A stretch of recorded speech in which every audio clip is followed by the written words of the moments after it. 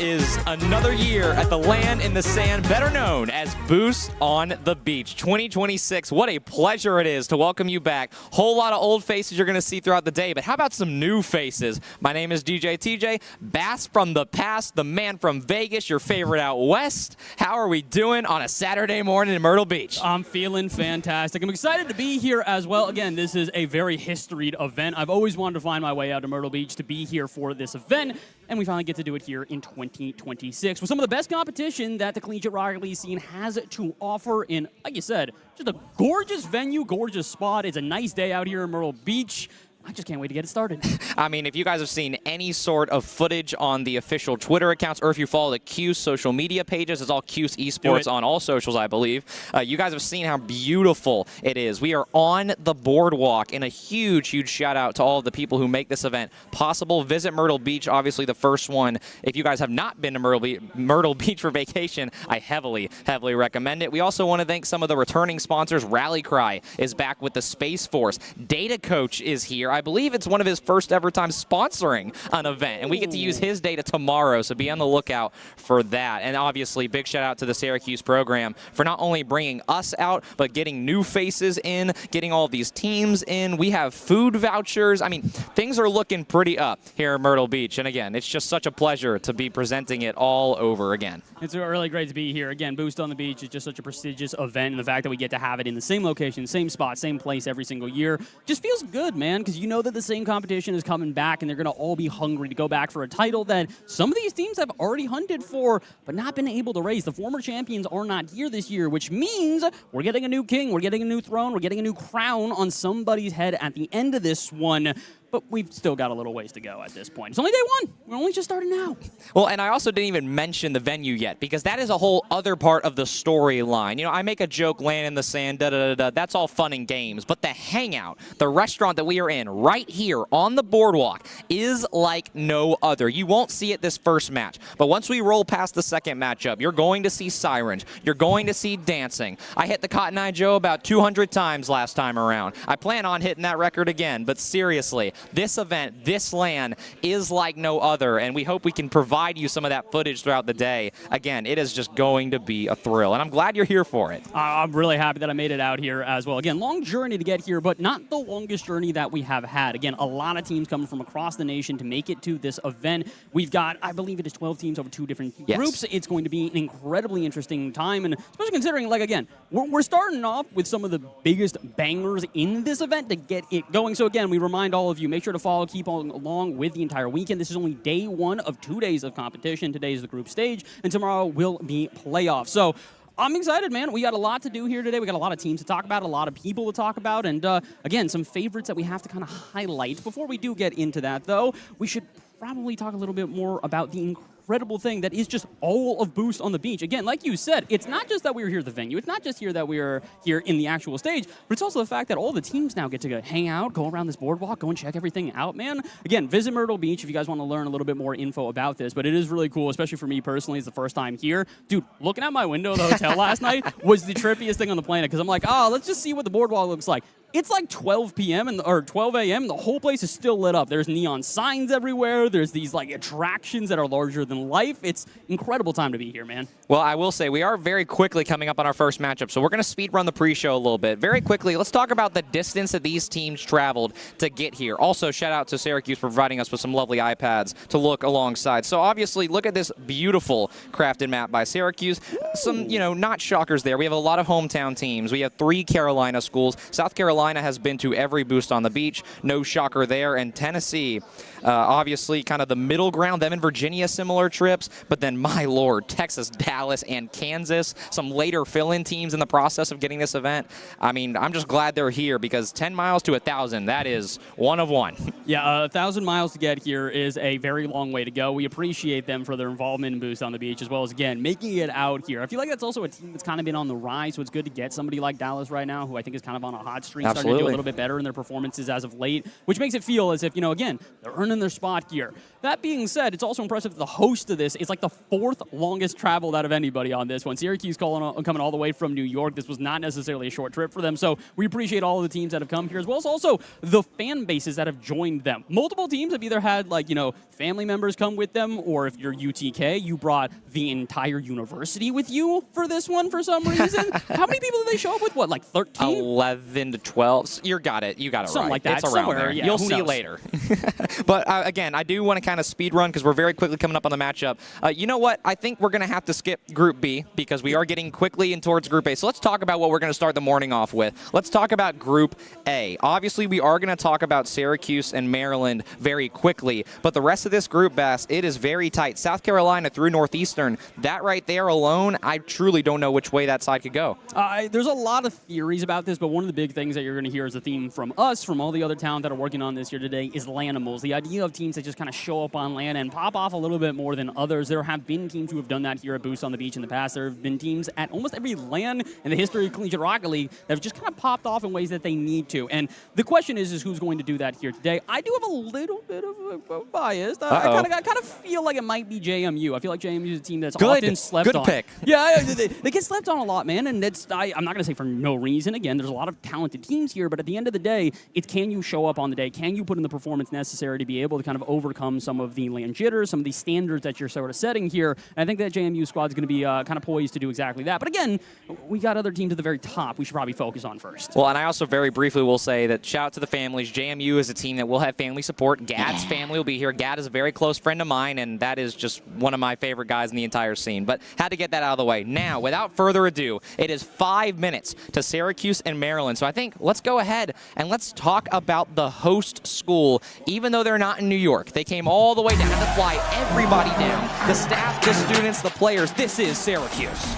Excited for Syracuse, man. This is an incredibly talented team. Gababy, again, the original signing for this team to sort of like pop them off. Then we've got LeSure immediately afterwards, and obviously everybody knows the main man, Tiz. Again, these three have kind of been touted as like obviously the big signings for Syracuse, but one of the biggest signings overall, and with Coach Kamikaze as well as Flow State, a dual coach duo that is focusing on this team. This is one of the most well-rounded rosters we have at this event, if not the favorites to win the whole thing. Well, and not to mention from a coaching standpoint, both Kamikaze and Flow State have an incredible, rich history in collegiate and professional Rocket League. Kamikaze fresh off of a top 8 this past RLCS. Flow State was actually with Northeastern. Unfortunately, their varsity side of their program shut down, but he found a home in Syracuse. And now they have the double-headed hydra that is this coaching duo. They are prepared for any scenario, and I would expect some big changes from this team throughout the weekend. They're not going to be the same animal today as they will in a potential grand final tomorrow. I love that I'm seeing all the Syracuse players just kind of messing with the camera. They're just kind of flexing. You got to show off a little bit, kind of show that you got the swagger, you got the confidence to win something like this. And again, like we said,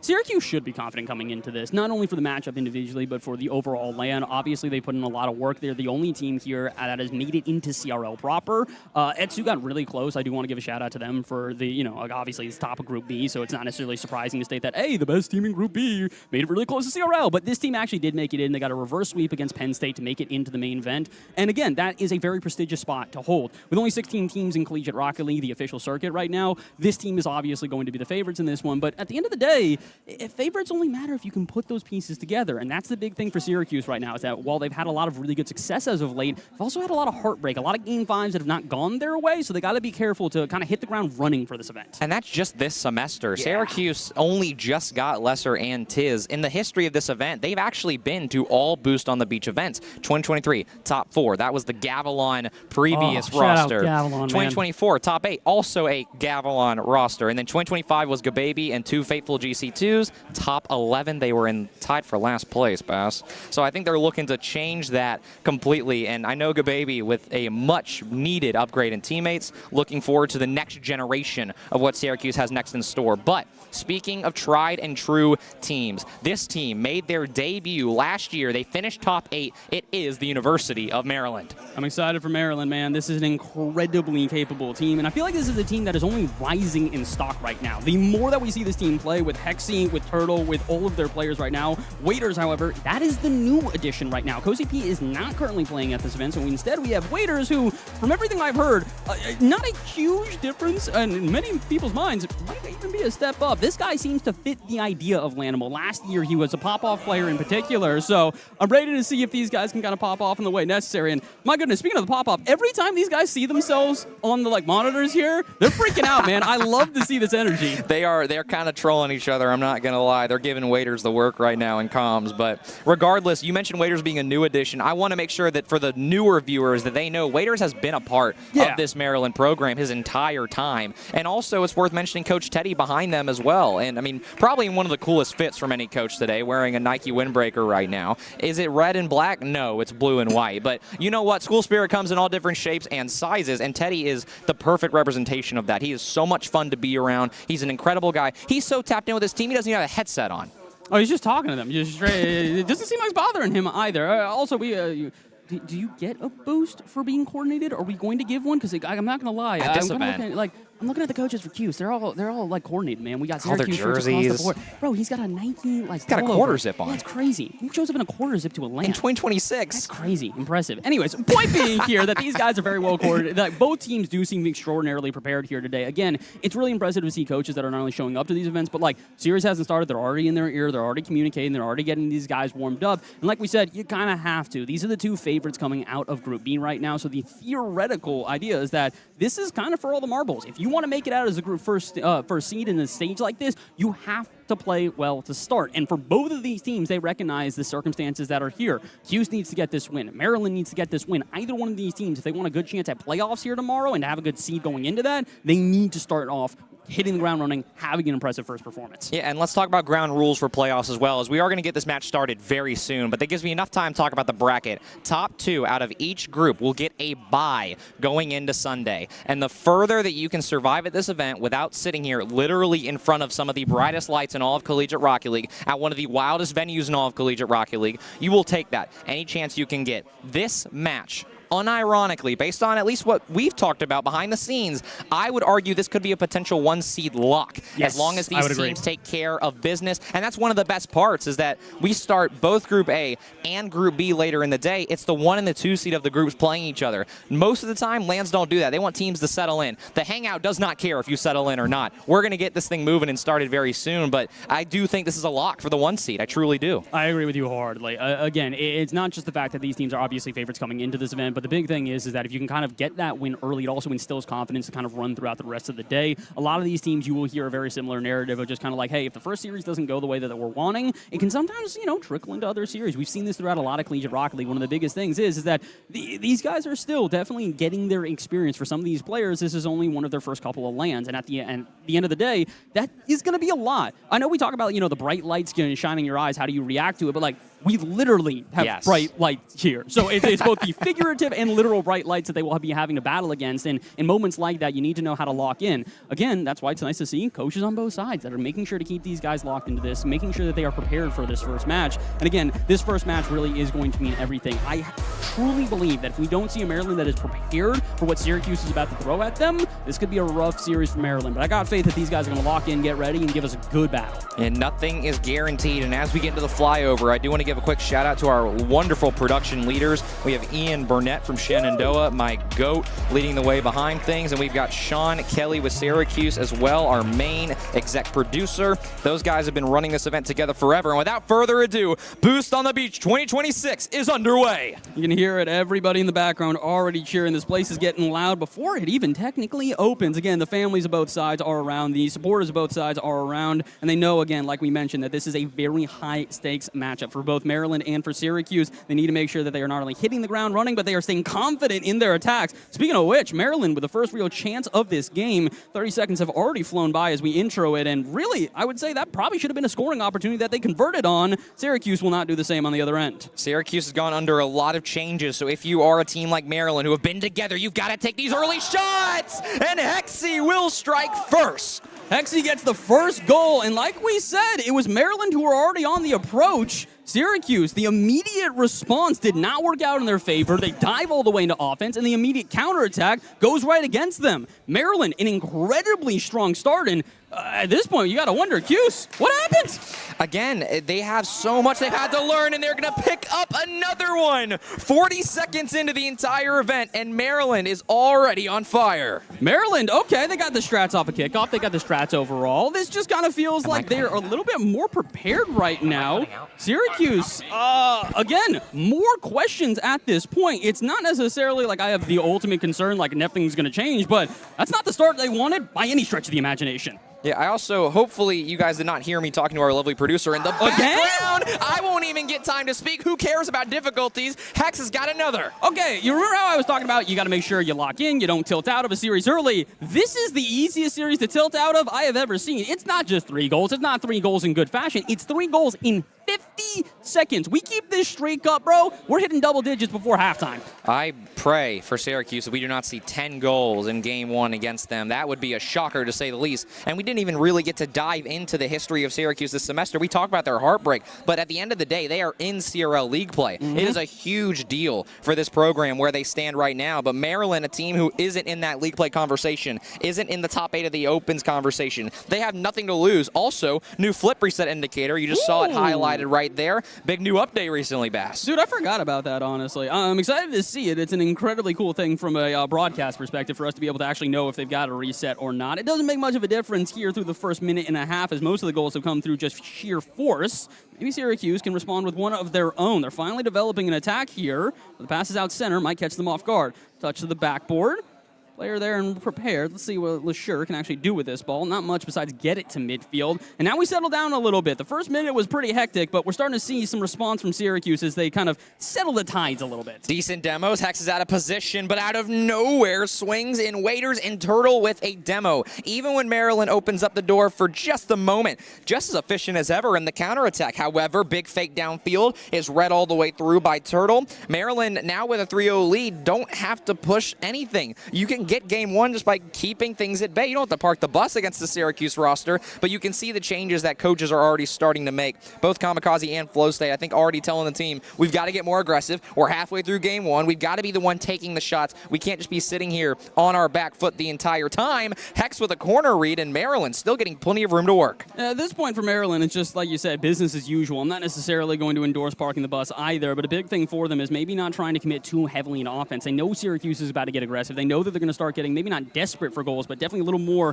in their face, going for physicality, going for the shots that are directly on target and then hoping for the rebounds afterwards. His passes off the backboard haven't really been doing too much. There's always somebody there. This time Texie, and although GoBaby does get the demo to open some space for LeSure, what can he do with the ball? Not much. Again, just deflected off the backboard. The aerials are not working out. Every time that Cuse goes for any sort of offense, there's just somebody prepared there for Maryland. Shot opportunity there for GoBaby as well, but will fall off to the side. 2 minutes to go now. Turtle is wide over that one. That's a decent shot, but Waiters all over it. Is still under pressure as Maryland, and it will go off a few players, and Syracuse strikes first. We are within striking distance here, Bass. We're within striking distance, but you can kind of tell. Again, every other goal, you guys have heard it probably through our headsets, just the sort of roar of applause here. Cuse, they're not even applauding themselves for that one. They know that this has got to be, lock in, keep it going at this point. The first goal is great, but they still got 2 more just to see an OT here at this point. With just over 100 seconds, do not give up another kickoff goal. I am begging you, Syracuse.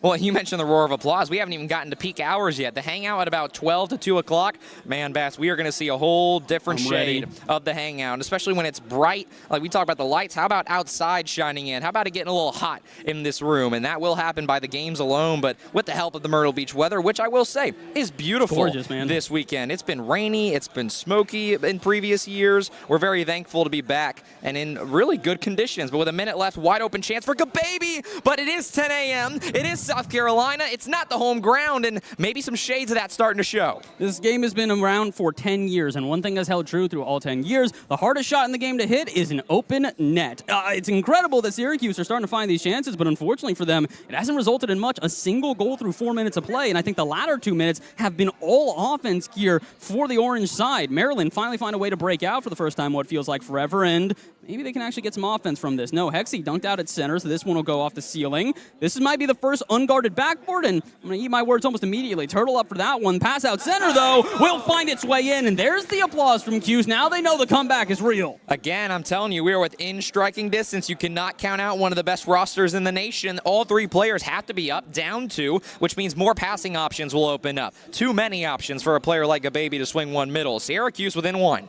Yeah, we're starting to see a big difference with the offense that they're developing. We talked a lot about those individual aerials and touches of the backboard not really going anywhere. So what do? Find some other lanes. Start taking it into the corner. Start getting physical to remove those defenders from net and just keep them a little bit further from space. 30 seconds left now to go. And Maryland still trying to get some sort of offense together here, but that's not a great touch from Waiters, and he doesn't have a lot of boost to work with. Tiz will happily take it up the sidewall, and with Gababy lurking downfield, he should be able to get something going. How about a pass out to LeSure, who doesn't have a ton of boost and not the greatest setup. Again, those touches to the backboard are not producing enough. Syracuse has to find something, and this is not on target. Tiz will try and follow up. Back on, 5 seconds to go, but an easy touch out for Hex. Now Lesser looked in middle, but not enough boost to follow. Turtle will try and double to maybe call game, but Tiz, plenty of room, plenty of boost, losing control, trying to find a teammate. That one's going to be just barely over net. Hex needs to find another touch. Does get back to the backboard, will go down, and Maryland, it got a little sketchy. It got a little scary, but again, 10 a.m., you'll take your first win of the weekend. You can see it in their faces, though. The coach is celebrating. He's happy for this one, but the player's like, okay, we got to make sure we are not making mistakes like that again. Because, again, an incredibly good first minute from Maryland, but after that, offense went in favor of Syracuse. They spent a majority of time with possession in the final third. All of a sudden, after the offense that starts to develop, they start to get more shots of quality within that time as well. So Maryland definitely had a really strong first minute, but after that, you can see the strategy start to fall apart just a little bit, and they have to be careful about that in game two. I've got full confidence in their coach to be able to make sure that they lock in to get those strategies together, but again, it's Syracuse. You do not want to let them get warm, and clearly they were by the end of those 5 minutes. Yeah, I don't want to read too much into it because, again, it's so hard to get a break on these teams at 10 a.m., but that's why putting the 1 and the 2 seeds of the group against each other this early is such a funny and pretty competitively integral idea, I guess. So that's how this event's going to work. So, again, to show up, you get 3 goals in a row in quick succession within the first minute. I'm not going to read too much into it because I feel like with that first minute, they did start to reel back a little bit. But then Syracuse on the exact opposite, right? They didn't come out aggressive enough, and then they started to trust their rotations, trust their touches. On paper, they can beat a player or two at a time. Syracuse absolutely has the advantage on the stat sheet, but this event trumps stat sheets. At the end of the day, that's the big issue, is that as much as we have faith in any one of the 3 players on Cuse to be able to literally out-dribble an entire team, that didn't happen, I don't think, once during that Agreed. game. They had a lot of good aerial setups, but no real follow-up on that. I think the best plays that they had were when they did start utilizing all 3 pieces, when they were starting to get passing plays through the corner. That final pass play, while it didn't necessarily result in a goal, gave them one of their best opportunities the entire game. So that's what Syracuse has to focus on. Again, a roster that has now been together for a little while. The chemistry should be there. They've got 2 coaches that can help them draw up plays like that, can start to develop those more team-oriented passing plays. I think for the sake of Maryland, honestly, keep doing what they were doing. Really good physicality, really good offense. Just overall, they need to be a little bit careful. A lot of those dives out of midfield were not necessarily resulting in offensive possession as much as kind of disruption of the Syracuse offense that was developing. It is absolutely a double-edged sword with the Cuse offense as well, because they did find a lot of success with all 3 players forward, but that is one of the most easy to counter across all of professional and collegiate Rocket League. You cannot do that the entire weekend. Teams, some of the top other seeds in the other group, and Maryland, those are teams smart enough, teams who are confident and mechanical enough to beat you when you do that. So Syracuse have got to master what everybody's trying to master in Rocket League. That's a strong 2-man rotation with a confident 3rd man. That way you never lose possession. And I know they know that. I know Kamikaze knows that with his RLCS work. Just a matter of implementation. Matter of implementation. It's a matter of time until this team starts to kind of put those pieces together. Again, I do not expect them to have the same struggles on offense through 5 full games. And honestly, with the way that this series is going right now, I think we might be getting those 5 full games at this point. We're just getting ready here for game number 2, making sure that everything is set up like we talked about before. Maryland with a 1-0 start here. I think already this has kind of not gone the way that people have drawn it up, especially considering it was 3 goals within just about a minute's time. But I think that's, again, you talk about double-edged swords. That it is a good thing because, 3 goals in a minute.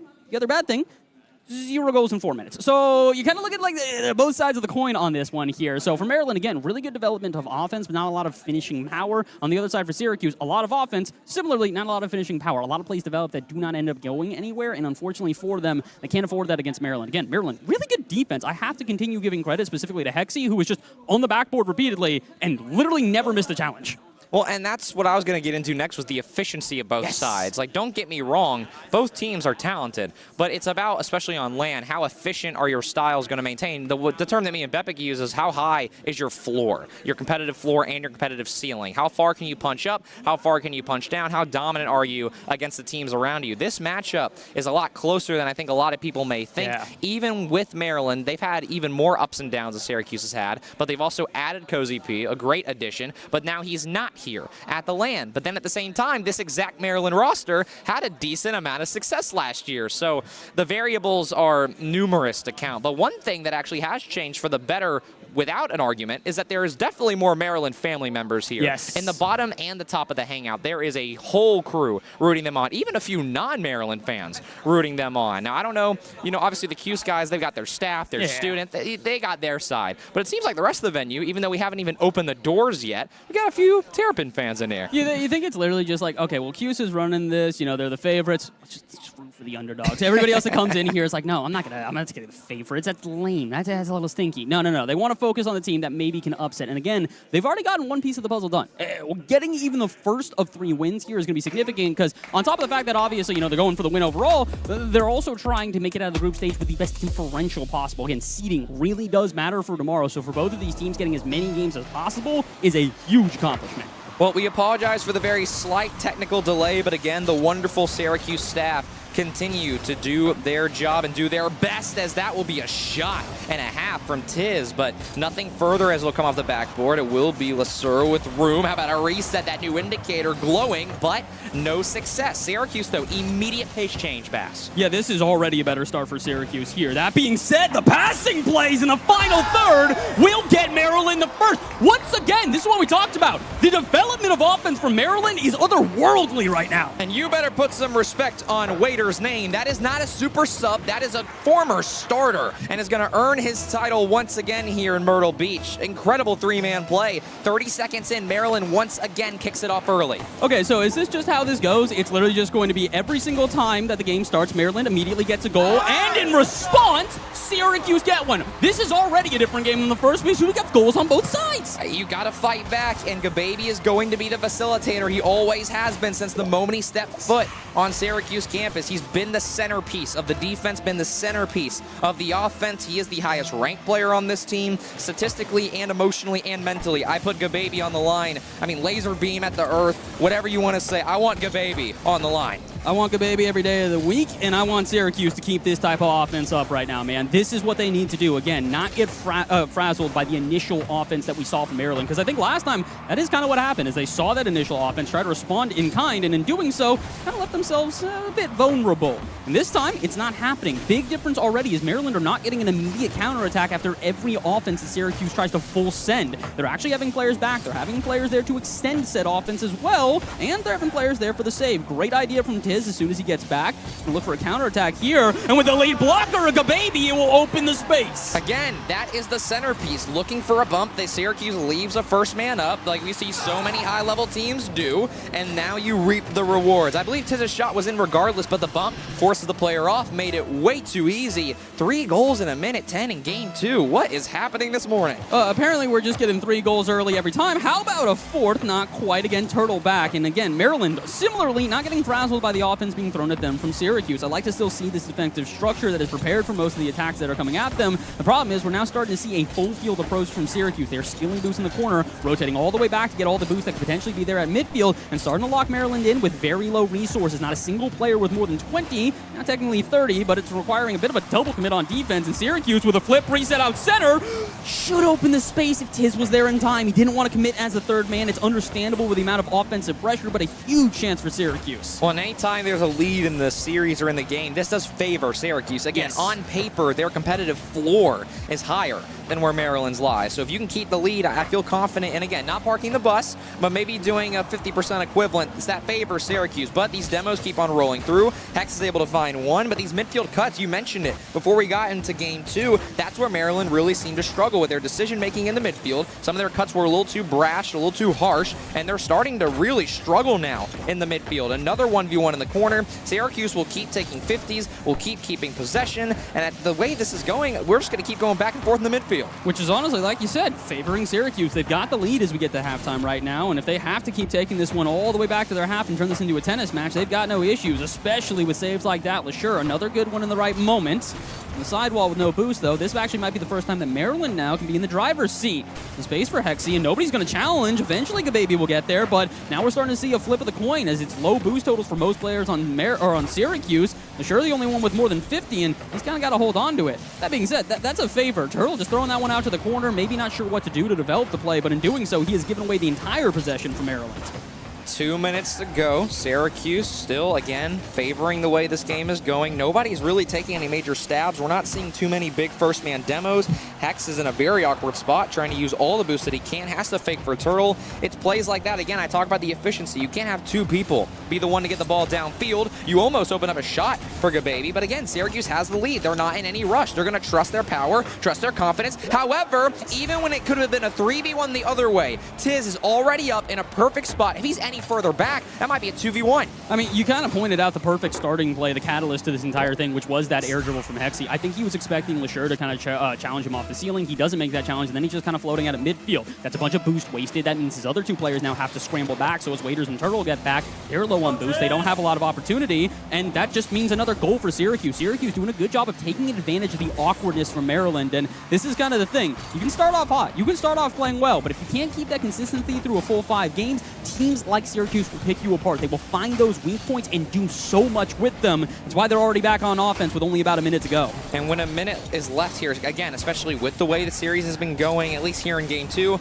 you don't need to worry too much unless you give Maryland a shot. This could be another drop-in, but not before Gababy swings in. We'll see if Lester can maybe cut the midfield off. That he will. Has to stay close to this one. Turtle look for a passing play. All 3 members of the Terrapins have to be up, and Hex cannot get back in time. Syracuse in cruise control in Game 2. This is a huge response from Syracuse, and again, it's from every single point of the field as well. We said that their offense didn't have the same sort of conversion rate as they have in this game. They do correct that, obviously, here in Game 2. The defense more prepared for the counterattacks that are obviously becoming a bread and butter for Maryland's gameplay right now. All the counterattacks always have somebody back. There's somebody that is rotating into the backfield for Syracuse to be prepared for them. And the big thing for me as well is you talked about the awkwardness of Maryland out of midfield. They are taking advantage of that, forcing those challenges by the third man, which then exposes a defense that just doesn't have anyone there. This time, Waiters gets back in time after a flip reset into a pass, but Cuse is on fire right now, man. You can see they have locked in and they have found their flow state. Yeah, I mean, full pun intended to Absolutely. coach flow state as well. I mean, fully deserved for Syracuse. And this is, again, this is why we talk about the double-headed hydra that is the coaching staff of Kamikaze and Flow State.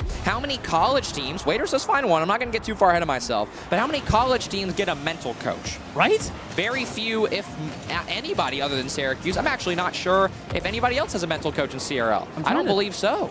I feel like there might be one. A dedicated mental coach. I think Northwood might. Maybe. Northwood might have at one point. Hey, again, a lot of theoreticals at this point, though, but I can guarantee one thing. Not here at Boost on the Beach. There is nobody else besides Cuse that are doing it like Cuse, and they're proving it here in Game 2. Again, Game 1 for Maryland, very strong, but it was a burst of energy to start and not much of a response after. Similar idea in this game. Both teams get a goal in the first minute, and then after that, it was Cuse on a roll. They will finish up Game 2 with a multiple goal lead.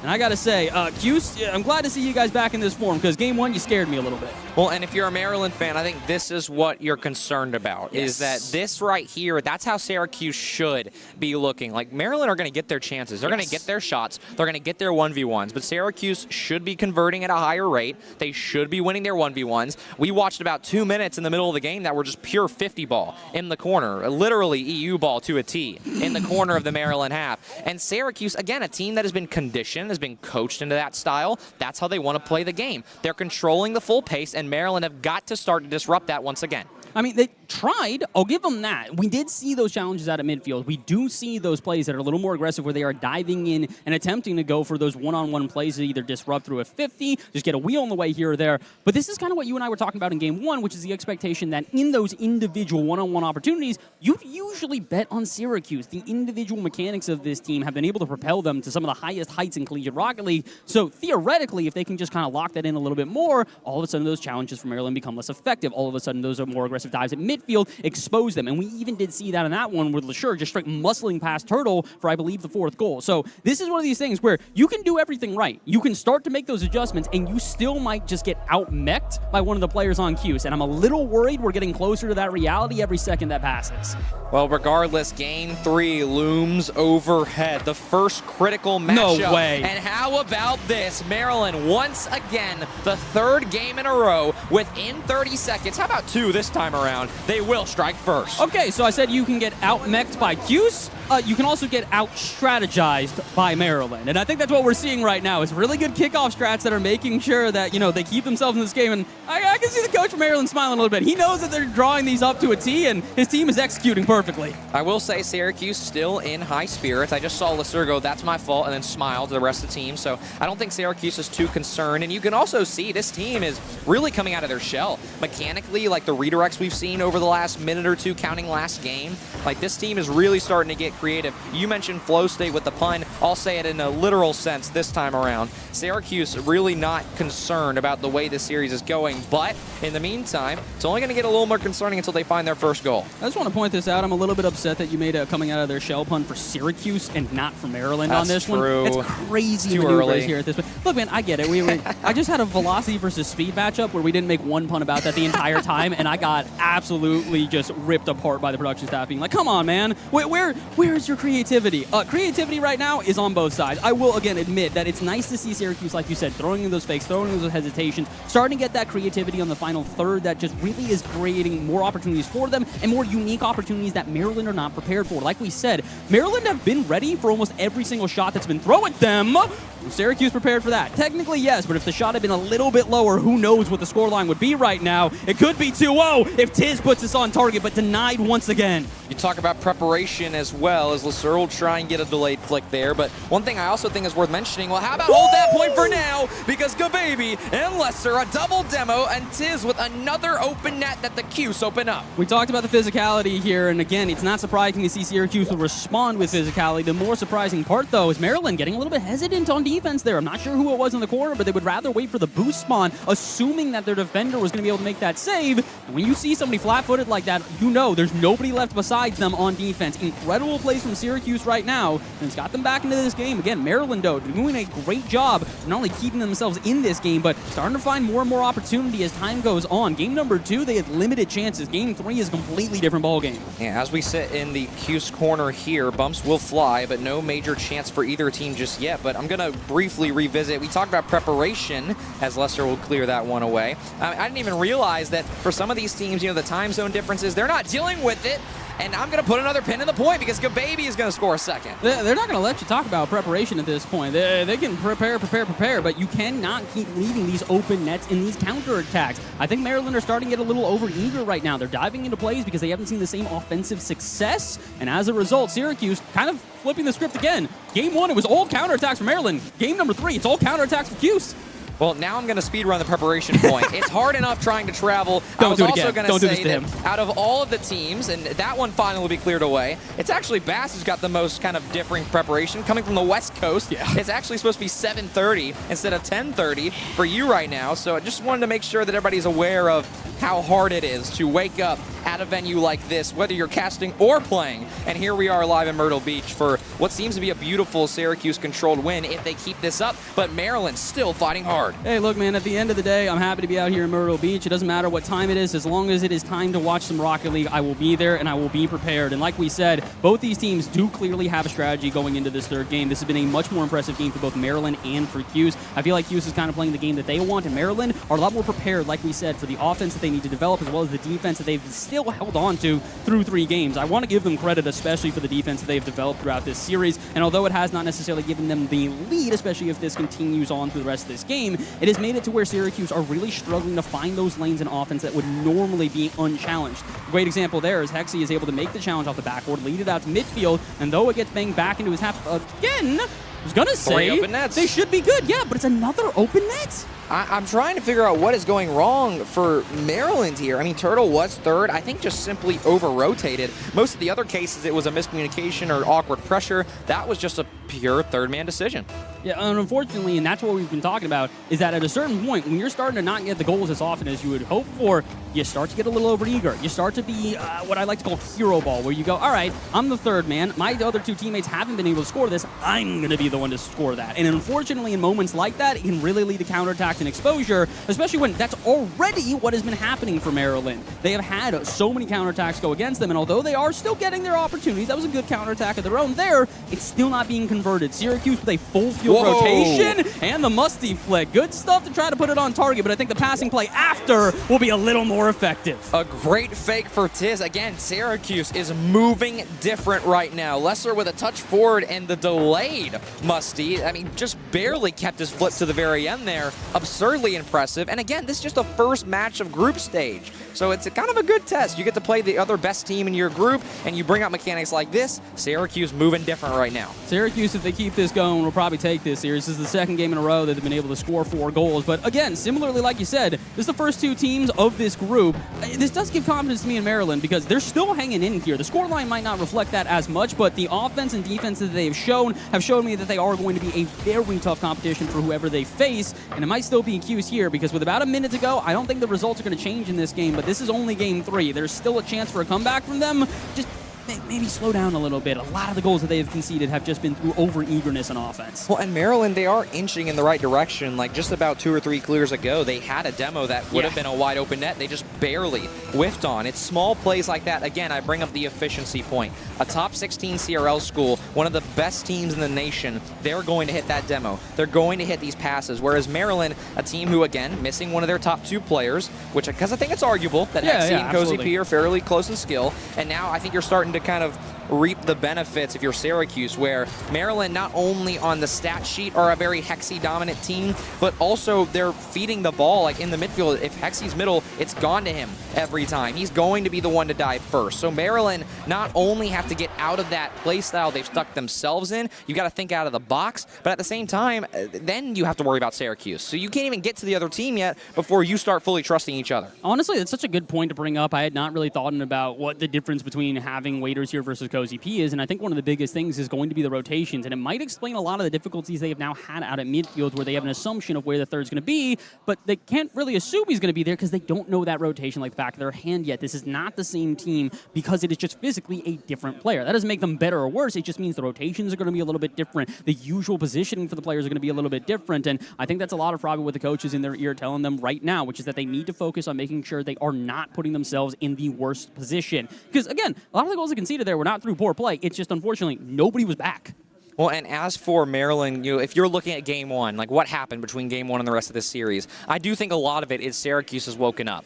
And Absolutely. Again, they have strong coaching. Like I'm watching Flo State go and pat him on the shoulder. He's hyping him up. Like that is the next standard of collegiate Rocket League. That's the next standard of being a representation of talent, a representation of the grind. That's what Syracuse has called themselves. Tiz has been on Twitter, probably way too much for a player, calling themselves #Passion University. But he has a right to. I mean, when you spend 120 past 2, when you have 2 coaches, when you have one of the most easily rootable teams in the nation, you're at a D1 school, you've got the staff behind you, everything leans that way, but it also leans for a beautiful underdog story, and Maryland just need to make one strong adjustment, and I think it's the rotation. You've got to trust each other, you have nothing left to lose, it's time to do something new.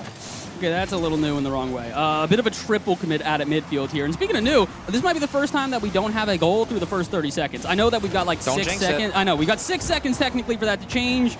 Please, please, please, please. All right, we've made it past at this point. Yeah, not the same kickoff strategies here for Maryland at this point. And again, I think that is not necessarily the worst idea because they are getting offensive possession now instead, but I do like to see the creativity from Maryland. I think those possession plays are not necessarily as good as the kickoff plays that have been more successful for them, especially against Tiz, who's going for a double reset. Like you said, this man's been locked in for a while, and it's showing already. Big creativity from Lesser, big dunk as well. Plenty of boost to go with. And now a wide open net. Hex just has to get there. We talk about the offense flowing through him. How about it comes right to him as he dog walks that one in? This is more what we saw from Game 1 from Maryland. A really good defense that was more prepared for the counterattack. And Hexy, not being boost-starved as much, was going for midfield boost, finds the ball just straight to him, and he's not going to miss that opportunity. This is what we need to see from Maryland. A solid defense that is prepared for what Q's can throw at them, and then very quick on the counter. Waiters, decent 50. It's going to give another chance for Hex, who just decides to let that one sit in the corner. Actually gets another free touch out of it. One big thing that I am noticing here in Game 4 is that even with the bumps, even with the demos, even with the shots, Syracuse is constantly on high boost as that passing opportunity comes very close. Can Hex get back in time? It's going to be close off the bar. Follow-up shot is there, but it's not close enough. But I was saying that Syracuse are managing their boost wonderfully. They're also stealing boost wonderfully right now. You want to talk about more small things that make them a top 16 team in the nation? Maryland have been struggling for boost for a lot of this series. Even right here, it has to be a double commit. It has to be a Waiters give off with no boost left, and again, has to throw that ball away. Syracuse will retain the mid boost as Tiz is able to turn. Actually didn't get the mid boost, and Lester will find a demo that won't amount to too much. Waiters big clear downfield, and Maryland still fighting even with the boost struggles. Sometimes we have the narrative of like, they can't just keep getting away with these last second saves every time. Right, and Maryland are starting to prove that that is not necessarily true. They are getting away with these saves, and like you talked about, it's good that they're not only being able to make these saves, and low boost or not, they're getting the ball downfield, and those clears are making a huge difference for them to find a little bit of time to grab some boost, to find a little bit of time to find the structure that has been a bit disjointed on defense through many moments in this series. Much improved game already. We're only halfway through it, but this is definitely the best version of Maryland we've seen outside of Game 1. Halfway through Game 4. It is, by definition, our closest game of the entire series. Lester double demo, Turtle by himself. That is a game-changing 50. Hex with barely anything is able to swing 2 touches out of this counterattack. Net's going to open back up, but that's Waiters off the backside falling onto that one. What an incredible step-up moment. You talked about hero ball. You might just need it on defense. This is what they need to do. Again, it's scrappy. It's not necessarily the best structure, but it's getting things done. And the right person in the right place makes a huge difference as Waiters off the backboard with a full tank of boost is able to make the save. Now, another offense here for Cuse, though, and Gababy looking for a pinch to the backboard when, again, another player there for Maryland. This is a much improved defense from them, even if it is on low resources. A minute 50 to go. Maryland, again, inching closer and closer, but Syracuse has a chance looking down. Tiz is there. Gababy will make sure to backflip away and let him walk that one in. 2 fairly open goals, but this one a lot harder than the other. This is the first time that I have not seen a player posted up on the backboard for Maryland, and I think that they got demoed in the process of rotating to said backboard, and that's why you see the little bit of space there. So good on Cuse to not only be able to get the goal, to recognize the situation that they were in with said player there, or I guess lack of player said off the backboard here. Cuse find a way to tie it up with about 100 to go, and they've got another offense. Lesser not able to get the 50 to out center, though, and instead, Waiters a banger off the half that only goes as far as midfield. More offense here for Cuse. A good interruption for Maryland, and maybe now a chance the other way. Not quite. Again, still a struggle here for Maryland. Oh, my goodness. I was going to say, these midfield interceptions from Cuse are so good, and when you can turn it into something like this, they're even better. How about Tiz? No indicator, by the way, on both those resets. It came way too late. Knows he has them. That's what you expect out of a player of his skill level. And Gababy's just waiting. And nobody from Maryland turns in demos. Nobody turns in cuts. And all of a sudden, Syracuse have gone back-to-back. This is what we were waiting for. We talked about this in Game 1 of the individual abilities of Syracuse. They're starting to show that now, and unfortunately for Maryland, it's kind of come at the worst time. You're in a 1-1 ball game where you're starting to get some plays together, and the response to good mechanics the other way. If you're looking for a tournament-defining moment, the matchups from here on out are tough, do not get me wrong. But in this group, these are your 2 heavy hitters for good reason. They're fighting, and Maryland's looking for 5. That is a fantastic play from Turtle. That's a fantastic play from the entirety of Maryland at this point. And this is why we say this team, you can't count them out. Even if it's scrappy, even if it's a little bit dirty here and there, they're getting passing plays and they're getting offense. That one not converted, but Maryland making the right moves here. They're challenging on offense to keep this possession in their favor. Pass out center will get deflected, but Waiters is in the right space. He's got some space on the sidewall as well to maybe do something, but he's got no player out center due to the demo. So now Maryland trying to make sure that a player can respawn, get back in offense, and maybe get prepared for a defense. Gababy, a lot of space despite the low boost totals, but Maryland, again, confident on defense, ready to go back and do another attack. It's a lot of space because Maryland's playing a more composed game. They're playing slower. They finally did listen to that point. They trust themselves. They're letting these 1v1s, these 2v1s, they're going to flow, and things are going to go wrong, but they're still winning these opportunities. Now, counterattack is an option, but not before Lester will completely cut that one off the sidewall. Backboard is the goal, but Nobody's there to follow. Big third man challenge from Tiz. Maryland has some room to go to work. Turtle did get the corner boost. Will find a demo. Hex looking middle. Is there a teammate there? No, it's actually a shot. It's a little too far forward. 3 seconds to go now. Around a few. Balls in the air. Turtle, backboard. Double isn't there. Follow up, top side. Hitting the ground, and Syracuse survives a little longer. Overtime at Boost on the Beach. You called it perfectly. This is survival for Cuse right now. The entirety of the final minute was all Maryland. A much better offense and defense both. And they got a full field rotation here as this one just kind of gets thrown to the backboard. Not necessarily the greatest touch, and Sure knows that, so he's going to try to just take advantage of the space given, but with low boost totals now, it kind of just feels like Cuse scrambling to get this off their half to very little effect. Big play downfield, but Syracuse is all over it. How about the flip back to Lesser? However, Maryland knows that he's there. They become a lot more aware of that lingering first man that Syracuse likes to leave behind. Big 50 waiters in an awkward spot. Again, Maryland in the boost issue. You can't have it in overtime. You can't have Gababy up. How about a reset? How about a read from Turtle? Maryland are up to the plate, and they are batting efficiently unless Tiz with the counter. Nothing there. Follow-up from Lesser. It's met once again. Maryland, we talk about survival. I can't even think that's a fair word. Off the backboard now. Nobody's there from Syracuse to follow, and Maryland survive. Counterattack for Hex. It will be read away by Tiz and Bass. We are in for a treat if it keeps on like this. It's a full field play for both teams. We are seeing them send everything at these offenses, and again, that's the concern we've seen with so many counterattacks throughout this series. It feels like one good opening could end everything, and Lesher doesn't want to let it be that one or the follow-up. Two great saves from him in a row, but there's still more offense. Hexy to the backboard. Is anybody there? Tiz to send it out to the sidewall. But Waiters is still there, and Turtle not going to commit. Smart play. Keep the boost totals. Keep the offense going. And a triple commit from Syracuse? Surely that's in the game plan. Net is still going to be open off of that. We're now a minute 30 into overtime. Follow-up play is on. Top right side is the goal, but once again, it's a little weak and it's a little off. Gababy now off the right corner. Nothing to follow with. Lesser, no follow-up. Syracuse losing a little bit of that mechanical composure. Tiz, reset, corner, not opting for the immediate shot. Syracuse is willing to play the long game. Again, that favors this roster. They are the favorite on page, or on paper, I should say.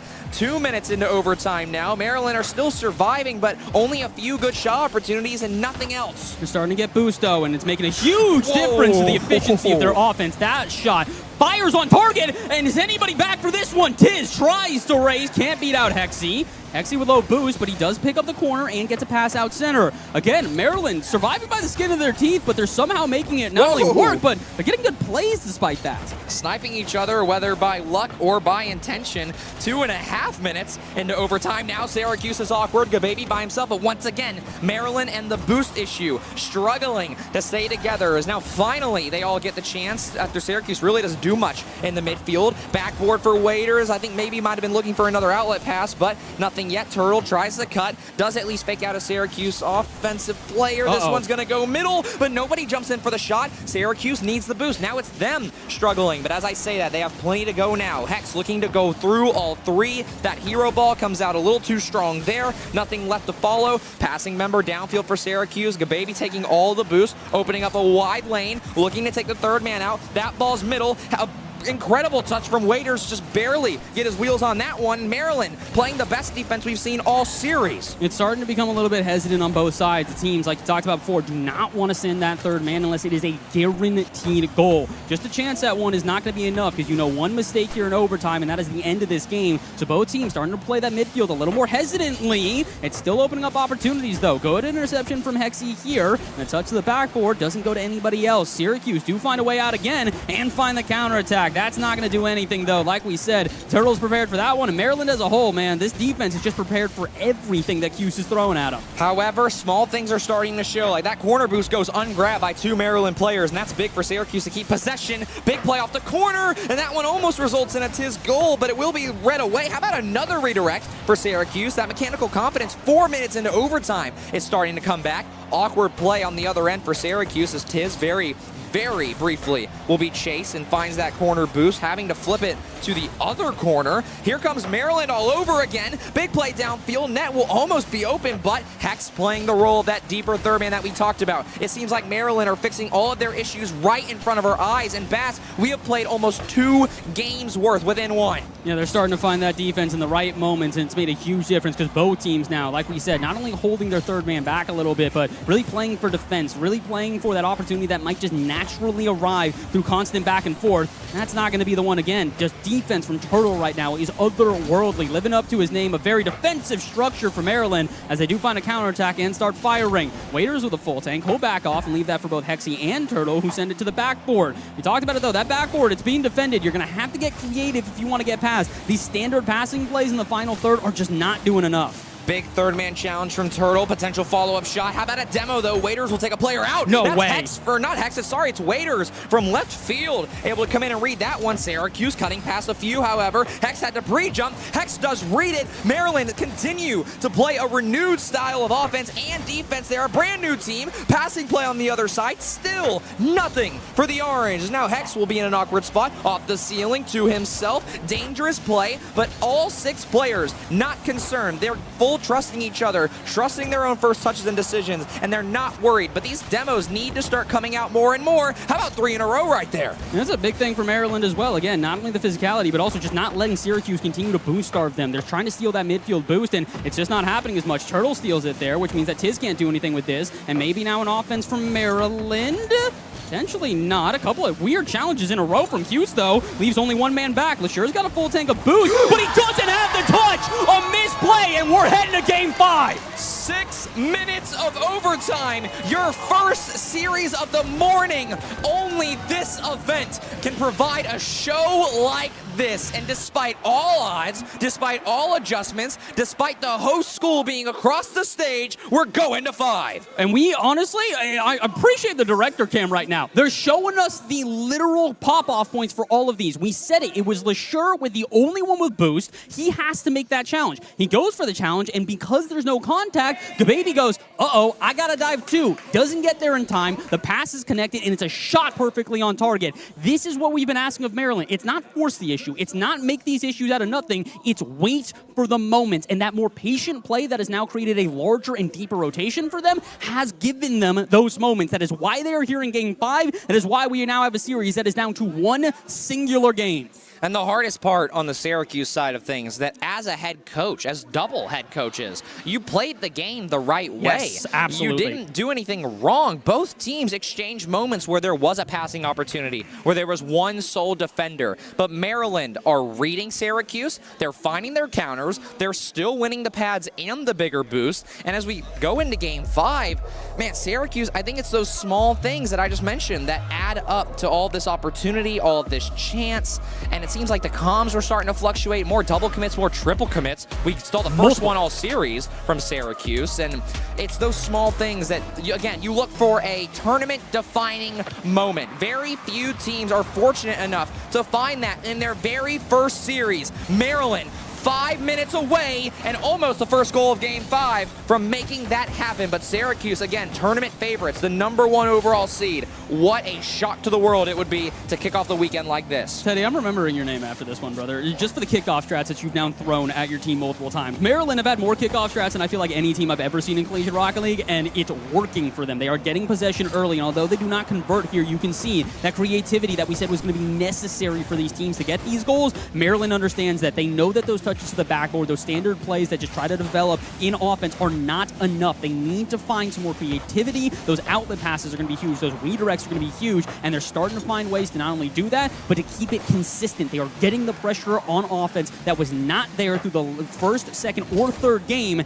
and now that they have found it, they are living in that offensive third. A much improved version of Maryland, and Hughes, although like you said, they're doing everything right, they're unfortunately just starting to feel the pressure from a team that is on a hot streak. Big note on the mental side as well is that both teams have the same adjustment to make. You cannot hesitate. Yes. You must play with full confidence. Syracuse has shown 2 games in a row that they absolutely have what it takes to be the dominators of this tournament, but Maryland winning game 1 was a statement. Winning game 4 was to prove to the world they can contend, and now they have Syracuse right where they want them. So both teams, no hesitations, no stuttering, and at this point, you give it everything you got. You dive on every play you want to, but Maryland, again, continue to play this kind of more possessive, more patient style where they're okay with nobody going and just letting Syracuse play to them. And that's one of my biggest issues with this series so far is Syracuse has got to get away from the telegraph plays. They rush too much. They jump too early. They flick too early. Oh. Wide open net. Shot will be on. And even though with all the telegraph plays, if you can get a demo and open up the net, who cares? We talked a lot about, the rules of Rocket League. We talked about the open net being the hardest. Another one, a rule of Rocket League since the beginning of time. You can't get past a defense, remove them. If you can't beat them, delete them has been a phrase in Rocket League for what feels like forever, and it is for a reason.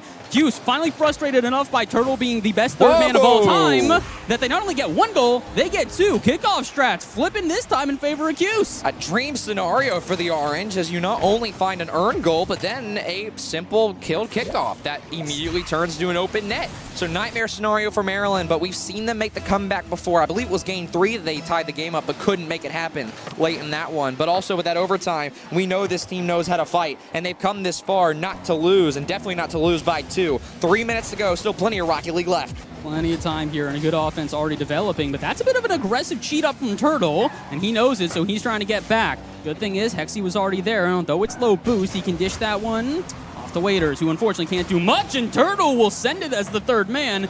All right, you said to maybe stop hesitating. I don't know if that's necessarily what we saw in that play, but we're starting to see Maryland get a little more aggressive. I get it. It's do or die at this point. You're halfway through the game and down by 2. Sometimes you just got to take a risk. It's not just do or die, but for Syracuse, this is what they like. They like to take their 50s for the next 3 minutes. They like to keep the ball close. Maryland needs to find this counter here. Hex is there. Fakes are going through. Players are whipping, but no shot, no goal. And Syracuse gets away with murder, I would argue there. But to go on to the point I was mentioning, Syracuse are going to keep playing this slower 50-50 game. So for Maryland, it makes perfect sense. Your third man has to be up all the time. You have to play a 3-man rotation in the Orange side of things. And there's no other way to go about it. 2 minutes left to go. Is anyone there to answer the call for Maryland? Turtle's there just slightly too late, and Lesser just barely gets back. 1:50 stand between a narrow Syracuse kickoff to this entire event, or maybe a Maryland comeback, but they're struggling right now. It's a good 50 out. That'll go not on target afterwards. The follow-up from Maryland was there in time, but the shot is just not on target. Where's the third man for this play? Did cheat up a little bit, but Turtle doesn't want to fully commit. Which, kind of makes sense when Tiz is there for the challenge, and you really don't expect him to do so. Syracuse, again, starting to meet these challenges in the right spot. They know that if Maryland's going to start cheating up their third, they got to get counter-aggressive. They have to be in their face and start to force them into awkward positions, and we're starting to see it work. Double and triple commits for Maryland are starting to leave them exposed and giving space for Tiz. Flip reset, tries to use it out center, but Kababy's a bit in front of the ball, so they have to take it back. But notice, no one's there to immediately challenge from Maryland. Cuse are seeing the space being given to them and taking full advantage. Even on that play, again, another hesitation from Maryland, and Cuse happy to have yet another opportunity left by the wayside. 50 seconds to go now. Multiple chances for Maryland to put 2 or 3 men forward, and they just don't. But as I say that, Hex counterattacking down! And Waiters is there to follow. They may have let the other 2 go, but they're not going to let Game 5 slip this easily. This is why you said Hexy's the guy to focus on here, and with a double touch like that to just float it in front of the net, he is begging one of his teammates to finish that play, and now they are begging for one more chance. 45 seconds to go. Focus on the kickoff. They get a little weird. Turtle can't let Hexy take the shot, though. He'll just stay himself in front of the ball, and no kickoff goal will be found. Maybe for Cuse. No boost as well. Chaos is erupting in the final 30 seconds. That new update, that corner boost will start to showcase when it's going to come up. Both players drove over that. Neither one got it. It wasn't coming up quick enough. 30 seconds left. Is there more Maryland late game heroics like we saw last game? That's a goal-saving bump from Hex, but still no boost. Still no follow. Easy turn for Maryland. 15 seconds go. Shot goes on. 1 Syracuse player left.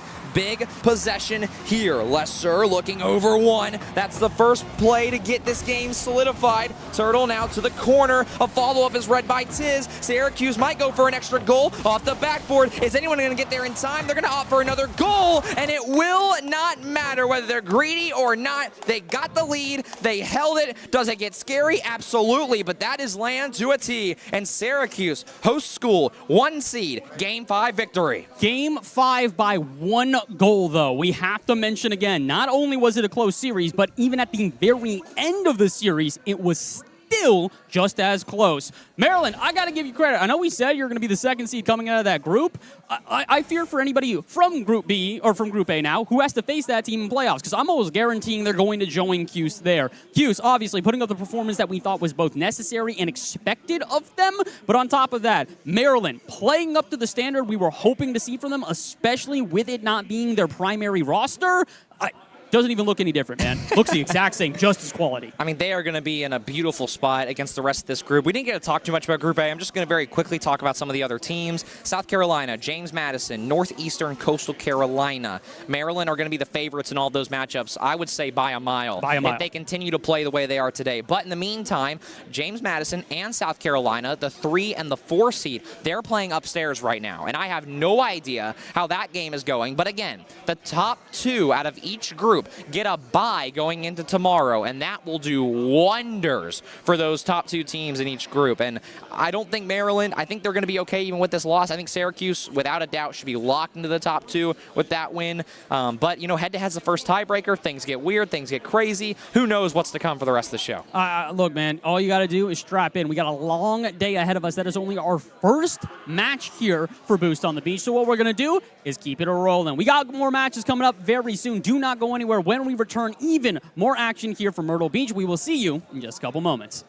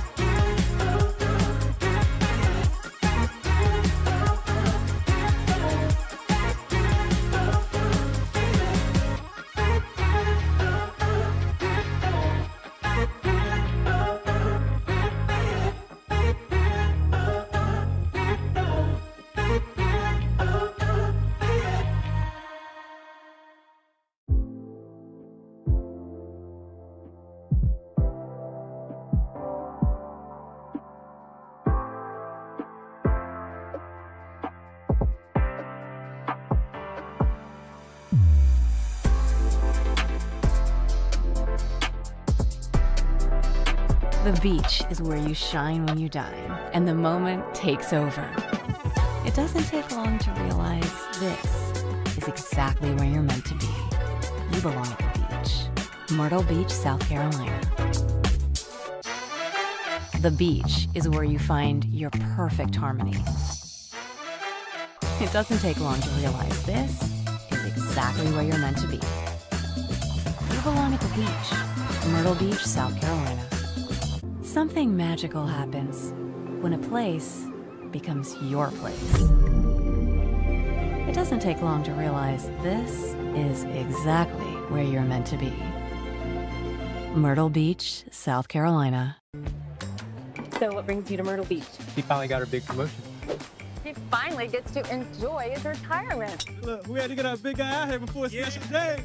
We had to get this little guy out here for his special day. When you want to go to the beach, any reason is a good reason.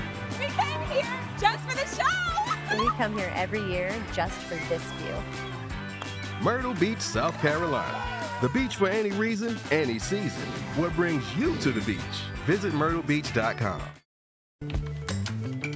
Hi, what brings you to Myrtle Beach? I just needed to disconnect. We just needed to reconnect. Oh, yeah. We're celebrating 30 years together to the day. We're celebrating 30 days together today. When you want to go to the beach, any reason is a good reason. It's our first trip without the kids. It's our first trip as a family. Myrtle Beach, South Carolina. The beach for any reason, any season. What brings you to the beach? Visit myrtlebeach.com.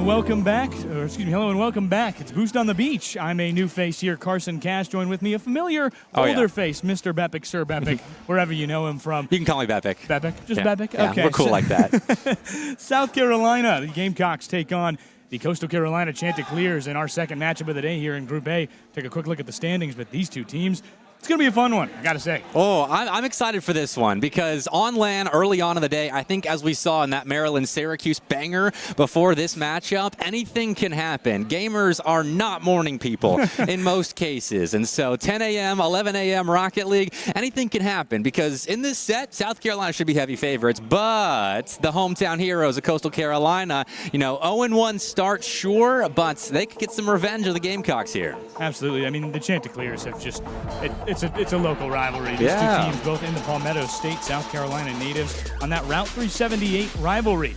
And they'll try and go down the road here for South Carolina and basically come into the home of the Coastal Carolina Chanticleers, and really do something about it. And right now, very interesting. Both teams 0-1, both fell 3-0 in their first matchups. A bit closer for South Carolina, but Chanticleers really struggled against the Northeastern Huskies, who sit at the top. Hey, they did, but they're looking sick in the team video right now. That's got to inspire some confidence when you're sitting there warming up here around the stage here in the hangout, seeing yourselves looking so cool. I love that we have the media day right before. Even the coach is getting in on the action. That's what I'm talking about. That's got to inspire some confidence. That's got to get the dopamine flowing, the adrenaline flowing, and get you set to play on the main stage here. Yeah, for this Chant squad, it's got to be all about that early morning finally wearing off. One game doesn't matter. It's a group stage. Who cares? Get in there and really make a play. This squad has all the tools in the world, nothing to lose, and they got to just jump up from 0-1 and say, hey, we're going to make it to tomorrow. We want to make it to tomorrow. Let's go ahead and do something about it. It's going to be really interesting to see just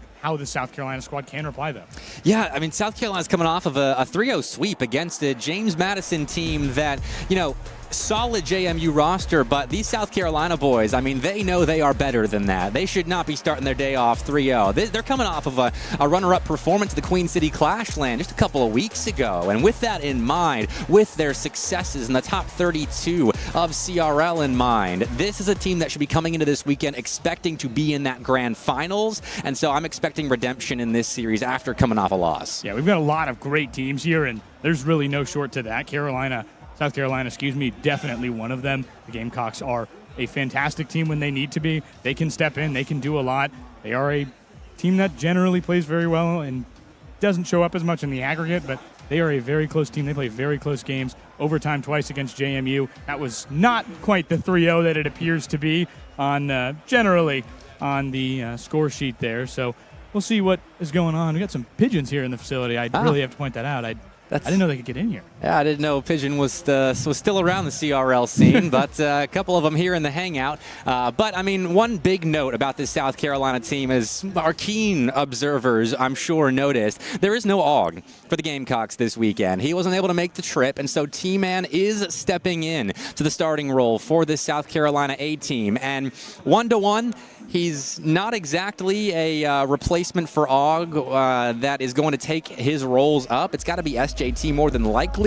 That's going to be that space-creating mechanical player. And so as we get into this series, I'm really curious as to how that's going to affect South Carolina here because they've got to come into this LAN without their star player and figure it out. Yeah, Turnip also one of those players. I think he's technically the sub because T-Man has had some experience and moved into a more slot. Other way around. Turnip is the starter, T-Man is the sub. Oh, I believe I've been wrong. Turnip, though, really interesting. I have to get onto this immediately. We'll see just how this toughness of the South Carolina squad works out because he eats kiwis full skin.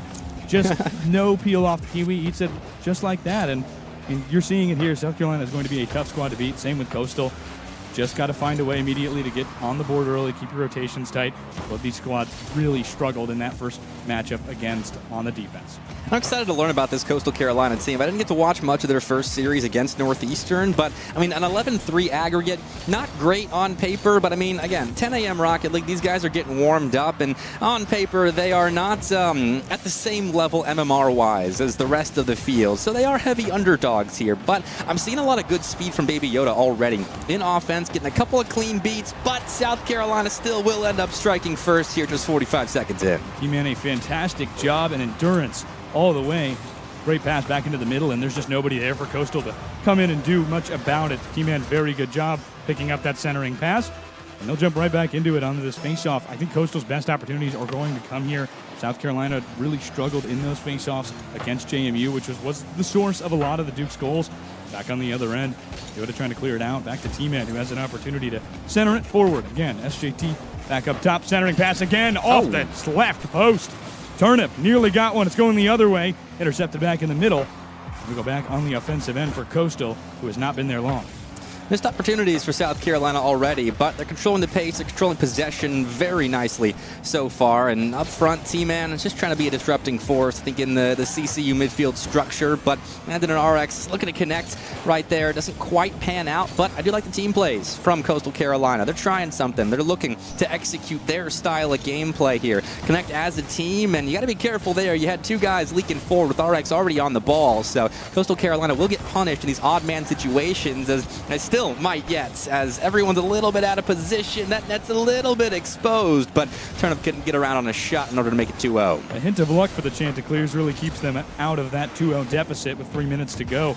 They've done a good job playing very slowly. That was a brief moment there where they had a few overextensions, a few misses on that section, but Coastal's done a good job on the defense, been pretty clean when they need to be. Got away with one there, but again, South Carolina just peppering the goal. It's an absolute armada, but a double demo, a trade, if you will, in front of the net. Really, again, South Carolina, chances just dwindling again, away and away. Baby Yoda, though, for Coastal, kind of with Landon. They're not aggressive even remotely in this kind of corner section. Once they get towards the middle, they feel a lot more comfortable getting it out, and it's happening again here. 2 misses back on the other end, Landon in front. South Carolina will have another few opportunities here unless Coastal can clear it, which they do. Oh, great connection there. That's a nice find of Baby Yoda on the side wall. And so Coastal Carolina, they're getting opportunities to clear the zone, but they're not really doing much to set up their offense. Turnip, though, low on boost, and that was a dangerous chance for CCU. So I'll eat my words here. They might have just tied that game up had it been a slightly better opportunity on net, but you still got to get back in time to defend. And with a couple of demos, Coastal Carolina will. Okay, we got to fight here in game 1. I'd love to see it. Chanticleers really need to find some offense, and they've done it the best when they're aggressive, but that really opens it up on the other end for South Carolina. So it's a bit of how do you find that levy in the middle? How do you balance that? Another offensive chance for Coastal, centered wide. South Carolina back in the other end, nobody there for Coastal, but that demo keeping them away and away. South Carolina still struggling to find the offense. Turnbull back in front, off the wall, looking for a teammate. Nobody's there. As JT with a delayed shot, he still scores. Right down Main Street, 2-0, South Carolina. That's what South Carolina have to be doing right here. They need to attack the infield because they're getting a lot of clears out to the side. And so Coastal Carolina, with their delays and rotating back to their net, we're seeing a lot of open net opportunities for South Carolina, but they can't capitalize on because the ball's stuck on the side wall. It's stuck in the corners, and that'll buy enough time for Coastal to get back and defend a bit frantically. But right there with a great read from Turnip off the side wall, he put the ball front and center, and Coastal Carolina were just not positioned well enough to react to the shot with a high percentage chance of saving it. So 2-0 Gamecocks, and they're starting to enforce their will a little bit more on the pitch. Yeah, Patrick, I wouldn't call it a one-timer, but it is a pretty fast turnaround right now for South Carolina, who is figuring it out in the offensive zone as a team. Off the crossbar again, and nearly a second chance. South Carolina can't get the rebound. It's the Chanticleers on the offense now. No boost remaining for really anybody. Baby Yoda uses the last of it in the corner, gets some boost stolen again. In that other section, they have to back off just repeatedly for Coastal, who just cannot find the boost. Keep getting it stolen. South Carolina has been very big on harking on that, but here comes another centering chance. Down forward, and Baby Yoda slams one in within one with 43 seconds to go. I love this play. Landon starts it off in the midfield by dodging a South Carolina 2-on-1 demo attempt, and that gets him possession. And with that, Coastal Carolina put together a really nice passing and demo combination play to exploit South Carolina, getting a little bit aggressive in transition. It's not a knock against South Carolina. I think it's a good style for them to play here on land. But right there, Coastal finding a way to punish it and taking advantage of the little bit of space that they're being given in the midfield and actually make the end of game 1 here a little bit more interesting. Defensive zone for South Carolina has been very good at clearing it out, but it's another shot for Coastal. As JT not able to clear that or touch that. In the middle again, another pinch on that wall keeps South Carolina out of fear. And some last minute defending from Coastal keeps it away, but it's an open net. RX, long shot, nobody's gonna get there, and we're tied. 2-2. Coastal and South Carolina, they bring it all the way back. Oh, they're getting loud here. South Carolina send their third man, and RX punishes that fully. Big 50-50 win. And Coastal are using this as an opportunity to really get the adrenaline flowing. I don't know if you saw it on the cams right there. We saw it being up here on the stage, but these guys are elated to have a tie ball game here at the end of game one. But South Carolina had an opportunity there off kickoff, still might, but it's actually Coastal Carolina taking a pot shot. The turn up will be back in time for, and he finds SJT as an outlet guy who's going backboard now. Baby Yoda finds a read to at least stop ball, which is now hanging in that blue box. The ball is hovering on 0 seconds, a lot longer than I was expecting it to, but we do get overtime here in game one between these two. Coastal has done a fantastic job on their offensive chances, which have been far and few between. Very good job to keep it out of South Carolina, but they have to find a way to convert so many chances for the Gamecocks, and the Chanticleers have been very lucky to be at 2-2 overtime right now. But to their credit, last-minute defending, fantastic. They've been on their head all game in the crease, and have done a very good job to keep it out. But South Carolina off the crossbar. We still have overtime. Goodness gracious, inches from that game. Still got to get back. South Carolina, they are losing momentum in this game. Coastal are feeling it right now, and they might have a winner. Backboard was open thanks to a demo on the South Carolina goal line, but the Gamecocks do get back in time for this stop. Landon now looking to interfere with this transition into offense, but he doesn't do enough. T-Man, the substitute, strikes from the corner, and South Carolina survive game one. That is a fantastic goal. Just a screamer, top left. And T-Man brings game one to South Carolina. A little bit scarier than I think it should have been, and I believe they think the same way. But for the chance, that is a great start. Look at that offense that they had the entire time. They're doing a great job as they take some photos there. They're doing a great job just defensively everywhere around. But the Chanticleers on their head, done some great clutch work, need to really get it going on the offensive end, get more chances, because they converted probably at about a 50% rate there in terms of goals. They only took 5 or 6 shots on goal, and 2 of them went in. They just got to find a way to pepper, keep being aggressive. The South Carolina squad is really struggling in that defensive end because they've been in the offense for so long. I mean, for South Carolina, that should never have gone to overtime. They had so many opportunities to convert on up front, and they were just missing shots or taking maybe a bit too much time or not enough time in whatever situation was at hand. And I factor that into playing with a third that you're not used to playing a ton with. And I mean, T-Man's been in the program for a long time now. And I mean, all 3 of these guys were teammates at one point on South Carolina's B team several years ago, and with guys graduating, moving on from the program, pieces have been pulled up from that B team, and these 3 have been separated, and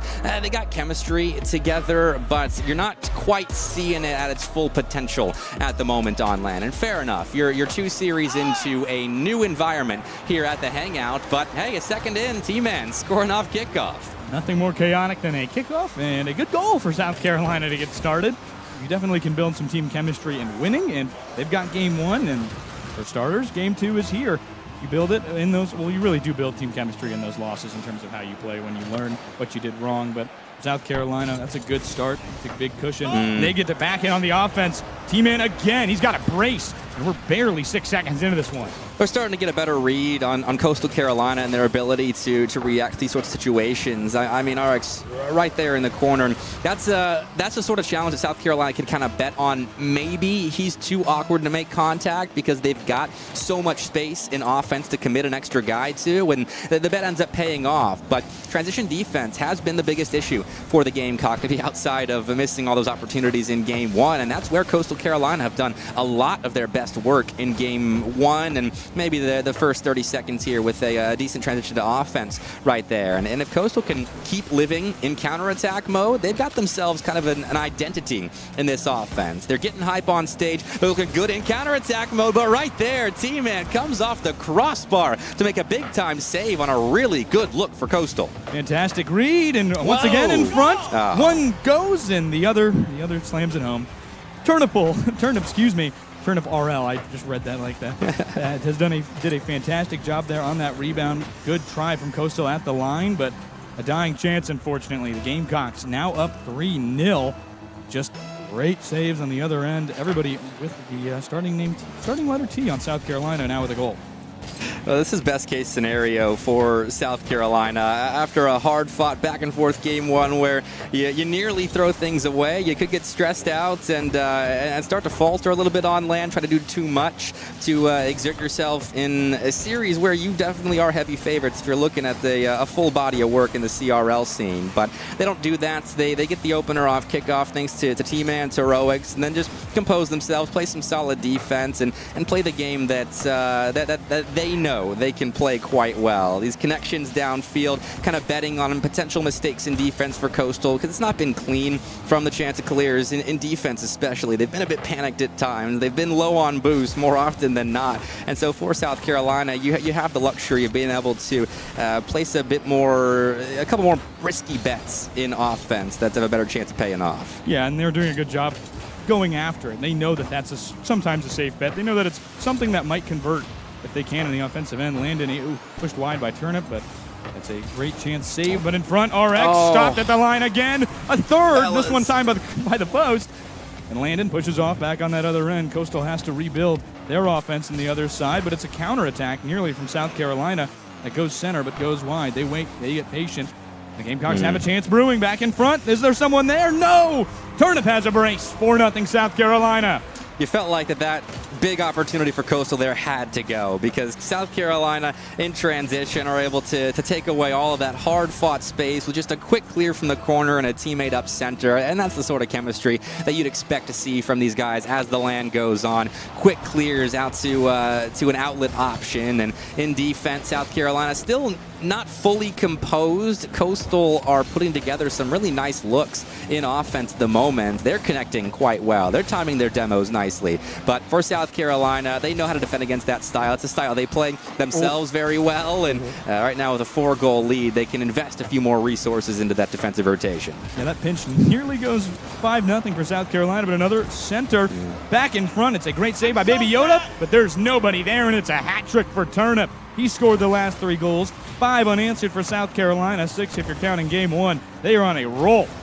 Big 50-50 right out in front. South Carolina are really demonstrating their ability to control the game at the moment. The 50s are better. They're forcing mistakes in defense, and now they're here in game 2 a bit more prepared for those mistakes in defense. So on the Coastal side, I mean, easier said than done. You got to calm down, and your offense is doing a lot of good right now. That right there, a fantastic opportunity, and the passes are connecting well. They've got good midfield reads that are turning into high-quality opportunities against the South Carolina defense. But you have to make the reads on your goal line, in your corner, in order to keep this a close game.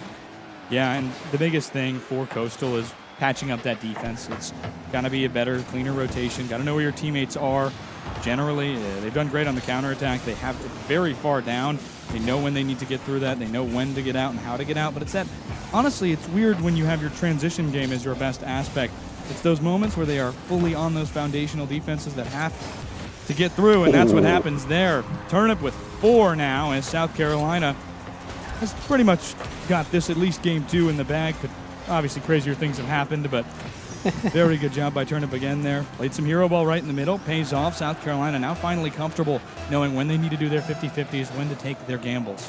Yeah, it's okay to call a game over, I think, at this point here. 5 goals to the better for South Carolina. They're looking a lot more comfortable on land. And Coastal Carolina have an explosive offense, but when you're relying on your transition game as much as they have to at the moment, 5 goals in 90 seconds, that's not going to happen. I don't know if they're going to get 5 high-quality counterattacks, let alone 5 goals off of those counterattacks here in the waning moments of game 2. So at this point, you're just trying to figure out, as a team, how are you going to compose yourselves for game 3? Because I think a reverse sweep is possible. That's where I'd use the crazier things have happened line. But right now, game 2 is very much over, and Coastal Carolina have themselves a full minute and change to sort out how are they going to get comfortable here in the middle of a restaurant that is now very much open to the public, and we got families sitting down not knowing they're about to be treated to a fantastic Collegiate Rocket League tournament. Yeah, absolutely, and fantastic offense to be treated to. Hopefully they're on the other side of the state in terms of fandom, because South Carolina has been doing a fantastic job. That's a hat trick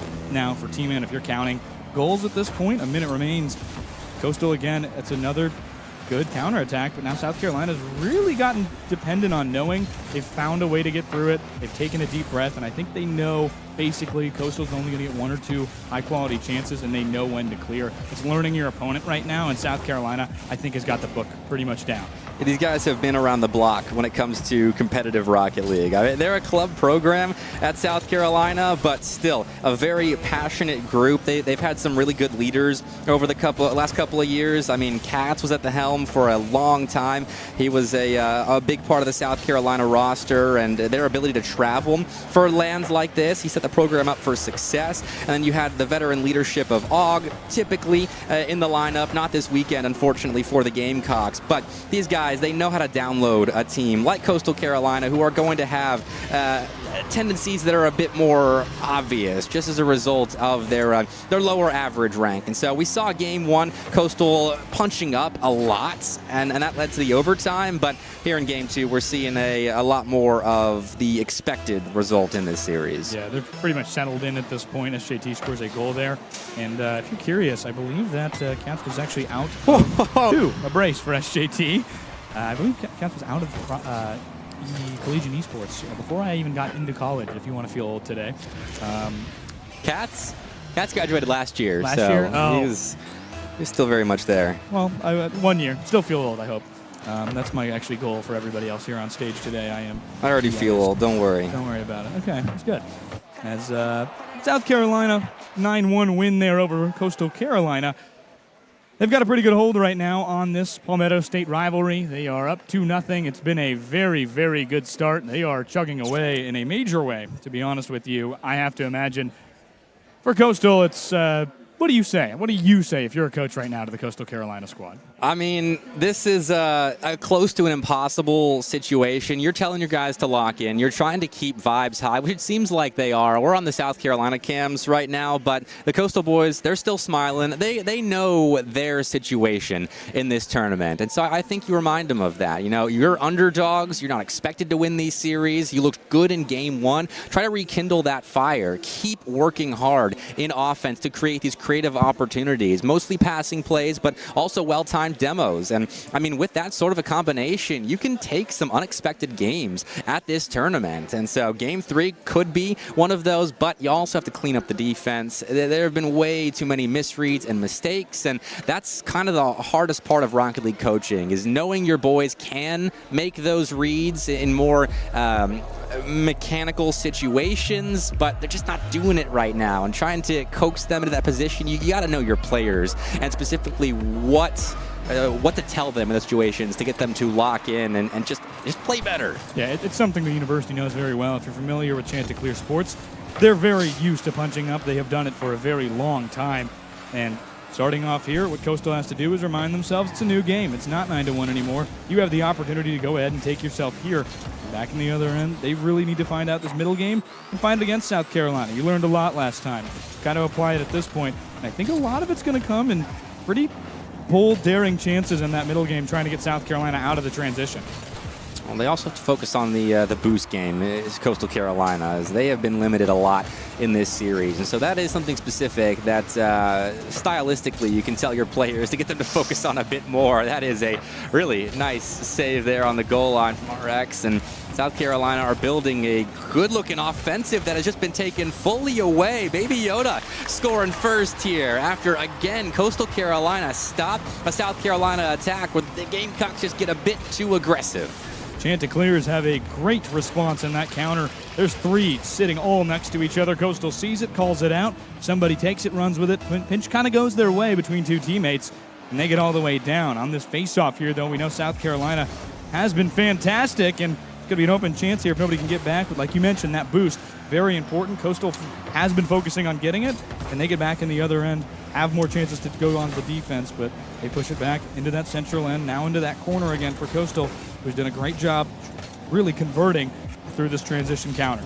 Good boost grab at the midfield line for Baby Yoda as well. He'll be able to stay in the play at the midfield line. So Coastal Carolina should have themselves a decent stint of possession in the South Carolina end, but he tosses the ball away, and he can't afford to do that against South Carolina, who are now putting together a 3-man counterattack through the Coastal Carolina corner. T-Man on the ball goes to the ceiling. Waterfalls it down, and was looking for a dish as well to try and put it in off the ground, but Coastal Carolina will have a man in place to find a stop and keep this 1-goal lead intact for at least a little bit longer, but it is getting scary for the Chanticleers. Well read by Baby Yoda both times. Knows no help is coming on a good read, but he goes back in front. It's a bounce to double commit back up top, but it's not going to matter. SJT is able to pick it up and carry it all the way back out. Coastal will have the boost to move it, but again, South Carolina's aggression has really got them going on the offensive chances, and they'll really keep it in the offensive zone here. Back again, SJT setting up a centering pass. Good stuff by Baby Yoda. 3 successive saves that have really kept Coastal in front. 2 minutes, 45 seconds. They're trying to park the bus essentially here as they go down to the wire. Need to keep it in the offensive zone. Baby Yoda off the wall, and SJT just takes it. Long shot off the wall back to themselves. RX with a good save, but here comes a response. Top down, T-Man dunks it. Good shot, and 1-1 now on the Carolina. Stepping up big time and waving goodbye to Coastal Carolina. You know, the game's not done yet, but T-Man knows that is a big sort of answer to Coastal's opening goal here in Game 3. And maybe he was just waving to his family, I don't know. But Coastal Carolina, you know, close at the moment to losing their grip here in Game 3. And that is close to becoming a wave goodbye. But Gamecocks still have work to be done, and Landon might be giving the ball away. SJT off the corner wall will set up, turn up for a shot. That will turn into a rebound opportunity for T-Man, but nothing's going. This is a nice stack from Coastal Carolina, and they found a passing play to work their way out of defense. Not sure how to describe that situation in front other than just a complete fiasco for everybody involved. Felt like nobody knew what was really going to go on, and they all just kind of waited before Coastal was able to put it out. But SJT with a great shot off the post. Goodness gracious, slams it in 2-1 South Carolina, and they have a lead. This control from Turnip got the reset and still kept his front bumper glued to that ball. And SJT had full trust in his teammate. I mean, Turnip has been one of the better stories of the season in the collegiate esports landscape. South Carolina, they lost a key piece in Cats last season, and Turnip has stepped in phenomenally to fill his shoes, and SJT and AUG integrated him well into the starting lineup too. So for the South Carolina roster, I mean, they've had their fair share of ups and downs this semester of Rocket League especially, but man, Turnip in the fall, stepping into the starting lineup, continuing that momentum into the spring. He's a passionate guy with a love for the game, a love for the grind, and it's showing right now with him setting up T-Man for a shot that unfortunately doesn't turn into a goal, but it's still a high quality look. Yeah, it's the next generation for the South Carolina squad who have really found some team chemistry here. Responding well to Coastal punching above their belt early, but have done a very difficult job. Been a very difficult job, for the Chanticleers to find anything against the South Carolina squad, who's just clicked so well after post game 1. Minute remains, back in front, nearly the nail in the coffin there, but another shot on net, back off again. RX gets a good save with Baby Yoda. They go back in the other end. RX just trying to move SJT out the way. In the back again, still more chances for the South Carolina side. Again off the wall, centered. Looking for another, and RX keeps it alive for Coastal, who's down 1 with 30 seconds to go. Baby Yoda on the ball has looked good this series, but he is cut down early at that midfield line, and Landon is left to pick up pieces of potential possession for Coastal Carolina. Now Baby Yoda on the near side post and make a tough read defensively, and will do so. RX had an opportunity to break away right there, but SJT stops ball at the midfield line, and with 15 seconds left, South Carolina are holding on to possession and melting this clock away, and adding an insurance goal to their tally. They might have just put this series away. Had to get aggressive, and there's the nail in the coffin with more opening up. It was 1-on-3, and simply the math is there. 1 for South Carolina to put it into the end, as Coastal Carolina, still 11 seconds to go, but going to be very difficult to get 2 great chances here. I mean, it is face-offs, so we'll see, but back forward, South Carolina will be able to comfortably put this one away, and they have themselves their first Group A win. They'll move to 1-1. They dwindle in front, and 0-2 for Coastal, who's got plenty of night left today here in South Carolina. We've got so much day to go. Keep that in mind. Yeah, I mean, that's what happens when you got 6-team groups. You got a lot of Rocket League to get through just to get to the playoffs. So a lot of Rocket League to be played indeed. But what I love from that series is that on the South Carolina side, SJT is the guy that needed to step up in Aug's absence, and he had such a composed series. That was a close, potentially a little bit stressful series against Coastal Carolina, a team that South Carolina should be feeling like they're heavy favorites over. But SJT there at the end especially had such good control of the ball. He killed clock phenomenally, even with Coastal Carolina pushing the envelope, trying to find last-ditch efforts to get back into that series. He would just catch the ball, pop back up, and kill clock perfectly. Very silent series from SJT, only in that second game in terms of the goal fronts, but great on the playmaking. Did a fantastic job to kind of push that ball forward, get it out of the defensive end, even though they really weren't there that often. Just great team chemistry from South Carolina, something to look forward to. How do they play against a team who's maybe not clicking together? They play well together on the offensive end. We'll have to see, I think, a little bit more on the defense, but that'll do it for Game 2 here at Boost on the Beach. We've got plenty more action here to go, so stay tuned. We've got some seriously good Group B matchups coming. So I've been Carson Cass with Bepic, as you've asked me to call you, and that's going to be all for now.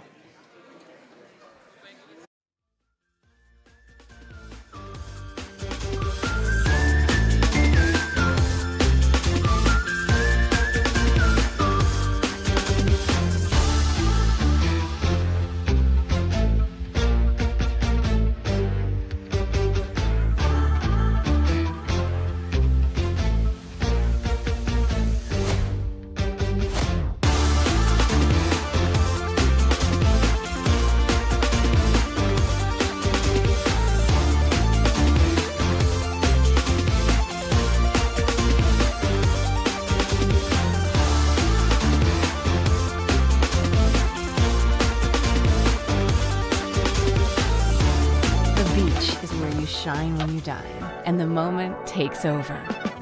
It doesn't take long to realize this is exactly where you're meant to be. You belong at the beach. Myrtle Beach, South Carolina. Hi, what brings you to Myrtle Beach? I just needed to disconnect. We just needed to reconnect.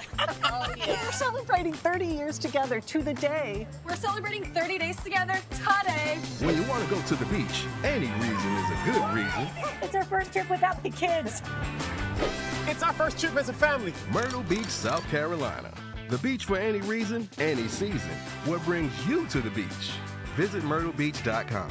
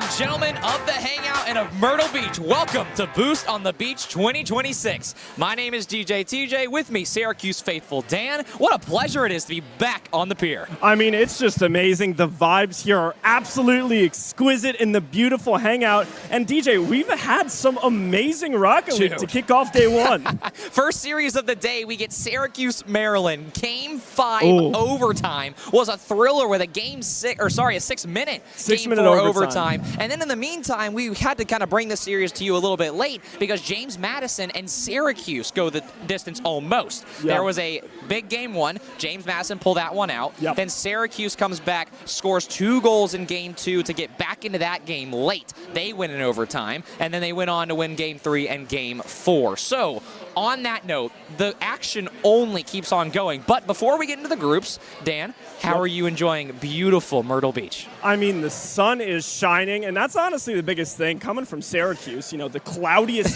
city in North America, maybe even the world, the sun isn't something that I get to see very often. So that being there already puts me in a great mood. True, true. I mean, and also it's some of the best weather that we've had here in Myrtle Beach in the last few years. I mean, we're very fortunate that despite the wildfires, right, despite the history of maybe the bad weather, the entire community of Myrtle Beach is out and looking wonderful today. Obviously, the Hangout's done a great job getting everybody ready for these Rocket League matchups. We just saw a bunch of people get up on that table, and if you're not familiar with that, very briefly, while we have some time to time to stall, I should say. Let's talk about what this event really is. The Hangout is a incredible venue. Again, huge shout out to Visit Myrtle Beach, not only for their support of the beautiful boardwalk that is at Myrtle Beach here, but also of this event, Boost on the Beach 2026. The Hangout is special because every hour on the 45-minute mark, there is a wonderful MC who comes up here. He'll ask, whose birthday is it, right? March, April is what he used this past time. And then if it's your birthday, you better get up on that table. You better get up on that table, and you better be ready to dance. They did also, right before this, they did Brain Freeze Challenge. They had 3 people. I think there's like a volleyball tournament going on or something. They had representatives from each team come up, drink a slushie. Brain Freeze is something that it should not be messed with, but they're messing with it here at the Hangout, and that's what makes it special. And a big shout out to all the FCA volleyball teams who are here. I mean, we've seen all sorts of fans fall in love with the game of Rocket League over the last decade that the game's been in existence. But now we get to bring the action to your screens as you eat the wonderful Hangout food. And without further ado, I think now it's finally time to lock in. Let's talk some Rocket League. Group A is already underway, and this is the current standings. Syracuse goes to a game 5 against Maryland, finds a win. Goes to game 4 against James Madison, finds a win. They are fighting tooth and nail. And it's just a lot of resilience. You see, you know, I was talking to Gababy before and after each of the matches, and he was stressing about how it's important to have that goldfish memory, right? You got to be able to move on. You miss a shot, you miss a save you should have made, doesn't matter, you know? Goldfish, forget about it and move on to the next one. Well, and big schools who have been here before, right? Northeastern, they've been to every Boost on the Beach. In 2023, they came to this event, made the final, didn't win it. Then, big wake-up call over the last little bit. 2024, finished top 12, bottom of the pool. 2025, though, a huge third-place performance where they played South Carolina at the top side of the Hangout, and it was loud. They played through the siren. It was a best of 7. That was game 6. Many of the thousands of stories that me and you can sit here and talk about. But on that note as well, while we're letting James Madison get set up, I want to talk about this roster for just a little bit. We're not going to do the team videos. We're not going to like really harp on it. But what I just want to say is, with James Madison, they are a extremely fun team to watch. They are led by Gad. Gad's family is here. His grandparents are here. Some of the nicest people I have ever met. And I also want to make that point, not to talk about JMU just yet, but to talk about the family atmosphere and what esports really means. I mean, there's a lot of high school students in here. High school esports is becoming a varsity sport across the nation. It's a really big deal nowadays. And if you're not playing video games, you're behind. What are you doing? And I just think it's so cool being here and talking to the parents that have come out here to support their kids, you know, playing Rocket League at the collegiate level. It's just so cool to see. I remember last year I was talking to these parents who were like, yeah, you know, my kid was always yelling at him. He was always on that darn game. But look where the darn game is bringing people, you know. It's bringing people from across the country down here to compete in Rocket League, and not just Rocket League, in a variety of titles. True. Athletes are finding their way into spots that 10 years ago, you never would have thought possible. Well, and it's brought me and you on this stage, so beautiful. Wonderful shout out to the controller between my hands as I try and play these games. But we're not here to play, right? We're here to talk about who is playing. So on that note, we were going to go through a lot of the stats, but unfortunately we've lost a few of those categories. So let's talk about the save leaders. We've seen a lot of huge defensive stands. Maryland and Syracuse have both made it a very clear part of their game that they're not afraid to sit back, let the game come to them, and then push forward, Dan. Yeah, I mean, it's a perfect strategy. Whoever wins is whoever has the most goals at the end. You can do that by scoring 10, or you can do that by not letting in any goals. So, it's kind of two sides of the same coin. Each team has their different styles. Some teams like to be aggressive. They like to be in your face. But other teams, like we see from the save leaderboard, like Maryland, they'll just sit back and say, as long as you don't score, we know that at the end of the game, we'll have more. And keep a very close eye on the Terrapins, on Cuse, on the Dukes. Those are the three logos you're going to see pretty consistently. They are, unironically, the top 3 seeds coming out of Group A. Now, originally, South Carolina was the 3rd seed in this group, but that was before we knew that they were losing one of their starters, one of their best players, one of the best players in South Carolina's history. So, unfortunately for them, they've had a few growing pains bringing Turnip back into the lineup, but I'm sure they're going to be A-okay. That is SJT, T-Man, and Turnip. They're going to be just fine, not concerned about them, but James Madison made quick work of them to start the morning off. I don't know if you caught this result. James Madison is already 3-0'd USC. And now let's talk about the Dukes. I mean, just look at them. Gad, we were talking about, soccer player, played soccer for 10 years. Now it's car soccer. Same thing. We got Tyler and we got Fright. How does this lineup feel for you? Well, Tyler has been one of the faces of the Southeastern Esports Leagues, what me and Bebek work on together. He's one of the fastest growing rookies in our scene. And then James Madison not only gets Tyler, but then the next school year they get Fright. So this is a school that not only by their own luck and by maybe a little bit of practice, obviously, have built this roster, but Gad remains at the center of it all. But then, on the other side of that, from the north, one of the only schools of this event who's been here all 4 years. Let's talk about Northeastern. Yeah, Northeastern, led by Harlequin, the sophomore mechanical engineering major. Shouts out to him. Birthday yesterday. Little boost on the beach birthday action. Obviously here we got Kit Jr. studying computer science, and then third we got Molecular, the sophomore studying international business. Yeah, I mean, as a fellow March birthday, I hope that the Siren will hold off until we get done with this series, because don't get me wrong, I brought my dancing shoes, but I want to make sure we can get through this series. I'm sure Harlequin feels the same way. Wait, Easter egg, look at this dap up right here.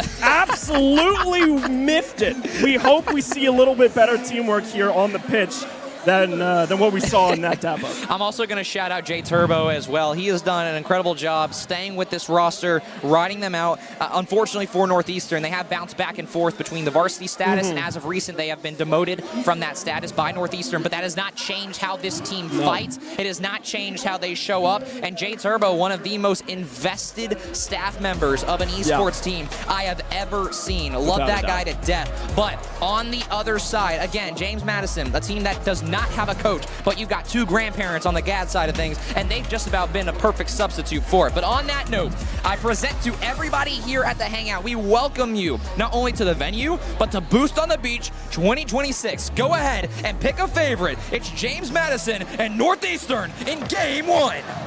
The kickoff starts now. Ball batted into Northeastern's end, but immediately we see these teams battle in the air. DJ, the air battle is going to be crucial in this matchup. Aerials are always a big part of the game, and I'm glad that you are not as experienced in Rocket League as some of the other casters are, because we get a more open conversation, especially in front of all these fans who aren't familiar with the game, or fans watching from home. It is very nice to have a little bit of a change of pace. So let's talk about the basics, right? Rocket League is car soccer, for those of you who do not know.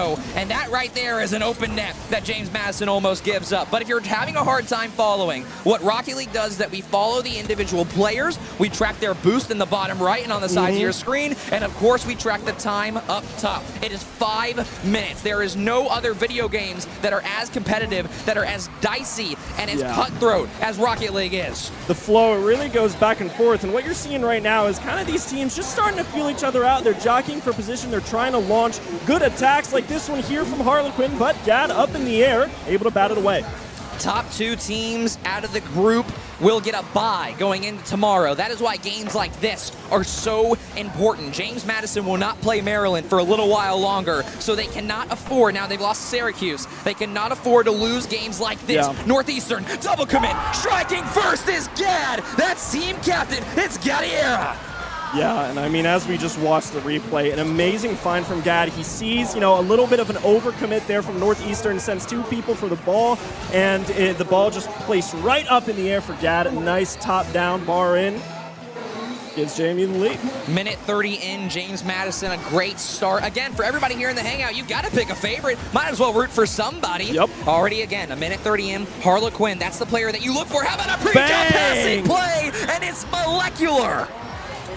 Quick response from Northeastern, a litmus test for them in their program, and they're coming out fast and saying that they are not to be overlooked. We talked heavily about that exact term before we hopped on stage. We talked about a litmus test. That's exactly what this series is. We're in the middle of the day for Group A. They started at 10 a.m. Eastern time. We're sitting at 12:14. You only get about 2 more games after this to really prove your worth and to find your seed. So with that, James Madison, again, cannot suffer, but Northeastern is ready to fight, and they're ready to go, and they got a lot of pressure here. Yeah, great job from Fright. They were able to kind of stabilize that hairy situation and keep that ball from going in the net. Ball will float up. Tyler doesn't get the read. I will say out of Northeastern, I am quite impressed with their mechanical prowess. Their biggest thing, their biggest, I think, wild card is the confidence. They have the talent. Yeah. Now, granted, they are on paper a team that maybe should or shouldn't compete with James Madison. I won't even make that argument. But when they make plays like this, that is why you expect the Dukes to win. But Northeastern, we're halfway through game 1, Dan. It is a very close game. Yeah, and I will also say, being on land, right, when everybody is in the same room, you're sitting 6 feet across from your competitors, the vibes are different, the energy is different, the stakes completely change on land. Again, we're halfway through. This is where you look to see some sort of adjustment. Now, granted, again, Northeastern has a coach, but Rocket League moves too fast. The coaches cannot talk to their teams in the middle of a game. Now, you might be able to say something as a goal is scored, but you don't want to wait for that point. You don't want to be down 2-1 and then start making your adjustments. But as I say that, Northeastern doesn't seem to need it. They're finding demos. They're finding room. Harlequin had room and had boost, but not much he can do. Awkward first touch for Fright. 2 minutes to go now, and Dan, so far, things are finally hitting a lull. Yeah, things have started to slow down. That was a great demo from Tyler back there, able to kind of stall that Northeastern push that was looking a little hairy. And now they're kind of, trying to turn into a counterattack of their own. But as I say that, Molecular dancing with the ball in the air, going to be batted away pretty easily by Tyler.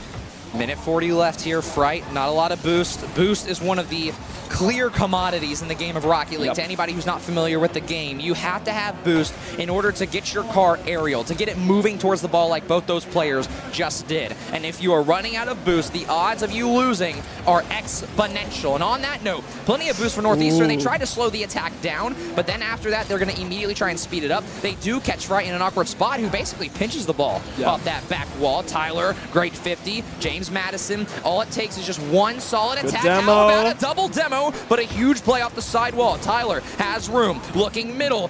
Big play from Molecular. 60 to go, Dan. Able to clear it out of their own end, give everybody a breath. And what we talk about, like with that boost, is the rotations, right? You got to be able to kind of swerve in and out of the action, picking up that boost and making sure you're able to play once the ball comes your way. Not a lot of boost. That one's awkward. Gad's got to be careful. 40 to go now. Again, James Madison struggling for boost. Every game does matter, because what people forget is that with 2 groups of 6, that 3 to 6 range in both groups is solely determined, because there's no head-to-head. You have to look at the goals you're scoring, the game differential. It's actually going to be goals allowed is the tiebreaker after that this weekend. That's a new change this year. So you can't be allowing goals. You can't be losing games. This one means the most, and you've got to get momentum, especially here on the stage where quite literally the lights are as bright as possible. Fright, backboard, any follow-up doesn't seem to be, so 10 seconds left. Gad's going to try again.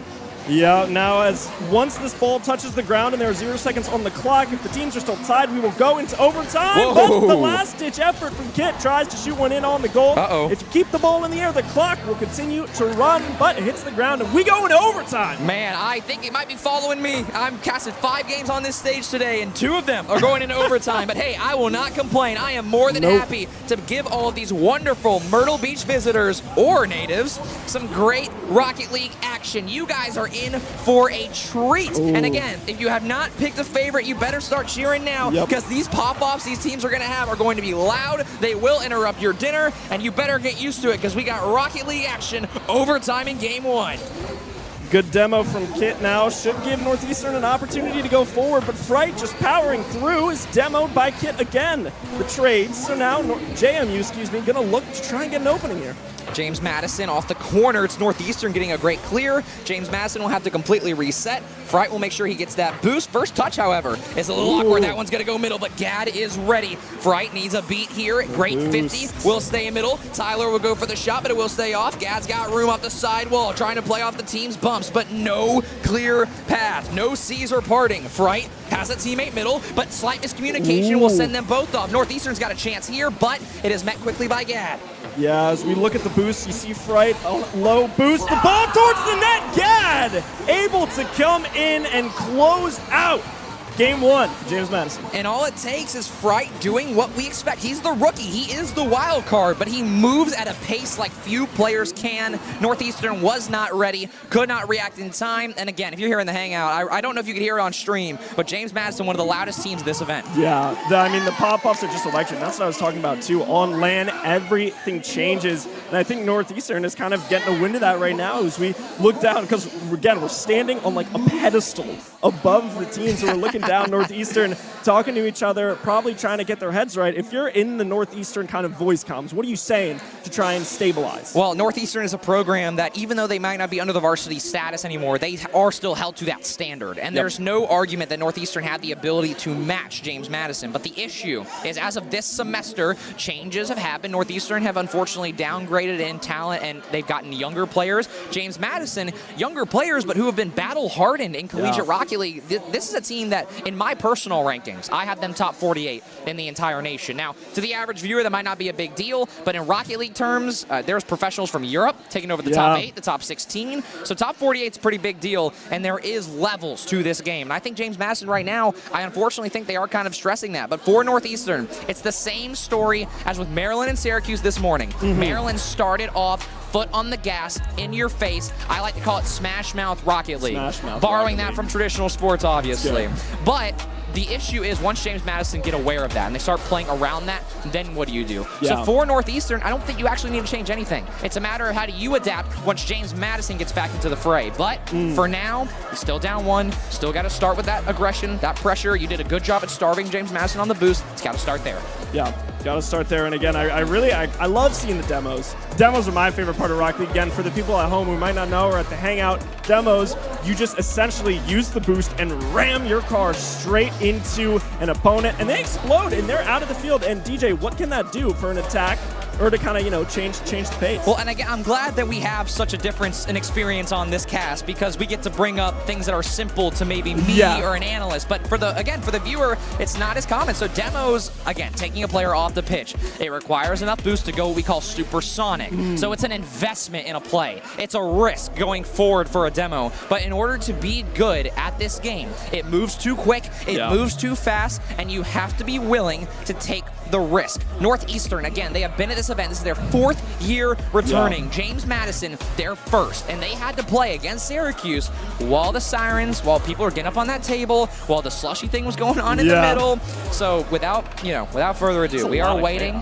We are waiting on Game 2 to get going. We have a slight tech issue. But in the meantime, I'm glad you brought up demos. That's also a really good point, but that also falls under the aggression that I look for in Northeastern. They've always been good at that. I mean, even their previous roster who got 3rd, names like Angebro. He's a 6'10" demon. A lovely guy, really lovable guy. He was kind of the icon of this Northeastern roster, but now they've lost him. They've lost Frost. I love those guys to death, but it's a new look team, and even though they have the opportunity to play under a new identity, they don't need to. The system has worked, and especially at this event, it works well. So you just got to get back to that and get settled in. Yeah, and like what you said, at this event specifically, I think those aggressive playstyles, those kind of in-your-face, really fast-paced, works better on land, right? When the tensions are high, the lights are bright. But for a second, I want to talk about Kit. Because Kit is a little bit unconventional in the sense that they play on mouse and keyboard. So traditionally, most players who play Rocket League will play on a controller of some sort, whether it's an Xbox, PS4, but Kit plays mouse and keyboard. I think it might be something in the Boston water. I'm not going to lie, because if we remember... Oh, we're in the game. I didn't even realize, DJ. I guess we're going to come back to Kit, maybe when he gets the score. But let's talk about Friday again. Again, this is the rookie. This is the wild card. All he does is just take a low 50. That's controlled Rocket League. That right there is that level of top 40 expertise that I expect. But also, very good point about Kit. I did not realize he was on mouse and keyboard, and we're standing right next to him. So, Dan, incredible point. And also, it's worth mentioning to those of you who, again, do not follow Rocket League, it is very uncommon to see this game played on mouse and keyboard as commonly as it is. And as I say that, that's Kit right there, the mouse and keyboard doing some work. Yeah, and I mean, it must be just a miscommunication from James Madison. They have 3 people in Northeastern's defensive end, and they just are unable to get back one, shoddy bounce, and it's an open net goal for Northeastern. Well, in the meantime, seems like the fans are having fun. We just had a few girls came up and asked me to do the 6-7. And you obliged. And I obliged. I mean, what else are you supposed to do? I'm a man of the people. What can I say? But, again, we really thank everybody in the Hangout for indulging us and letting us bring Rocket League to your screens. Again, it is car soccer, and it is entertaining, and Fright's 2 for 2. We are moving with some pace here. 3 goals in the first 30 seconds. What we see here is Kit, the man we were talking about, a little bit of a miss, isn't able to stop that ball in the air, lines it up pretty easily for Fright to tap it in. If you also caught it on the face cams, Tyler enjoying the spectacle, looking up at the boards. And I mean, again, it's their first time here. There's a lot to learn about what the Hangout is like. And again, this is one of one in terms of venue, in terms of the people, in terms of the service, in terms of Myrtle Beach. It's hard to get adjusted, but James Madison, we've seen 3 goals in the first minute. They find themselves on top. It's a good position to be in, and they've got plenty of pressure. Tyler looking to get in something here. Harlequin shuts it away. A good bounce favors Northeastern. Gad up at the top of the key with the ball. Tries to get it towards the net. Going to bounce off the side to Tyler, who sends it into the corner. 4 minutes to go. James Madison, I wonder if they're going to take a page out of Syracuse's book that whenever they had the lead, all they did was just take 50s, and that is an empty net, but nothing's converted. Great read from Kit. And it does seem that I got the answer to my question. James Madison are not in the business of sitting back. They want to keep the attack up. They want a 2-goal lead. They don't want a 1-goal one. The leads are so fickle in a fast game such as Rocket League. And you see there, Kit on the ground, no boost. If you don't have boost, you can't challenge these balls in the air, but a Harlequin with the boost is able to bat that one away. Minute 30 into this game, things are finally starting to settle down. Game 1, we talked about teams had to figure each other out. Now in Game 2, you're going to start to see more egregious plays, more advanced mechanics. We're going to see people really finding their rhythm like we saw Fright already do. Big pinch into the back of Harley Quinn as well. Tyler off the ceiling is around 1. Has room for a follow-up off the backboard. Is Gad there to tap it in? It will be around 1. It's actually Fright who's able to tap it in off the Gad pass. 3-1, James Madison. Yeah, and as you see here, Harlequin goes up, isn't able to disrupt it. Molecular also tries, just isn't able to really stop this offensive effort from James Madison. Another fantastic display of teamwork to put James Madison up by 2. Even kickoff, it will go in favor of James Madison. That one's close, and it will find its way over to Tyler. Now follow-up for Gad. Gad back to Tyler. Tyler will try to find his way back towards the net, but all of the antics from James Madison will be answered eventually. Northeastern still has to earn their respect, all right? With all, again, the bottom seeds of both groups, Coastal Carolina, Kansas, those teams are also new to the event, but also they are on paper not contenders, in my opinion. Now, they can prove me wrong, do not get me wrong, but when it comes to Northeastern, this is a team who has been to the final. They finished top 3, so they know they can compete, they know they can play, and they're going to keep fighting. Kit will find another. We watch the replay here, off the wall, Kit, a nice little tap in, right and place, James right time. Madison just, again, maybe a little slow on those rotates. No one there is in the goal, ready to defend against the shot opportunity, and Kit takes advantage of a small misplay. One of the big underrated, maybe factoids of Rocket League, like as a coach, right, is when it comes to the midfield, if you are not having players there, if they're not on the back line in your net, if they're not covering the midfield, you just saw James Madison try and go for what Northeastern just did. You're going to try and attack the middle every time it's open, and you're almost going to find a follow-up if you're Molecular, but that one will remain distant. Northeastern, again, still very much in this, and James Madison are leaving the midfield open for him. Yeah, James Madison playing a risky style of Rocket League. If it doesn't go your way, it's, you open yourself up for counterattacks. Kid able to get a good touch, send the ball back to midfield to Gad, who tries to launch an attack for JMU. Minute 30, James Madison, big play and almost a big bump over one. Again, that is Fright. That is the rookie making those plays. It completely changes what James Madison is known as a team, but who cares if they're off the pitch? Fright is knocked out. Harlequin off the corner, has a chance, but wasn't reading the miss. Nobody dives either. Counterattack for Gad, but the captain cannot find one there. Follow up once again. Fright's got room, he's got space. Double, though, will not fall. Again, they do not want the one-goal lead. They want one more off the bar, and Harlequin will shut that one off. With 60 to go, follow-up is going to be awkward, but still Northeastern survives. Yeah, James Madison opting for a little defense by offense approach, but now Molecular tries to take the ball in on a solo journey to the goal. Denied and sent back into the zone, but a good clear there from Gad stabilizes. James Madison have to be careful here. 40 to go. You cannot give Northeastern a chance or a bad 50, but that 50 will work out in the favor. However, it goes right back to Molecular. Northeastern's got some room to go to work. Nobody from James Madison even has the boost to challenge. Harlequin above one. Double commit for James Madison. Almost a triple commit. Kit, big play downfield. Molecular's got to be careful. 30 to go now. Dan and Northeastern are getting their touches. They're finding opportunity, but they've got to be careful. Yeah, Northeastern's got to find something, and it might come off of Molecular. Tries to take the ball, a little freestyle in the air. The bounce goes Kit's way. 13 seconds left. Northeastern need to tie this game up. Fright, flick over one, 10 to go now. Awkward touch for Kit. Someone's got to stay on. How about a wide open net? And how about a dagger? Not the rookie, but the most recent one behind Fright. It's Tyler finding what should be the end of game two. Yeah, that is essentially the dagger. Northeastern just kind of caught in it really stuck between a rock and a hard place. They have to score. They have to tie this game up. So they're committing for the balls. They're triple committing. They're sending everybody there, sending all available resources. And if you don't get the touches to go your way, well, James Madison is going to end the game. Great kickoff idea. They doubled up if you're Northeastern, but unfortunately it will not be enough, and it will not result in a goal. So James Madison, not a freebie, not an easy one, but a much more controlled Game 2 victory.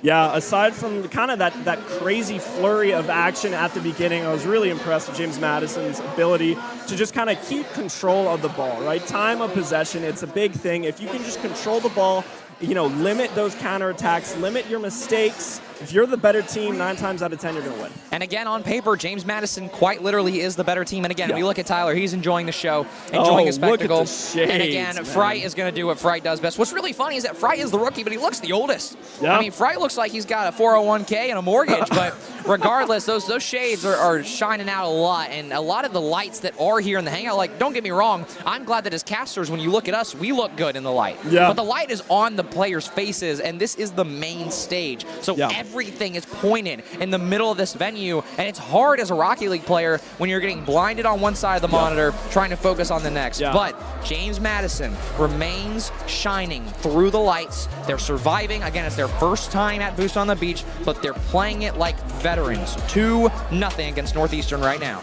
Yeah, Northeastern kind of just has to, remember their stuff. They've been to this event. Harlequin was here last year, got 3rd place last year, and these group stage matches are so important. Northeastern would love to get at least a game here.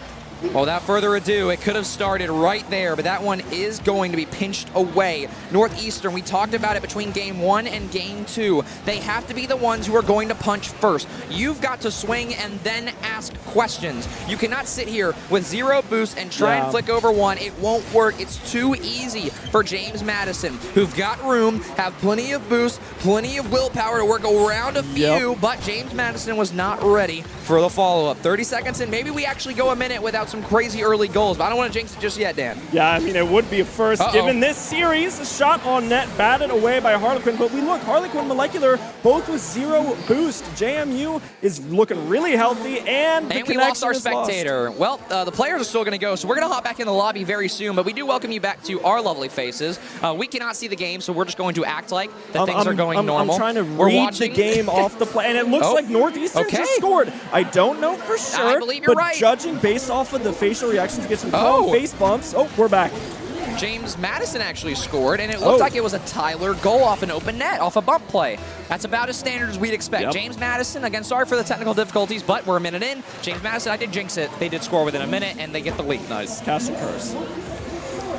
4 minutes to go. Harlequin looking to himself off the backboard. Has a teammate there. Really good idea. Northeastern are getting confident, getting creative, and I love that out of this team because, again, they have to find their own identity here in Myrtle Beach because, yes, you just brought it up. Harlequin was here last year, but he was not here the last 2 years before that. So even he, who's now the leader of this team after losing his 2 veteran seniors, it's a new roster in every possible sense. And when you look for defining moments where you and your roster can sit back at dinner tonight and laugh about, how about a comeback in Game 3? How about an upset win? You are far from that, don't get me wrong. You still have to find 3 games, but at least get your 1, make the seeding against the other teams in Group B, make it a little easier, but getting swept is very hard to bounce back from for the rest of the event. James Madison holding strong 2 minutes in. It's got to start with a goal here. Harlequin able to get the save. That is what you need if you're Northeastern. Try and turn it around into a counterattack, but no boost for Northeastern. They try, but JMU just says, okay, fine, we'll reset, get our boost, and regroup. Me and Bass talked about how Hero Ball is bad for Rocket League. You don't want to have one guy who does everything. But unfortunately, some of these teams have to rely on their leaders. And for Northeastern, Harlequin is a different player. He is working with Kit, and Molecular almost is on the other side of that one. But in the meantime, they're going to keep attacking. Harlequin is a different beast in Game 3. He is unstoppable right now, but that one is just barely off. Tyler, good first touch, has a reset, tries to get it back middle, has Gad there. The 50's wide open, needs to find one more. And the team captain will. Just able to capitalize off the chaos there. You see Tyler go for the flip, reset. Harlequin tries to disrupt, but Gad is following right behind, able to clean it up and put it in the net to put Northeastern in a 2-goal deficit. So now is where things start to get a little dicey. Northeastern has a pretty big row, but they could get a goal back. What a bump, though. Follow-up is there, but it's not soon enough. That is a game-changing play. How about a counterattack? How about Tyler? But the delayed flick will not be there in time. 2 minutes to go. Northeastern's got a long road. Back in control of this one, but it can start with a read. And Northeastern, again, they're right there, but they're just too far. Yeah, it seems like Northeastern is just a beat late on all of these follow-ups, on all of these counterattacks. JMU just seems to be 1 step ahead.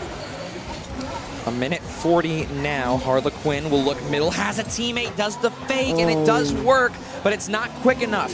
Ball wasn't moving fast enough, so now Harlequin's got to reset. How about a wide open net? Tyler might just find a dagger here. Kid's there to kick it out, and Molecular's there to follow right back. So Northeastern, again, the defense has never been the concern, but the counterattack is the issue. And Gad, again, doing it on both ends, leading the charge, leading the defense. He is a brick wall, and he continues to be alongside Fright. They still keep a 2-0 lead. Yeah, and James Madison so quick on this counterattack, tries to get it into the net, but stopped by Harlequin, who reverses it back the other way. JMU good and tight with their rotations now, mounting an offensive attack in Northeastern's end. Very awkward for James Madison. I heard both members call on at the exact same time. Not sure what you do there, and they didn't know what to do either. They almost sent all 3 players forward, but Northeastern still doesn't capitalize. Ball is middle. Molecular looking for a teammate. Nobody's there. How about another touch? It's Harlequin off the corner. Molecular is waiting for Kit. He's got boost, but not enough. Every living second that goes by is another second that James Madison looks to be in a beautiful spot. A double reset off of 1 play from Molecular. 30 seconds to go. Gad wants a dagger. How about the top left? How about a follow-up? And it will be. And Tyler with his second and a dagger with under 30 to go. Yeah, I mean, we've seen it almost 3 times now. Northeastern has a really promising attack going,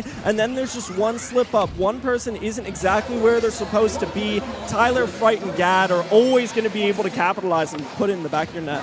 Well, unless something crazy happens off of Harlequin, that seems to be what might call this series. And again, James Madison, this is their result so far today. 3-0 against South Carolina and a 1-3 loss against Syracuse. So when it comes to game differential, when it comes to a potential series against Maryland, there's a lot to be talked about. Also, James Madison against Maryland's full starting lineup actually did beat them in CRL qualifiers this semester. Maryland playing without one of their top 2 players. Will they be able to bounce back back with a quote-unquote lower-ranked roster, or will the aspects of land finally catch up to James Madison? I can tell you one thing, it ain't going to be today. No. And right now, they'll go 3-0 against Northeastern. James Madison get out with a win.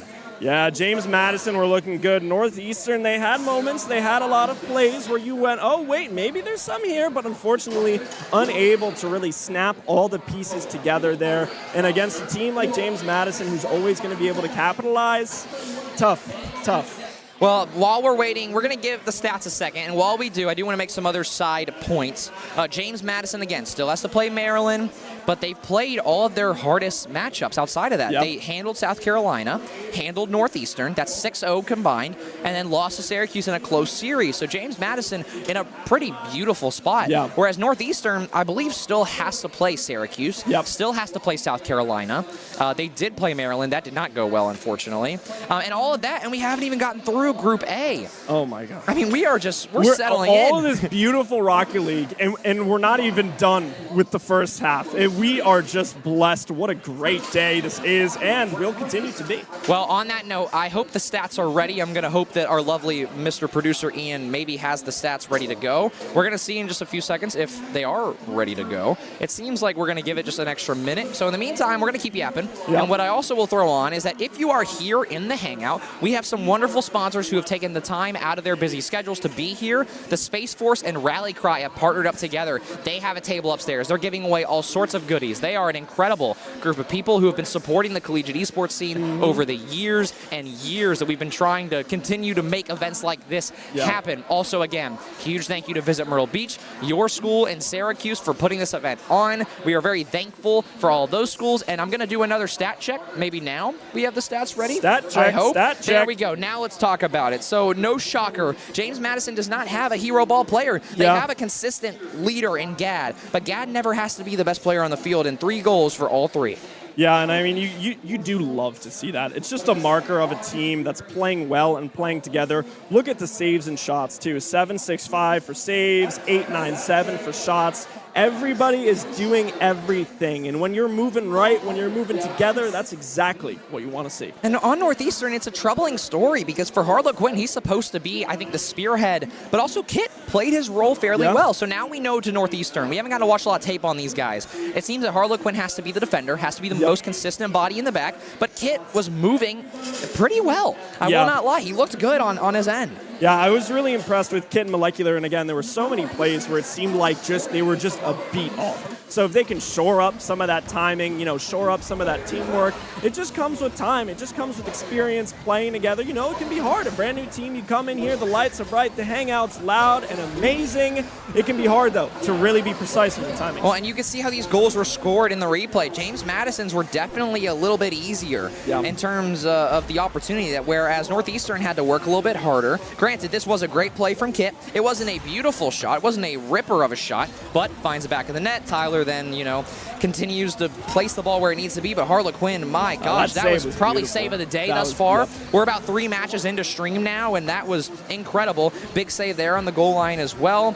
I mean, overall, I'm excited to see how these stats play out because there is one sponsor I did not mention, and that is RL Data Coach, one of the best analysts in the entire esports scene, and he's got plenty of stats that we're going to talk about tomorrow. But speaking of tomorrow, we've got a lot of games between now and then, Dan. So we're a few minutes away from everybody getting up on that table part 2, so I don't want to take much more of anyone's time. That was not a rout, but a confident 3-0 James Madison win. And also 2 students on the stage here doing our thing. How about us? That's pretty cool, 2 undergrads, right? I mean, look at us go. Yo, shouts out DJ flying out here, coming down for the wonderful boost on the beach. Up next, don't go anywhere because Northeastern comes back to the stage to take on my Syracuse University Orange.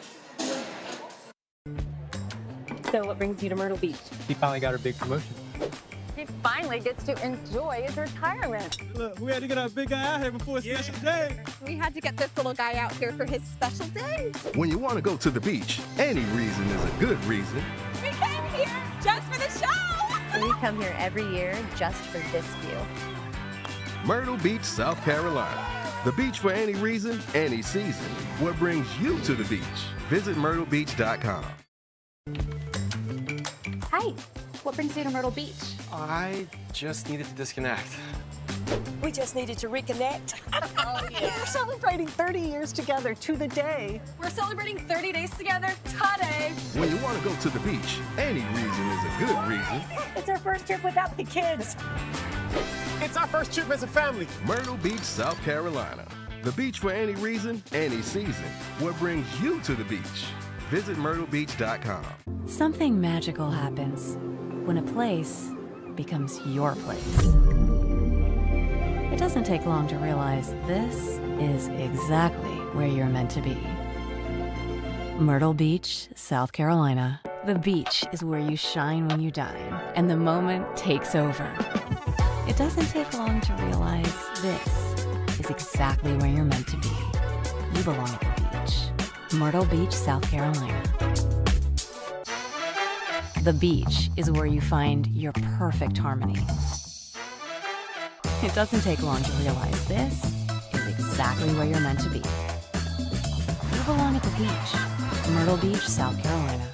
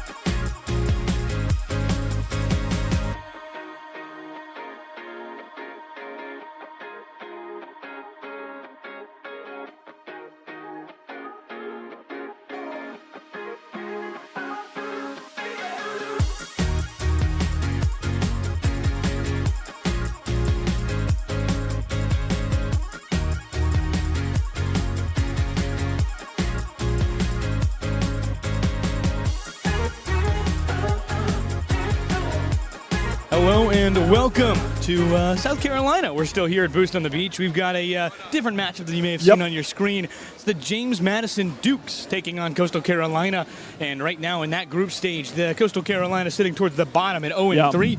Dukes towards the top at 2-1. They've had themselves quite a day. They have. They've got a win over South Carolina and have had a pretty fantastic go all around about it. They've done a very good job in goal aggregate, everything you're looking at right there. They've done a fantastic job just in the offense, in the defense. I'm Carson Cass, by the way, joined with Daniel Soligman. You may have seen us a lot on this channel if you're watching at YouTube. Real Syracuse esports heads, remember. But now we're not doing Syracuse esports. We're doing Boost on the Beach 2026. A little bit of a different matchup because Syracuse is still battling up there in their match. And so we got a little bit of a different matchup for you. Coastal Carolina, as we said, not doing too great in the group stage so far. But let's go ahead and take a look at this roster. For Coastal Carolina, it's going to be a very tough section, but Landon, one of the leader scorers, or leader playmakers, I should say, for Coastal Carolina, did a fantastic job. And Baby Yoda, fantastic on the defense. RXNM, fantastic job as well. It got to do a better job as a team. Baby Yoda really carried on that defensive end, but overall as a team, very good. But some Coach George Aura mentioned. I think that whole team was just aura maxing, aura farming during that entire intro video. They're inside the tube. Their arms are crossed. They look dope. They look like they're ready to kill. But on the other side of the field, we are going to have James Madison University, captained by Gad. Again, we have Tyler and Fright. These guys are on a roll, Carson. Yeah, for that JMU side, Tyler Fright, and they played a very good job. Those two were kind of essential in the defense of Harlequin in the last game we just watched against Northeastern. Very good job by them. The Dukes have had a fantastic defense. They've got a great roster. We'll see how they can build it together, but right now I think for the Dukes it's going to be all about just how do we play this as a team, how are we going to relax, really, and how are we going to beat a team that we know we're better than. Yeah, it's all about crossing your I's and dotting your T's.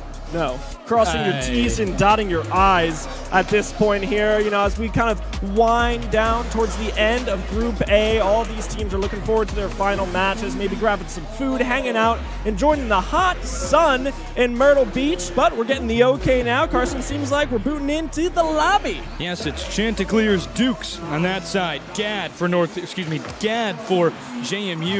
A very good start, and goodness gracious! RX makes sure that it's not immediately a goal on the side. Of JMU. Yeah, of JMU. Yep, JMU again. JMU versus Coastal Carolina. We just got to get that text sorted out. The text at the top, but they're working on it now. Get it fixed for you. A quick demo, though, as these teams jockey for position. You know, JMU just wants to keep doing what they've been doing all day. Meanwhile, Coastal Carolina looking to maybe get an upset. Coastal Carolina has done fantastic in the counterattack, but really, generally, that's kind of it. They've really struggled with the foundational defense. They get another shot on there for JMU. They go off the wall again. It's Gad centering pass back again, forward towards the middle. Chanticleers will have an opportunity to clear it. They don't take it back up top. Right, it's a scary one, but they push it away. Couldn't handle it properly. Now Coastal Carolina on that counterattack. Go off the wall. Gad trying to get it. No Coastal Carolina Chanticleer there to collect, and with 4 minutes to go, it's been very contested, but JMU doing a great job on the defense. Not been there long though. Yeah, good second tap there from Coastal Carolina, looking for an opening, but unfortunately not quite fast enough. Right in his own defensive end, throws it up. Tyler takes it off the ceiling. Now Landon bouncing around, looking for an opportunity to go in. RX sends it off the top. The follow-up from Yoda, off to the side, denied by Tyler. Great save there, and getting back in the offensive end is JMU. RX. The great counterattack. That's kind of where all the Chanticleers offense is really going to come from. They haven't been able to stay there, and it's just been, hey, how do we get that transition game going? And Baby Yoda's a big piece, but put wide again by JMU. They're doing a fantastic job on that transition game to really stuff the Chanticleers, but they have not been able to keep it in their offensive end. Yeah, Coastal Carolina having a hard time managing the boost. A shot, a chance for Tyler. Off to the side, finds the demo, blows up Baby Yoda. Yoda will never grow old, will never meet Luke Skywalker. Excuse me. As I like that. I did like that, Danny. As we jump back off the wall for JMU in the defensive end. Chanticleer's really showing some spirit here. I mean, I'm I'm liking the way they're playing. They're playing smart. They're playing good. They're able to kind of cover their bases on defense. But as I say that, point in case, Baby Yoda able to come in from the top, using that boost effectively, finding ways to just keep the score even. Still scoreless, they're 230. A lot of it has been how the Chanticleers have responded with aggression. They know they can't play defense that well against this JMU squad. So, hey, why if we don't never play defense? We just cut it off in the middle, going more for an interception transition game. They need to find a way in the defensive end to be better, but hey, as long as it stays out of there, it's a grand job. And great save by Baby Yoda. Gonna say his name all the day. Maybe he will grow old to meet Luke Skywalker. That would be nice. It wouldn't mess up any of the timelines. But RX there just gets unlucky, misses that tap. It would have been a good opportunity for Coastal Carolina to go in, but RX sends it back into the defensive zone of JMU. Again, it is not Northeastern versus Syracuse, but James Madison on the blue side versus Coastal Carolina, who is driving the orange. Good reminder for the folks at home. The Chanticleers 0-3 in group play, and a lot of it has come in what they're doing very well right here. Landon in front. He tries to give it to a teammate. There's another shot. Backwards! RX nails it home. The reverse backs it in, taps it, the ball into the goal, and an outburst of energy from Coastal Carolina. Coach is absolutely pumped up, fired up. Energy is hot here in the hangout. I mean, that is a fantastic job. It's some silliness by Baby Yoda there in front, and RX got it right at the very end, tapped it in. So no backwards goal for Baby Yoda, but a backwards assist. And you know what? That's a point. That's a point. And it's cool, and it's stylish. It's and cool. And if Coastal Carolina is gonna, take an upset, win a game, maybe win the series, they're gonna have to do cool stuff. They're gonna have to be stylish. They're gonna have to keep the pressure up. A minute 15 left in game one as James Madison tries to find a way to fight back. Duke's trying to get back in the driver's seat, but right now Coastal Carolina is parking the bus. They need to make sure, I guess parking the Octane, if you will. I guess there is a car comparison More here. accurate. Long shot over to the other end. Well saved by Landon. It wasn't going to go in anyway, but that chance still cleared. Back up top. 1 minute remaining as Gadd gets rid of Landon, and more danger in front. Here. Off the crossbar, then the post. Third is a great opportunity for Tyler. It's the charm, if you will. Yeah. 49 seconds remain. JMU, the Dukes even. Yeah, and I mean, what you're seeing here is just good team play from JMU. They put Coastal Carolina into a situation where they're a little bit scrambled. It's chaos, and JMU, with that experience, with the advantage and experience, just able to find the touches, get the taps, keep focused, and get the ball in the nets tied up. Baby Yoda pushes it into the other end, trying to get his teammate to get something centered. This Coastal Carolina offense has been disjointed, which is why they haven't scored that many goals, but the defense has been what's really picked up for them. Well timed by Baby Yoda. He puts it into the offensive end. 30 seconds remain, and everybody's after it. JMU's got it into the top corner. Back right, and again, they push forward. Fright, big miss. That was scary, if you will. Yeah, that was an opportunity there for JMU, but it doesn't quite pay off. Good clear. Baby Yoda gets the ball back to half court, but Gadd now, a solo mission, tries to get an off the top, but disturbed Fright from the top. The ball dances around the goal line, put in by Tyler. Once again, third time's the charm for Tyler. He puts in a brace there. JMU with the lead. 8 seconds to go. A fantastic job by the Dukes to respond to Coastal. They have finally got that offense going, and let's see if they ever get out of that driver's seat. Yeah, Coastal Carolina needs to find something off the kickoff if they want to tie this game off in the last 5 seconds. The ball is heading towards JMU's net, but a good clear back out. Looks like, assuming nothing crazy happens, but, Carson, the ball still is in the air. Well, pinched by JMU. They've got it in the other end, and just not enough boost in the world there, Danny. Very good job by the Dukes. They come back with only 49 seconds remaining. They score their first goal, get all the way back with 8 seconds to go, get their second, and it's a 2-1 win. Not very pretty, but ugly for the first 4 minutes for the JMU Dukes. But, hey, that's a win, and that's a Game 1 win for the 2 seed right now in Group A. Yeah, and, they're able to stabilize, and I kind of want to point back to those small interactions, right, where everything is happening. The ball is kind of bouncing just idly in front of the net. Everybody's scrambling. Coastal Carolina's trying to get it out. JMU's trying to get it in. And as these kind of situations continue, the experience starts to matter more and more because you have a split second to make the correct decision. And as we see JMU kind of using their experience, using their, look, let's not mince words here. They're the favorite. And they demonstrated that in those high-stress situations. Yeah, what I found was really interesting is the Chanticleers had some great defense the entire time. They did a good job clearing it. They made sure the chances were very few and far between. It was third shot chances, I would call them, for the Dukes that really led them to get over the hump here against the Chanticleers. They didn't need that much. They had a very, very good defense on the other end. Need to get it out earlier than that. You can't let 3 chances go back to back to back there. But they did, and the Dukes capitalized every time. It's 1-0 JMU as we head into Game 2. It's a best-of-5 series. For those of you at home, you can see that on top. First of 3 wins, and it's, goodness gracious, a hard shot for Coastal. It might go the other way, though. There's no one in the back. Landon. Jinx, able to find it, bat that ball away. Now, after Game 1, these teams know each other, right? They have a little bit of a feel for how the other one plays. So right now, it's about the response. How do you adapt? How do you change what you're doing to best counter what you saw your opponent do in Game 1? Look, what this game is it's all about a relationship with the other team. You're giving them a set of rules, and you're getting a set of rules. And the more they change, the better it is for your team, as long as you can convert. There are certain rules that some teams have to stick by in order to win. But for Coastal Carolina, being able to swap it up, being able to sit like that as Landon, just being a pest, is so good for them because JMU really hasn't found a way to respond.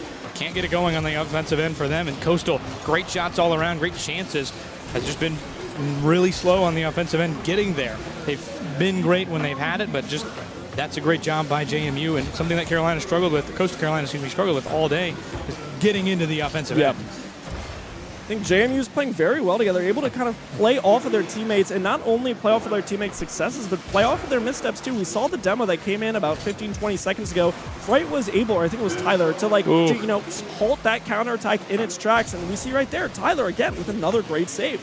The chances for Coastal have been few and far between. That they have all been good. 2 shots on goal this game so far. JMU is 4, and Coastal's nearly scored on both of them.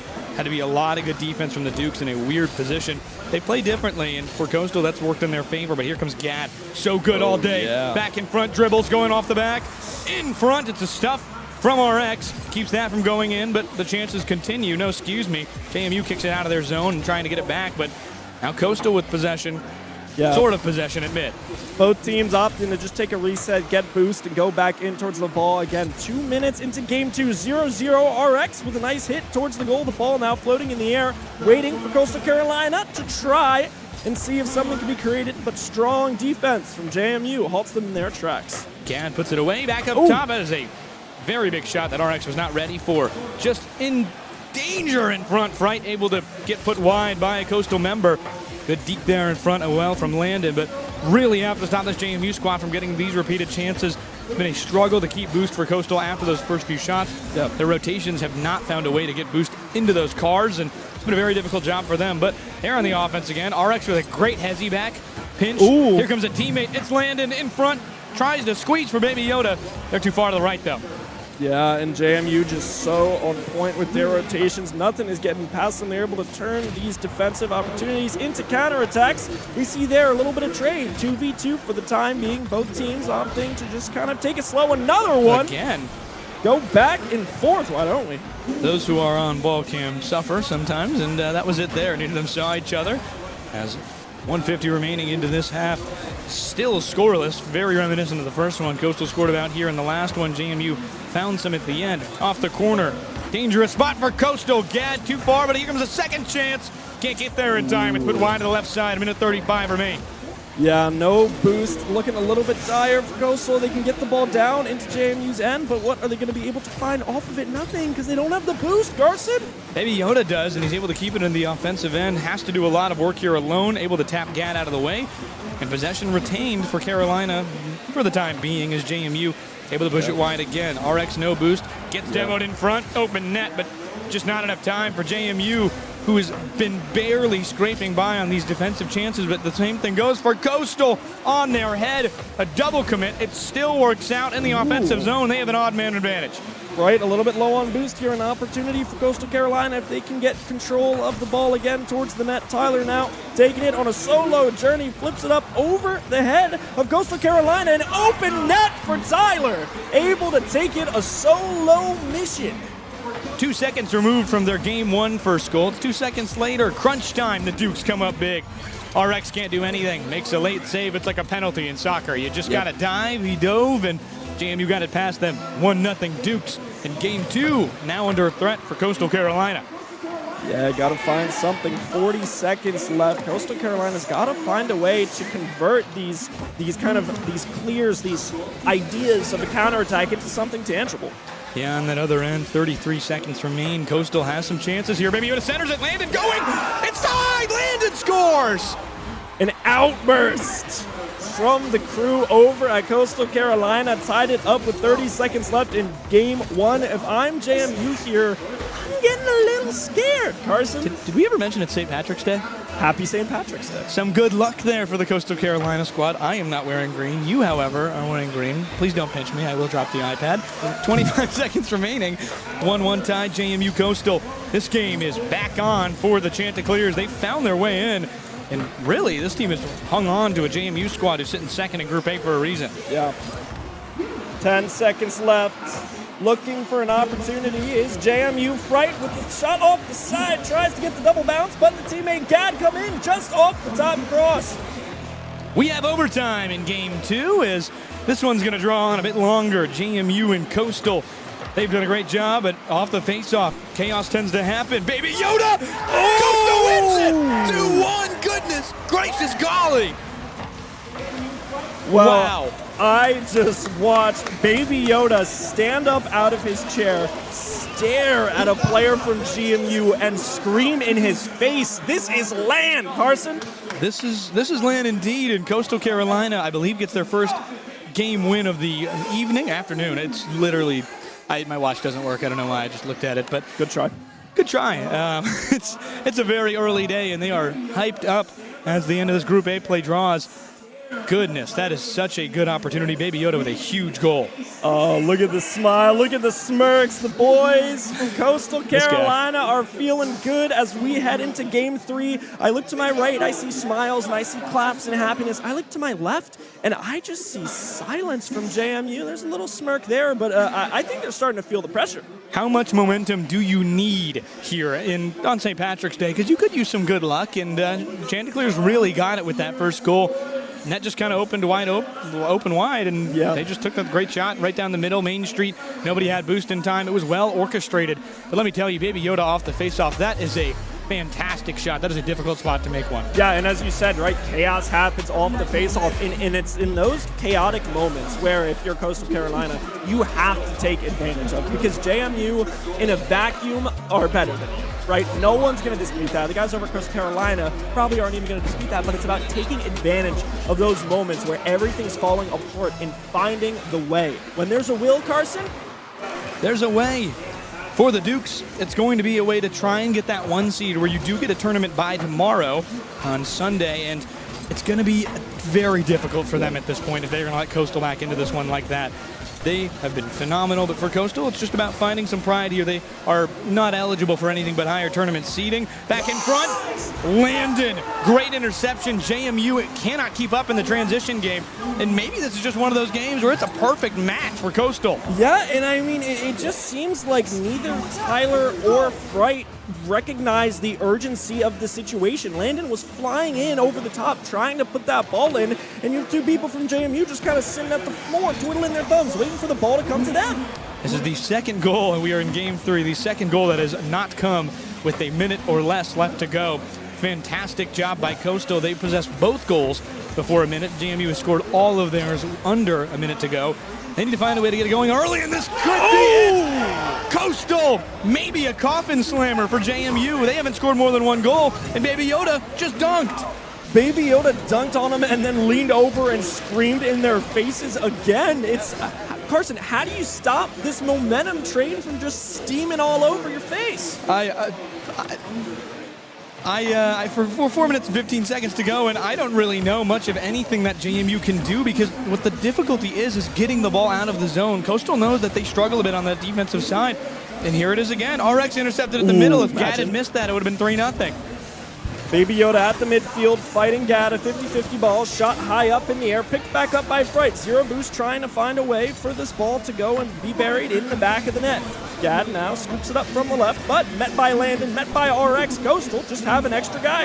If I'm Coastal, parking the bus is certainly an option, but you know that you do the best job in the middle right here, because they've done a fantastic job. Great chance for JMU, put wide by RX in that other end. Good. Chance back on the offense, Getting through there, Baby Yoda tapped, bumped away, but there's another one there. Landon and RX double commit, though. Again, no JMU response. They're just being way too conservative when that hole opens up against Coastal in the defense.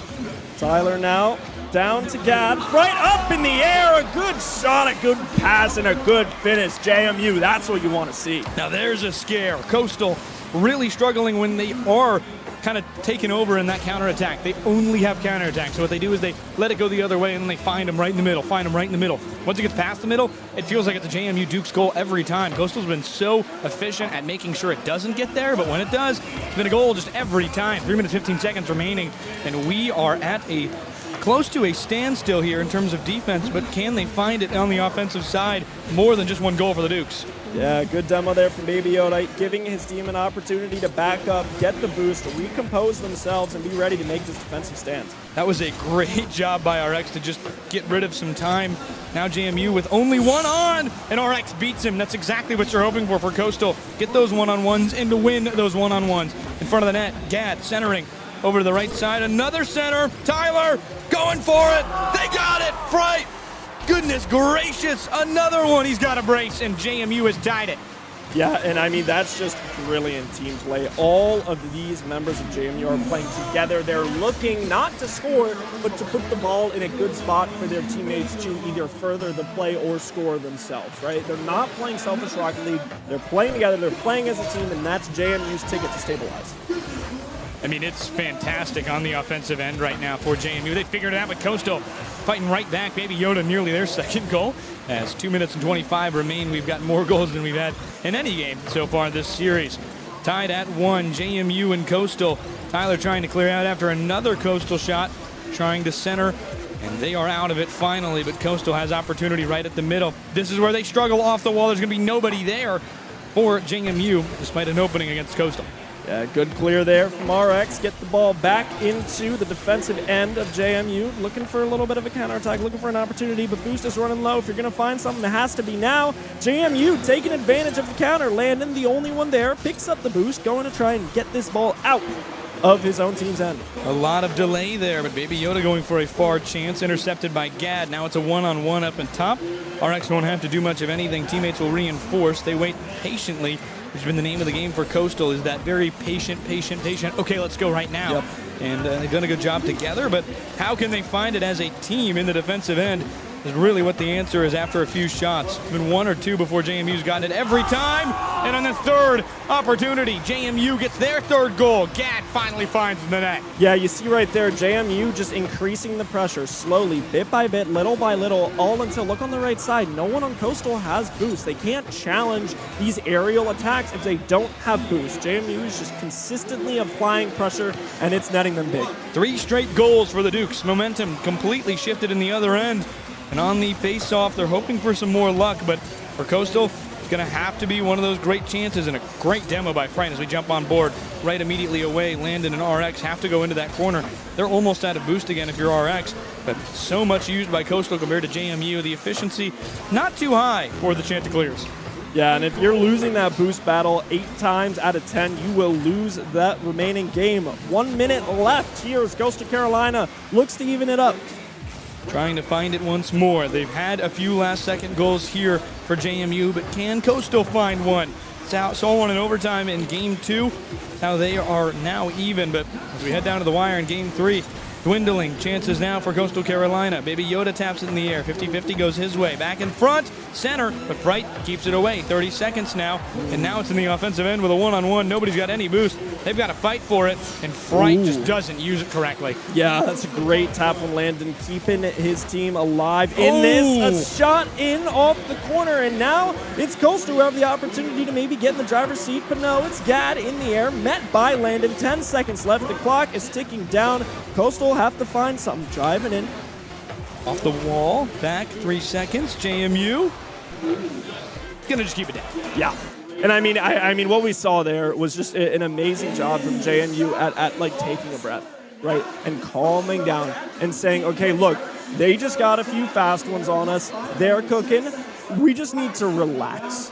And they relaxed. They played good Rocket League. They played together, and that's what you saw in the second half of Game 3. It's a calm JMU team, and they're the same way they were after a Game 3 loss, or excuse me, Game 2 loss. They won Game 3 here, and it's been very good for them. They're composed. They're not letting it get emotional. They're trying to chirp over here on this Coastal side. I'm seeing Baby Yoda on the other side talking, and I'm just seeing smiles. I'm just seeing some joy from JMU when they hear, because they're up 2-1 right now. They're in the driver's seat for the Dukes. They lost the game, but I don't think they care much. Yeah. And you know, it seems like Coastal Carolina's luck is kind of running out. And so now if you're Coastal Carolina, you got to say, all right, our luck ran out, but how can we use our skill set to our advantage? Yeah, it's St. Patrick's Day. Why can't we generate some more? You know what? Actually, yeah, they should just put all their coins in the luck basket and pray. Play some roulette here, down 2-1. Why not? I have a question, Carson. Yes, you do. What is a Chanticleer? It is I believe, a fake bird, a fake kind of rooster that is blue. And that is their logo? That is their mascot, yes. That is their mascot, and they're the Chanticleers. Yes, it's kind of like a Jayhawk, another blue bird team. There's a lot of bird teams here. The Jayhawk, which is a combination of a blue jay and I believe a hawk. There's a certain type, but I can't remember the type. It is the Kansas something hawk, Midwest. Who knows? Bird talk over. Rocket League talk time. Don't get me talking about birds. I love birds so very much. The state bird of this is the Carolina Wren, and Coastal Carolina is what part of the Chanticleer is based off of. And it's very loud, very proud, and you're seeing it here. Coastal, a very vocal team, fighting no matter what in the end. Good juke pass Landon. Fright gives it over to Gad, but a good bump keeps them delaying, lets them reinforce themselves a bit. RX misses, though, but nobody there in front.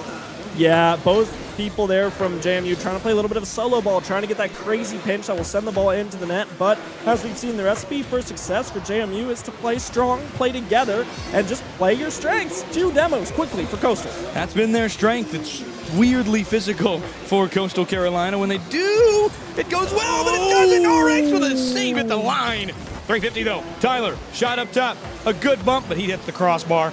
Not a fantastic shot. If you're Tyler, you feel real bad because that was going in if it was a little lower. Yeah, again, Coastal getting lucky a few times here, but now that luck needs to transfer into an offensive attack or opportunity. But JMU is living inside the offensive zone of Coastal Carolina. They are just making money plays, keeping the time of possession, keeping the ball in their hands. And when you do that, Carson, good things are going to happen. Danny, this is why some goalies kiss the crossbar before the game. You're hoping for it to give you some good luck, and it's gone the way of Coastal Carolina here, but they cannot get out of the offensive zone. If you were here for us at the beginning of the stream in Game 2 with South Carolina and Coastal Carolina, and it feels the same way right now as RX just gets rid of Gad in front. Another shot again. 2 off the post. JMU, some bad luck. Bad juju. Yeah, JMU, they're trying, but each shot is just going a little wide, and now it's Baby Yoda with the nice save into the counterattack, but Fright able to get that ball and steer it away from the net. RX just playing some physical Rocket League down low. Back in the other end, they try and get it to a teammate. Baby Yoda's there to intercept. Is there someone there? No, it doesn't go on net. Excuse me. Baby Yoda gets a Fright, though. And again, 2 minutes, 30 seconds. Carolina cannot stay in the offensive zone. Ball tapped back in to Carolina's zone, and now Fright with the demo presents a good opportunity, a good attack that JMU is going to try and take advantage of. Boost looking a little low, though. Fright has to back up, restock for some more, but it's Gad off the top, the bar in front of the goal. The follow-up is not there. RX clears it. A fantastic job by RX. He's been great on the defense, going on the offense, off the wall. This will be a shot for Baby Yoda. He can't collect as he's bumped into the air, back towards the middle. And JMU might have a very weird chance here if they can get it on the offensive end. Everybody overextended! Off the post! Excuse me, golly, JMU! They go wide. Back again, Fright, scary, into the other end. It's 1-on-2 to the teammate off the post again! But the second shot scores it! 1 minute and 40 seconds, and Tyler finally finds one. Yeah, there's only so many times that cross can prove to be a benefit for either defending team. Finally off the bar and in for JMU's first of Game 4. Every time it goes off the post, it scares me so bad that my voice heightens at least 18 octaves. I mean, that's meta. I'm scared. I'm genuinely scared when it happens, and that's the 6th time it is at the post or crossbar before we finally got a goal. JMU breaks a spell for both teams. A minute 30 remaining. Coastal very aggressive on the offense. They know they are not going to get many good chances, and they have one here. Good or not, we'll find out, but it gets pushed away, and they get all the way bumped out. RX trying to keep it alive, but 2 members of JMU with boost. They're alone. Baby Yoda misses one. It actually helps Landon out. Ooh. He's got 2 in front, has to beat one, does, but Gad able to clear the other. Yeah. RX back towards the center, and JMU just doing a great job on the defense. Centering pass, wide again. Landon off the wall, looking for another little pickup from one of his teammates. Throws it in towards the net, stopped by Gad, and now the ball dances in no man's land before it's shot away by Tyler. An empty net. The ball rolls up off the crossbar into the ceiling, shot back, but Freud is there to stop it. A deeply absurd moment here. That is the 8th post hit we've had. Every shot is just a few pixels too wide. It's a game of inches, if you will. It could be at least 4-4 at this point. 30 seconds remain now. JMU. Here comes a shot, though. Good demo. Nearly put it forward, but Gad didn't have enough time. Or Gad got enough time to get there before a Coastal Carolina player did. 23 seconds. Time running dry for the Chanticleers. Forward. Baby Yoda's got nobody in front. Oh my. Oh Forward my. carrying. Gad gets there, but there's no boost. Oh. Wide again. 10 seconds remain. JMU trying to find a way to get rid of Game 3 here and really put this away. 5 seconds back in front. And it won't be much. One last chance for the Chanticleers. Yeah, that ball's just got to stay off the ground now. Shot towards Coastal Carolina's net. In is Tyler to end it with a goal at the buzzer. All that ball needed to do was touch the ground, but now it'll work. Yeah, it's nail in the coffin here, Danny, as no more time remaining. JMU goes up 2-0, as that will be the end of Game 4. They win the series in 4 games, and the Dukes, very good job right there, giving some handshakes and some fist bumps around. But Danny, I think that's it's been a very quick game here for us. We got some overtime, got some great action, but we've got to let them do their thing here. I've been Carson Cass with Daniel Soligman. We'll be right back with more action here on Boost on the Beach for you. Hi, what brings you to Myrtle Beach? I just needed to disconnect. We just needed to reconnect. Oh, yeah. We're celebrating 30 years together to the day. We're celebrating 30 days together today. When you want to go to the beach, any reason is a good reason. It's our first trip without the kids. It's our first trip as a family. Myrtle Beach, South Carolina. The beach for any reason, any season. What brings you to the beach? Visit myrtlebeach.com. The beach is where you find your perfect harmony. It doesn't take long to realize this is exactly where you're meant to be. You belong at the beach, Myrtle Beach, South Carolina. Something magical happens when a place becomes your place. It doesn't take long to realize this is exactly where you're meant to be. Myrtle Beach, South Carolina. The beach is where you shine when you dine, and the moment takes over. It doesn't take long to realize this is exactly where you're meant to be. You belong at the beach. Myrtle Beach, South Carolina. So what brings you to Myrtle Beach? He finally got her big promotion. He finally gets to enjoy his retirement. Look, we had to get our big guy out here before his special day. We had to get this little guy out here for his special day. When you want to go to the beach, any reason is a good reason. We came here just for the show. We come here every year just for this view. Myrtle Beach, South Carolina. The beach for any reason, any season. What brings you to the beach? Visit myrtlebeach.com.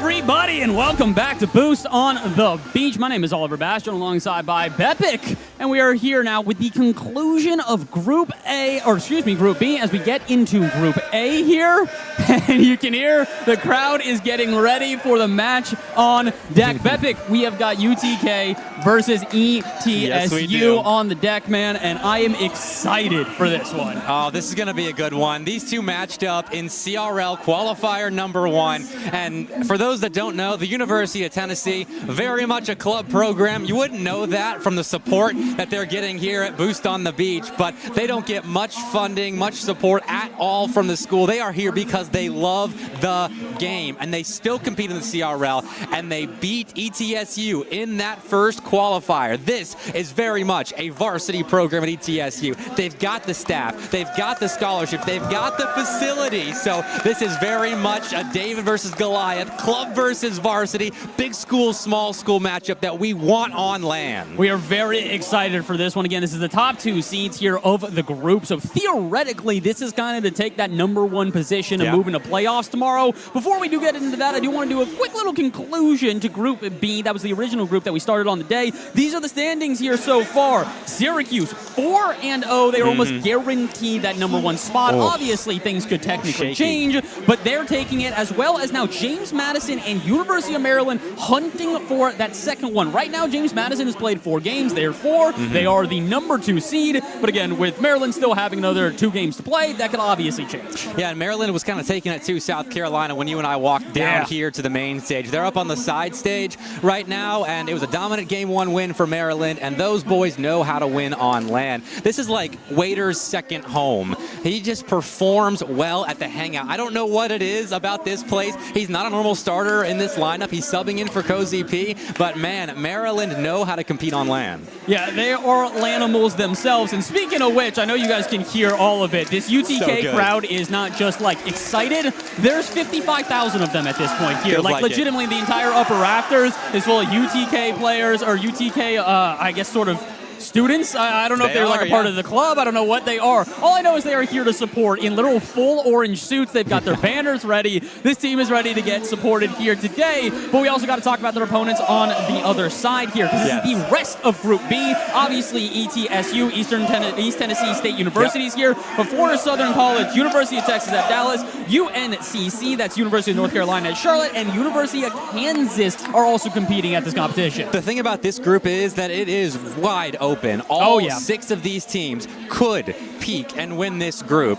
We're going to get chaos this afternoon here with Group B. Like, yes, these are the top 2 seeds, but UTK, they're on low hours. ETSU have struggled to find consistency this semester, and they are in a run of good form right now after a good CRL open 3v3 number 1 this past week. And they're looking good in other leagues right now. With Syracuse looking shaky, ETSU might be favorites to win the land, but they still have to get over the hump of UTK and the rest of this potentially dangerous group. Let's talk a little bit about them. We've got Kasai on the roster. We've got Adrift on the roster. And honestly, again, these shots are just incredible, as you can hear the UTK crowd. And they've got Coach Skyline alongside them here. Dude, I can barely get through the intro for this team. I was going to mention Leo as well, but like, UTK doesn't want to hear a thing about this squad at all. No, they do not, but we're going to talk about them anyway. 2 Frenchmen alongside their new third. They were playing with Landon last semester, very much American ETSU student, but he only got 1 semester with him. He graduated, and Adrift, the 4th man of the fall, takes his spot. And it's taken some time for this team to find their footing in the CRL space this semester, but they're figuring it out. They're looking good right now, and honestly, I think if Adrift can hold his nerve, because you know those Tennessee fans are going to be coming after him being the new guy to the starting lineup this semester. I think if he can hold their nerve, the Frenchmen play like we know they can, ETSU should be good today. Yeah, ETSU, again, one of the favorites here, but we got to talk about what is the largest program in the building, not necessarily by funding, not necessarily by like the sheer size of the university, but just the amount of people. It's Taibu, it's UTK, it's Shaka. It is a squad to remember at this point, and obviously Joe Bro at the end of this one. Dude, they're flexing in these photos. I got to say, they're not doing it like the rest rest of the teams. No, Tennessee, they show up for Media Day. They take it almost as seriously as they do the rest of the land. They have some fun. They've got so many fans. They will be the loudest team, I think, on land today. So if any of you here are fans of SEC football, traditional sports, Tennessee's the team to root for. But if you like a strong squad, ETSU is the guy, or is the team you want to cheer for early on, because they could be favorites to win this whole thing. I know you guys saw in one of those shots there, like the literal crowd with them. So while there are 3 players down here, and obviously the coach and the sub, the rest of those guys that were in that are all up in the rafters, just like we can stare at them right now. So you know it's going to get loud for them. You know it's going to get loud here as well. Again, shout out to Myrtle Beach. Visit Myrtle Beach if you guys want to try and, experience this chaos for yourselves. It's an incredible place. It's an incredible venue, and it's an incredible matchup to kick off the group. A best of 5 between UTK and ETSU. Like you said, it's going to be loud. It's going to be fun. Let's get into it. Let's get into it. Let's see if UTK can repeat their performance from the last time these two teams matched up, when ETSU was not the counterattack powerhouse that we're used to seeing, when UTK were able to take advantage of that, and with the mechanical abilities of Taibu, play around that, have him create space, have him beat multiple defenders, and with the consistency that we've come to expect from Jobro and Shaka, when they're on points, they can take full advantage with their front man, Taibu. But so far, ETSU looking all right in defense, so they're being harassed a little bit and actually have given up. Goal number 1. That might be the biggest mistake ETSU makes the entire day. They could have blunders that directly lead to goals, and giving the first goal overall to UTK, that's arguably worse. This team does not need momentum. This team does not need confidence. You give them a little bit to run with, they will sprint. First goal to UTK. Let's see if UTK cheers twice. You get to watch on a little bit of a delay in the hangout, but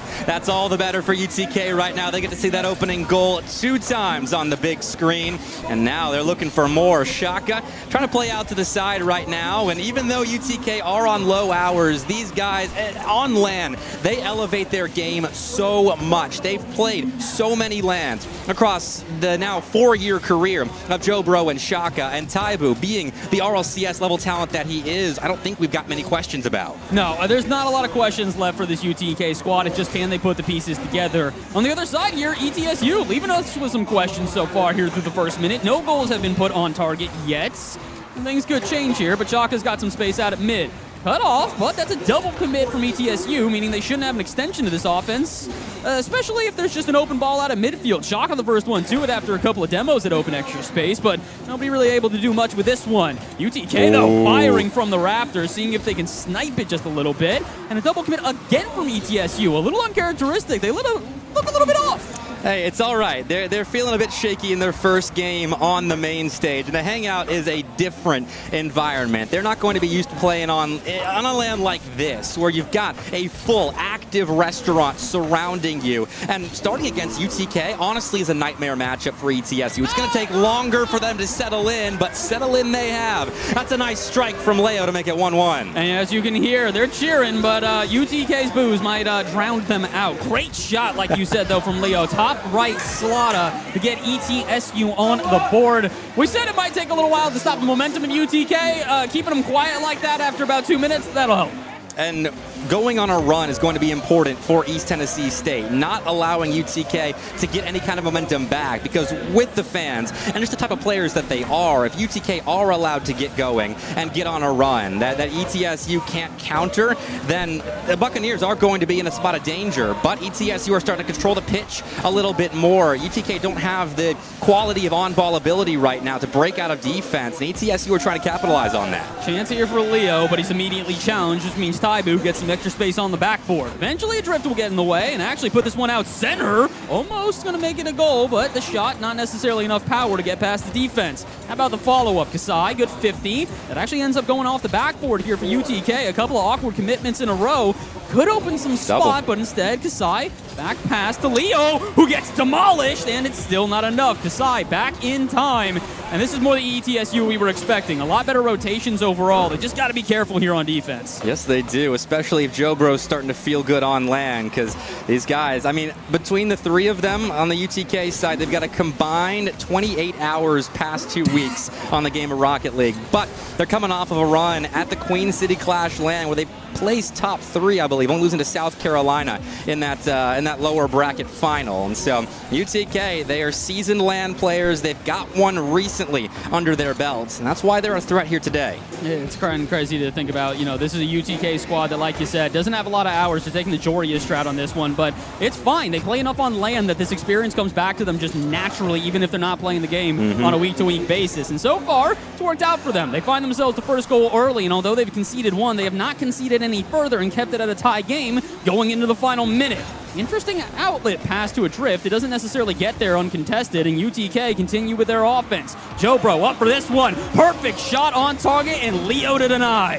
This is what ETSU do best. Their backline defense is one of the stronger ones in CRL when they're on point. These two Frenchmen, I've seen a lot of their gameplay this semester and last, and Leo and Kasai are one of the best duos when it comes to making those hairline reads on your own goal line, when you have to make a snap decision to stop a quick shot coming your way. ETSU are very, very strong, and they've not lost that identity, even with the switching of Landon for Adrift. Right now, they're defending well, but UTK are still impending. Chance here, though, with only under 30 to play. Next goal basically going to be golden at this point, but there's still time for a couple more. That ball, long ball downfield, goes straight to Jobro, who will bang it right back into the orange half.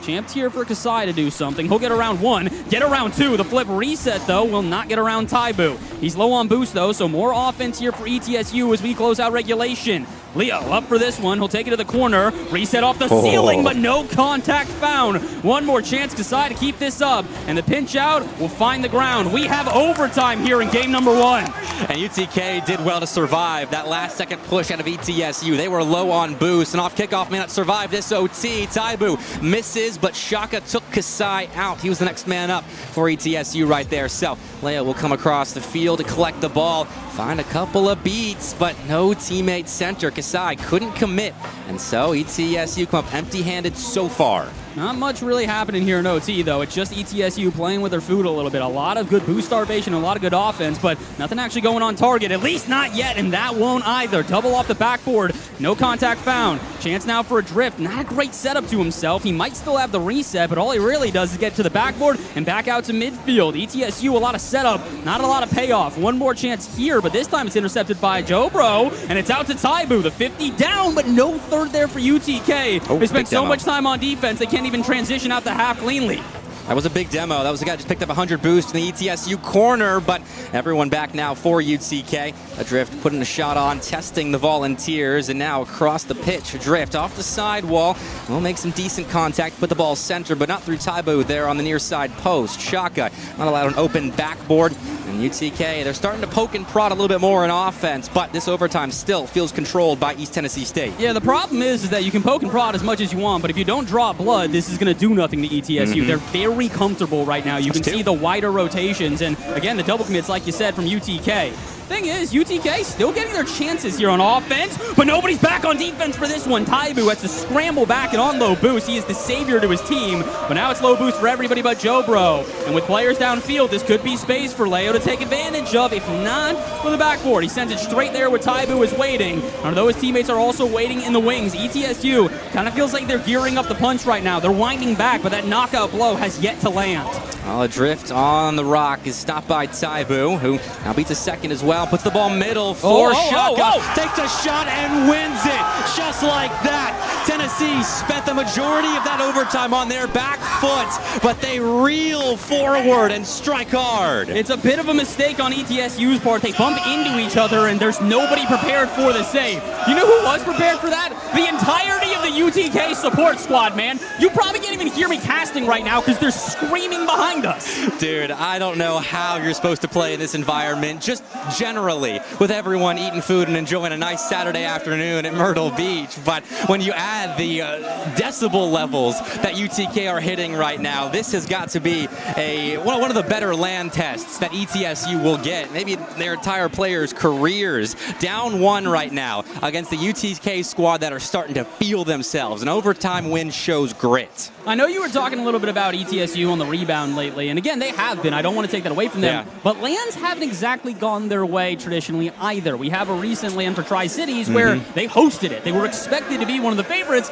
They didn't make top 3. They didn't make the finals. They were a team that was expected to go to the distance and then fell to OC on a lower bracket run, just demons, to be honest. Again, they won the LAN, so you lose to the winners. That's not the worst thing ever, but it does show this team can be, susceptible to losses in odder places. We expected those guys to go very deep in that LAN. They didn't get as far as they wanted. Here, we expected them to probably be a favorites between them and UTK. Yeah. And they lose game 1 due to their own mistakes. Not a great start for ETSU here. This is also a series that UTK are very motivated to win. I mean, these ETSU boys, they see them a lot on LAN. Both these teams played in Chattanooga at the Scenic City Invitational. Yes. They're very familiar with each other, just being in-state rivals. And any varsity program that UTK can take the scalp of, that's big for the Volunteers. And they've got an early opportunity here in game 2, but JoBro can't get it to go. Taibu neither. And so ETSU can gear up for a counterattack now that has Leo springing forward. An open-ish backboard that JoBro will close down, but that's a rough touch there from Adrift. And so seeing him a bit unsettled at the start of game 2, just a little bit concerning here for ETSU. Kind of been most of the play for ETSU here. They'll have strings where they put some good plays together, but a lot of what we're seeing right now just feels a little disjointed, feels a little shaky, feels a little bit nervous. And those nerves translating from game 1 to game 2 could mean this could be a longer series than maybe ETSU were expecting. No goals here through the first 40 seconds, but still more offense for ETSU. Until Shaka gets a pass out center that does not connect with Taibu. Had there been any sort of connect, there would have been at least a shot, but UTK back to the drawing board again. Still, the fact that they're going for that sort of play has got to be concerning for ETSU. It shows confidence on the Volunteers side. The Buccaneers have to be ready for that. Adrift, he's got some boost to make something happen in the UTK corner, but Taibu has the ball. More importantly, Kasai with a big 50-50 will play the ball off that blue backboard of Tennessee, but get really nothing further. ETSU are setting up shop in the blue end, but they couldn't do anything with that in the overtime of game 1. We'll see if that changes now going forward. We're trying something here. Adrift, a shot out center that's just kind of testing the net. Taibu, though, jumps for it, and so does the second defender, and they still make the save. ETSU threw a little bit of a hezzy in there to hopefully get somebody off their line. How about on this one? Still not enough. Double commit from UTK means boost totals and possession stay in favor of East Tennessee, but they still don't have a solid shot. Could it be found here? Still no again. Despite the awkwardness, 3 players all bunched up in the same spot. ETSU cannot get past this defense right now. Power of friendship, I suppose. Tennessee using all 3 members to crowd a potential shooting lane for ETSU. It's got to be such difficult defense to break through. You don't know what they're going to do next. It's chaos on the blue side, and ETSU are not thriving in any kind of frantic situation at the moment. In fact, they almost gave up a slightly open net as the Drift committed hard as the second man, but the third got there just in the nick of time for the Buccaneers. But the Volunteers have their front foot forward. We'll see what they can do with that with Shaka on that ETSU backboard. He'll find nothing. Pass out center to Leo, who does not have any boost. Probably not much to be developed in this play, but they give him the corner boost for some reason. Bit of awkwardness for UTK, and again, they keep getting away with it, so I don't really necessarily want to play it out, but it does kind of feel like when the ball goes into their half, they don't know how to respond. I guess they just do it on offense instead. Who cares about an awkward defense? You get a good shot on offense, you're up 1-0. And now that game 1 loss is becoming all too real for ETSU. A big gap on their back line is very much a point of concern. Their defense should be elite if they are to be in the grand finals of this tournament, as most of us are expecting them to be. But UTK right now are giving East Tennessee State fits, but Kasai can get one back. He is precise and he is lethal in offense when he's on point. I'm just kind of waiting for that moment to happen. I don't feel like we've seen the best version of ETSU so far in this series, but we got a long way to go and 2 minutes still even left in this game. Good 50 from Kasai. Will take it out of the corner. Waleo will back off and leave it for his teammate. Adrift sends this one out center, hoping maybe for a passing play, but there's no connection. And there's JoBro downfield from the 50 to turn this into another UTK offense. Pass out to the corner.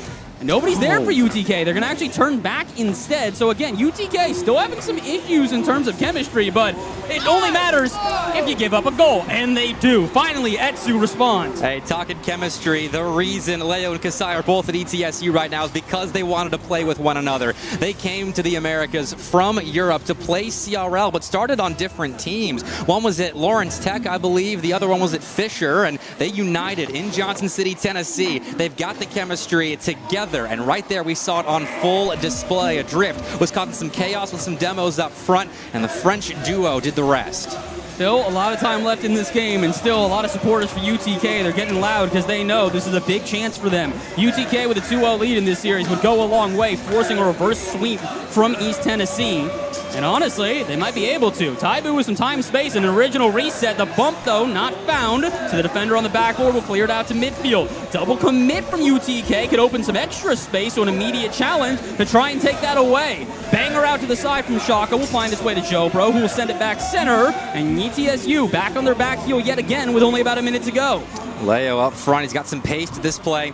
Again, ETSU were doing well to 50 the ball center, but there's no one immediately there to grab it off the backboard to put it there for the third man. So some opportunities for the Buccaneers they aren't able to fully capitalize on after big wins in the midfield, but at the very least they seem to have solidified a little bit in defense. And as I say that, UTK snatch a go-ahead goal out of nowhere. Taibu from the corner. And to call this a freebie would almost be an understatement. Nobody is back on that one. Leo just ends up getting a poor touch off the sidewall, and unfortunately, Kasai was the original defender. That means Adrift is all the way downfield expecting the pass out. Nobody is back, and Taibu kind of single-handedly taking his team to the promised land now. Unless you can see the goal off a kickoff. ETSU, a quick response. Couple more steps before you get to the promised land, UTK. You got to make those sidewall reads, and maybe that's a product of 10 hours past due for Jobro, unfortunately. The number's going down right now. I hope you know that. You went from 28 to 10. That was the full team was 28 Oh, excuse me, past due. excuse me. All three of them are about 8 to 10 right now, which is a little absurd, but, you know, you got that muscle memory, hopefully, outside of maybe a few moments like that. Well, another moment could happen if that one had lingered in front of the net for a bit further, but we're running out of moments here in game number 2. 20 seconds to go. The pass out almost finds its way. Wait a minute, straight into net from a chance for UTK to an immediate counter for ETSU. I got a couple of thieves on the field. Leo somehow is ready for that ball to leak out of the ETSU corner and puts it home on an open net. And just like that, ETSU have jumped in front. This could be their game too, but they still have to close out. All right, UTK, do your best Maryland impression. Show me the kickoff scratch you've been hiding in your back pocket. Just don't concede here. That would make things all the worse, and honestly, I think they might. Shot on target denied, though, and now Jobro wanted to break out. Unfortunately, he's immediately challenged by ETSU, which makes this a full field dribble, and that will not do it. To the ground it goes, and ETSU will tie the series. Oh, they have got to be wiping some sweat off their brows right now. That's a big game 2 to take, and we got the ETSU staff asking for the noise from UTK right now. The fans a little bit quiet after the Buccaneers take game 2, and I'm glad to see that smile on Adrift's face there on the top.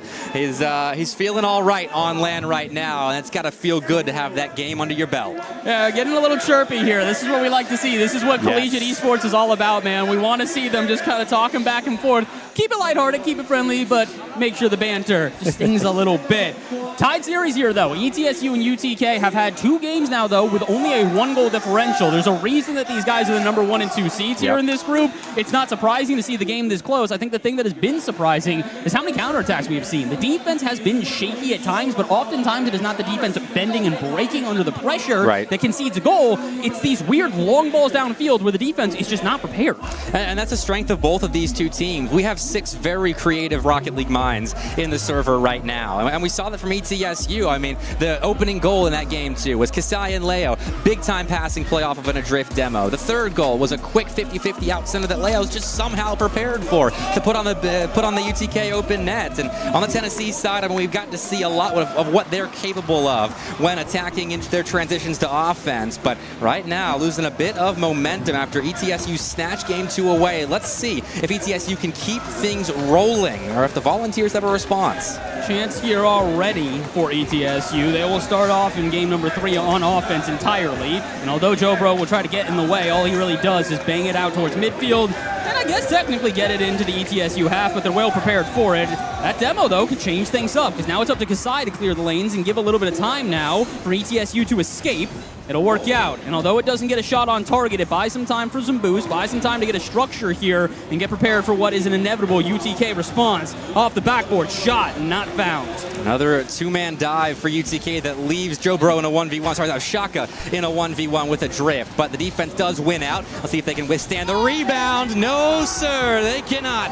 ETSU once again connect through the infield and will find the opening strike of Game 3. This is so smart from Kasai and Leo, though. Good job from Kasai to get out of the way, but simultaneously, they have no idea where that shot's going on target. It could be a pinch, it could be a passing play, it could even be a selfish play where you just fake it out. Yeah, jump, pray, and hope that you make the save. You do not. And for the first time in a minute, ETSU find an early lead here in this series. Drift feeling it there through the corner. Was looking to find a player center, but the near side post defense of UTK is strong, and they can kickstart a counterattack of their own. Joe Bro on the ball kind of gives things away, but he's got boost to wreak some havoc off the ball. We'll see what ends up happening as he rotates the midfield, grabs 100, but it's ETSU that have the ball and are kind of jostling for possession at the moment, and that's some real jostling there.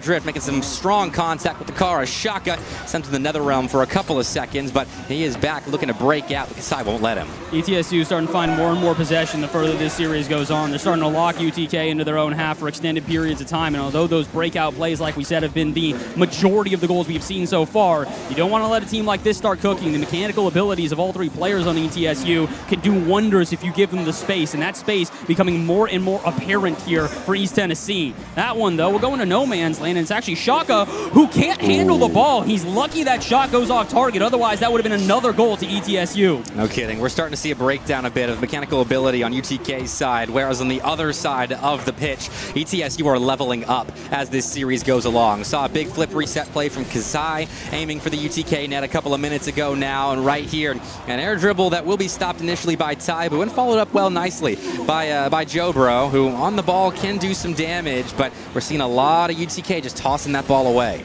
Chance here now off the ceiling for Leo. He's got a reset in his bag, and he's going to fake it out. Again, this is what we talked about, the hope and pray type of jump, because they can do whatever they want if you give them that space. Somebody's got to be there early. Somebody's got to cut off a drift, and eventually they do. Taibu will make the save. But like we said, ETSU spending more and more time in this attacking third, and they'll probably get another chance here. It is a touch from Taibu, but it's an awkward one with low boost, meaning a drift downfield can cherry pick if Shaka doesn't get in the way. ETSU further and further creating a gap between these two teams. UTK have not had a real shot, I think, this entire game. Well, here's a potential shot. Drop down pass from Taibu is so clean. He finds Joe Bro from the skies, and you know Joe Bro's good for a tap in. What a play. And this is where we said, again, it's not necessarily that they have to have this offensive pressure. It's not that they have to sustain on defense. They need one singular good chance, and yeah, you can see what they do with it. Goodness me, a play from the heavens will give UTK a chance in this game, and they'll go for another one as Taibu is pre-jumping off the kickoff. Oh, well, Joe Bro had a free chance to shoot, but didn't realize it. Leo did not have the read on that ball in the corner. ETSU starting to feel the pressure again. We are going back and forth in this best of 5. Exactly what we expected between these two teams. When in the last best of 3 they played against each other, it went all 3 games, and this is about how game 3 went. Very, very close. 90 seconds left now, and there's not much separating these two teams. 2 players for UTK on this ball. This should at least be a shot, and it is, but Kasai is there for the save. He's got a decent amount of boost here, so we'll try and meet the challenge on the sidewall and hopefully escape from the attack that UTK is finally starting to present. It's a lot of pressure here to double commit from Etsu, and they need to find a way to get away from this chaos that they've created on their own half.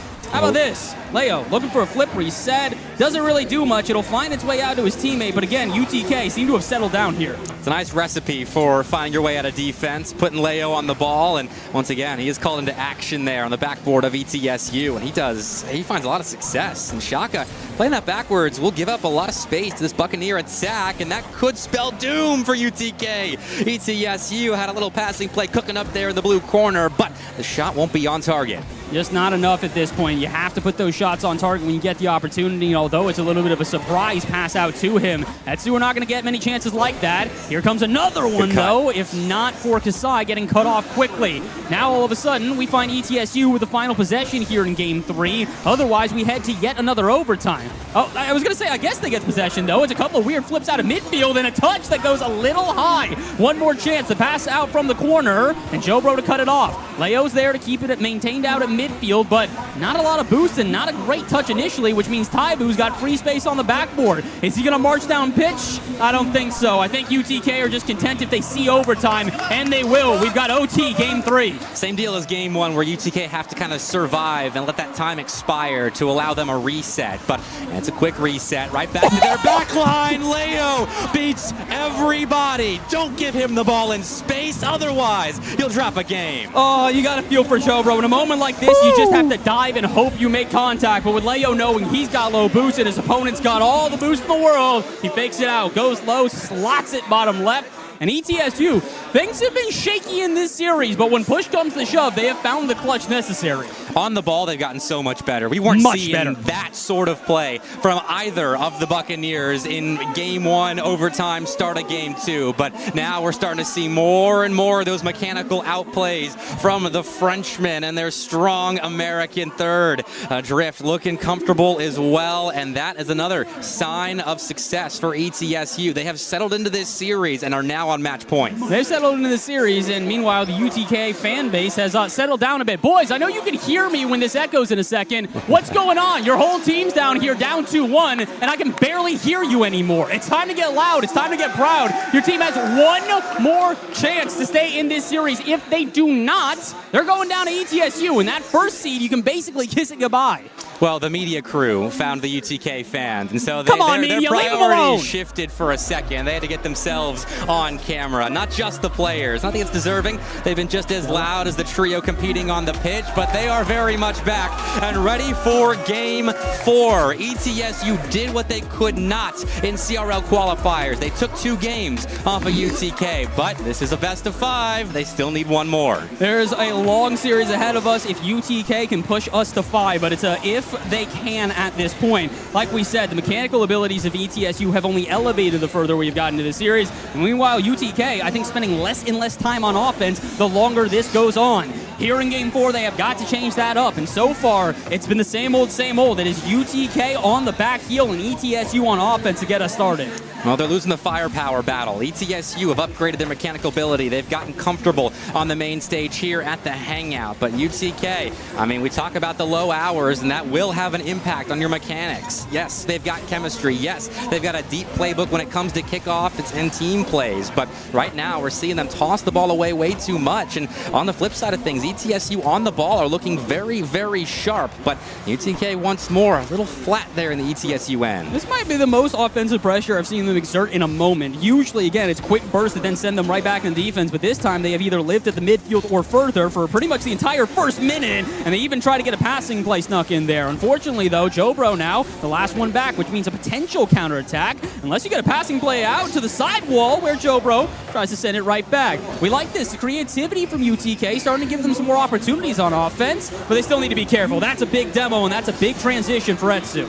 And they've still got 2 players on the ball connecting to the sidewall. Kasai up front will be denied access to the blue box by Taibu. And Jobro finds a strong clear down the sideline of ETSU. But Leo has got time, boost, and the ball. He beats the first man, but that 50-50 win goes right at Taibu. And he's the one that is the scariest on the ball for UTK. He's the guy that can flip this series on its head. He's trying his best to do exactly that. We've seen a lot of sidewall redirects from Taibu, but unfortunately, I think Etsu are becoming wiser to it. They're recognizing, hey, if he wants to keep going for these hyper-mechanical abilities, let him. Give him the space, because we'll have somebody back on defense every time, and they have another play from Kasai off the backboard to get prepared for what could have been a longer stand on defense, but it goes all the way out to midfield, and now, Shaka, I don't really know if you can do much with this one, my friend. He'll steal the boost out of midfield, but it's kind of just dribbling it back into the Etsu hands where they're like, all right, cool, another air dribble off the backboard. What's new? Oh, Shaka didn't turn for that ball. He went all the way back into the UTK corner, and so Kasai is allowed what he wants to do with his 50-50 and ended up winning it, setting up a decent battle for possession that nearly ended right there if Leo hadn't come streaking in. Now playing the ball up towards that UTK backboard where Jobro was awkward, but ETSU are having a tougher time this game, setting up shop in that Volunteer side. Both teams having a difficult time getting anything on the board right now. We're halfway through the game without a single goal, and although Etsu and UTK have both had possession, Joe. I was going to say, not a lot of quality shots. That's not a quality touch, and that should give possession and a chance to Etsu. That is an incredible save off the inside post, but more might be required. Off boost. the backboard, Kasai is there, trying to get it to a teammate, and he will adrift to finish the play. And it took 3 minutes, but we've had the first goal. That was perfect from ETSU. They kept the ball high. They starved that Tennessee back line. There was no boost when that ball went in. Couple of 12 pads picked up as he was crossing the goal line, but there were triple zeros there for a second on the left side of the screen with those boost meters, and you can't afford that against ETSU, but it's all for naught. Shaka gets a kickoff goal to tie us right back up. You could have all that effort, 3 minutes of developing plays, and it matters not if a kickoff goal goes straight into your net. That is an immediate response from UTK, and once again, just as soon as we think the margins are going further in favor of Etsu, it is immediately a response from Tennessee Knoxville. That's ridiculous. Another kickoff strat, sending 2 on the double diagonal for the ball, but it does concede possession to Kasai in the ETSU end. So Joe is allowed 2 50-50 victories, and off the backboard, or off the sidewall rather, Kasai plays the ball backwards to his back wall and has some teammate support. So ETSU survived that little kickoff strategy test from the Volunteers and will live to fight on a tied game state. Chance here now for Kasai. Great beat on the first player, and he's going to look for the reset over the other. He will get it to them, and Adrift actually will get it around Shaka, but he can't get it out center for somebody to take a shot. And as a result, Jobro sends it to the heavens and sends it to a double commit. Etsu should be punished for this, but just no one prepared on UTK. Instead, it's more defense for them. To the sidewall it goes. Passing play won't connect quite yet, but it still kept UTK jumping. They're looking for an escape. They're looking for saves, and they will find them. But can they find anything past midfield? That touch absolutely will get there, but fully boosted up is everyone on Etsu, and that's the problem. They're getting the chances, but Etsu is prepared for every volley. Oh, it's going to be a strong shot. Actually, goes high with it. Kasai playing for the next man up, and that's a decent decision if Adrift puts that ball a little bit higher, but sent a worm burner towards 2 Tennessee defenders that were already on the ground. So the Volunteers break away without conceding. Jobro, though, losing his 50-50 backwards, and ETSU at the midfield line are doing well. It's come out victorious with their challenges head on with Tennessee, but it's still not resulting in strong opportunities, kind of like that.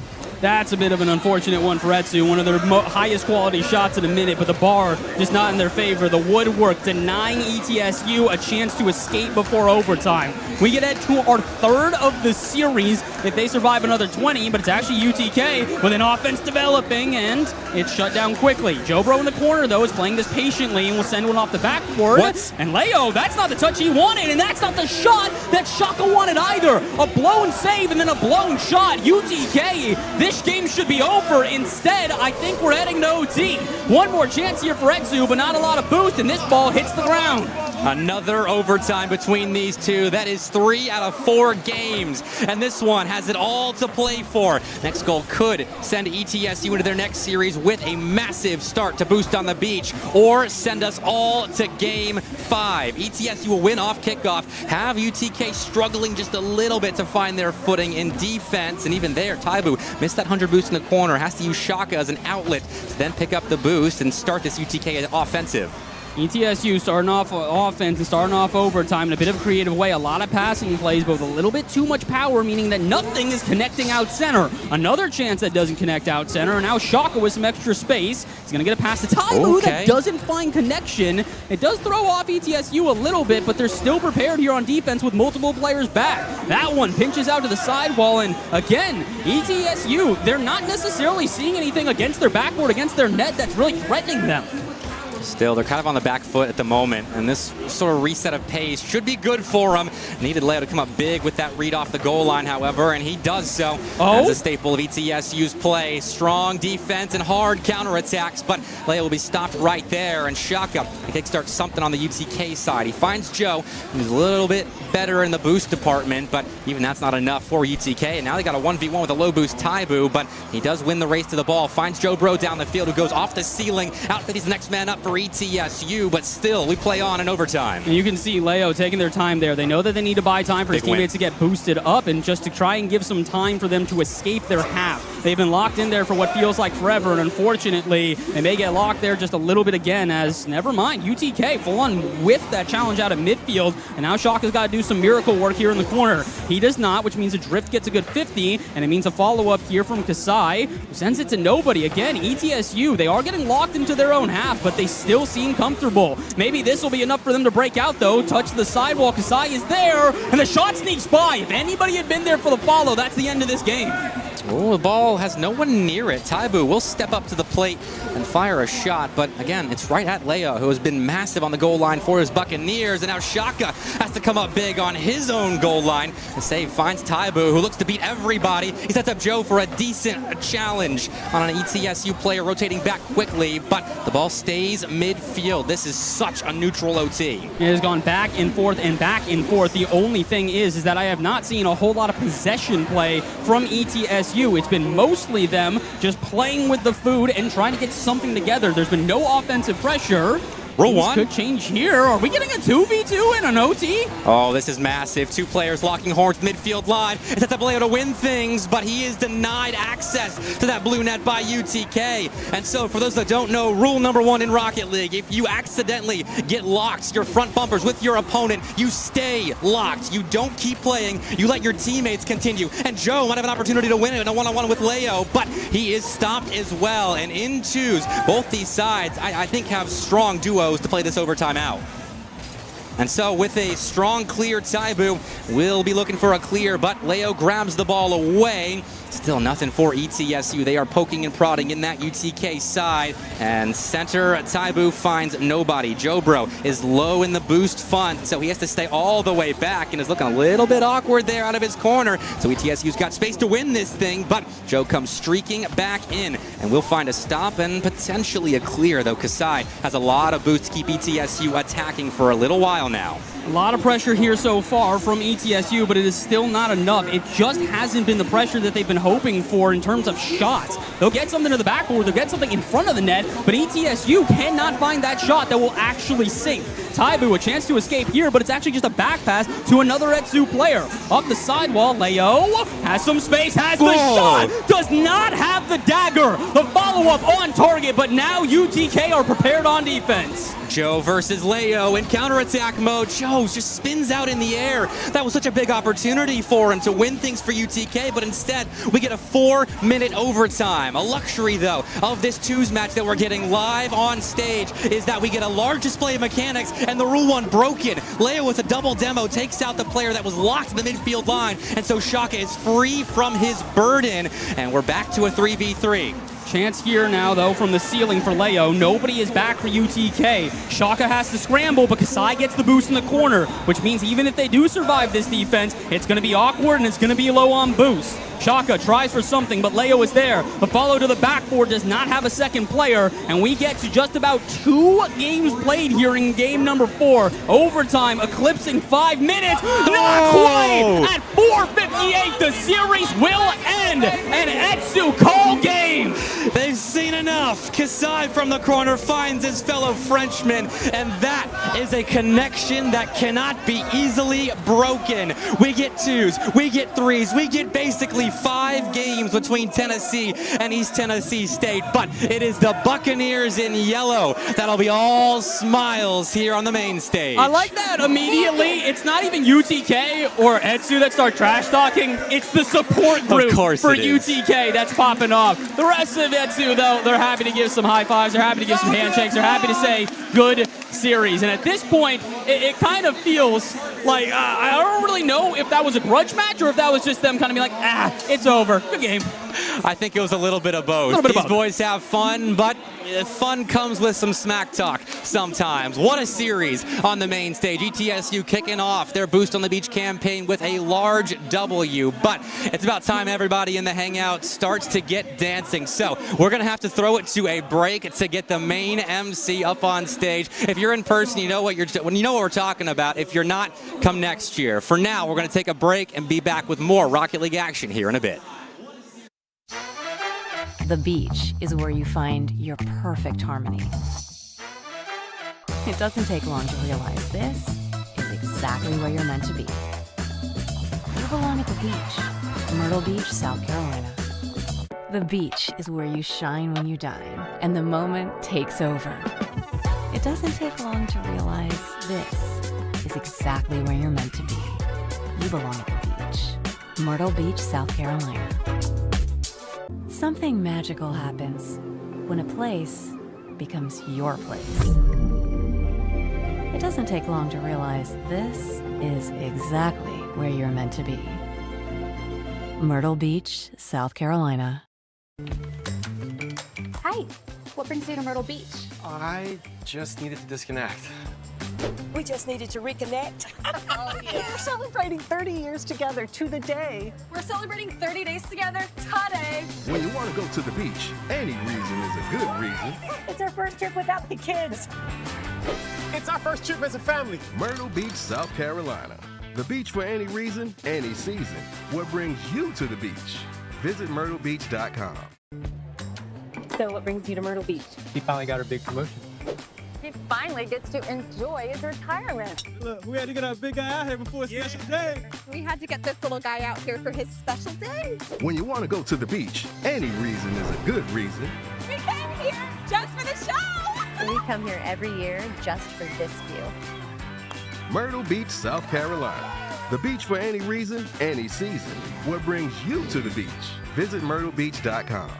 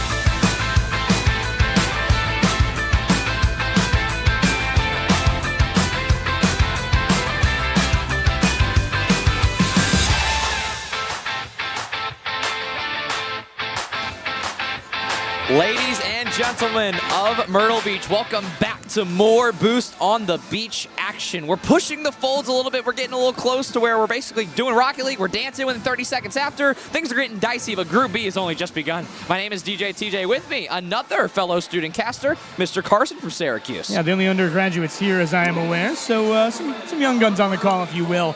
But we've got a great matchup here. It's ETSU back on stage. The Buccaneers take on the Jayhawks of Kansas, from Lawrence, Kansas. The squad is, I'm a bit more familiar with them than you are, I know.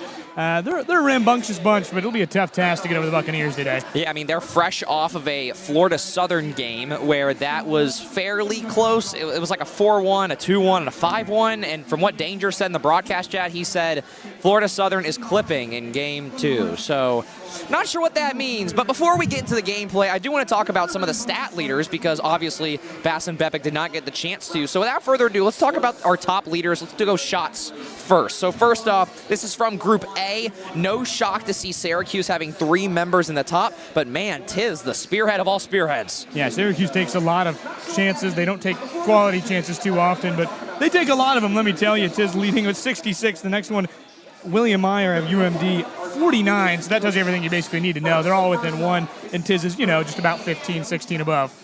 You might be the first person to call Hex William, I'm not going to lie.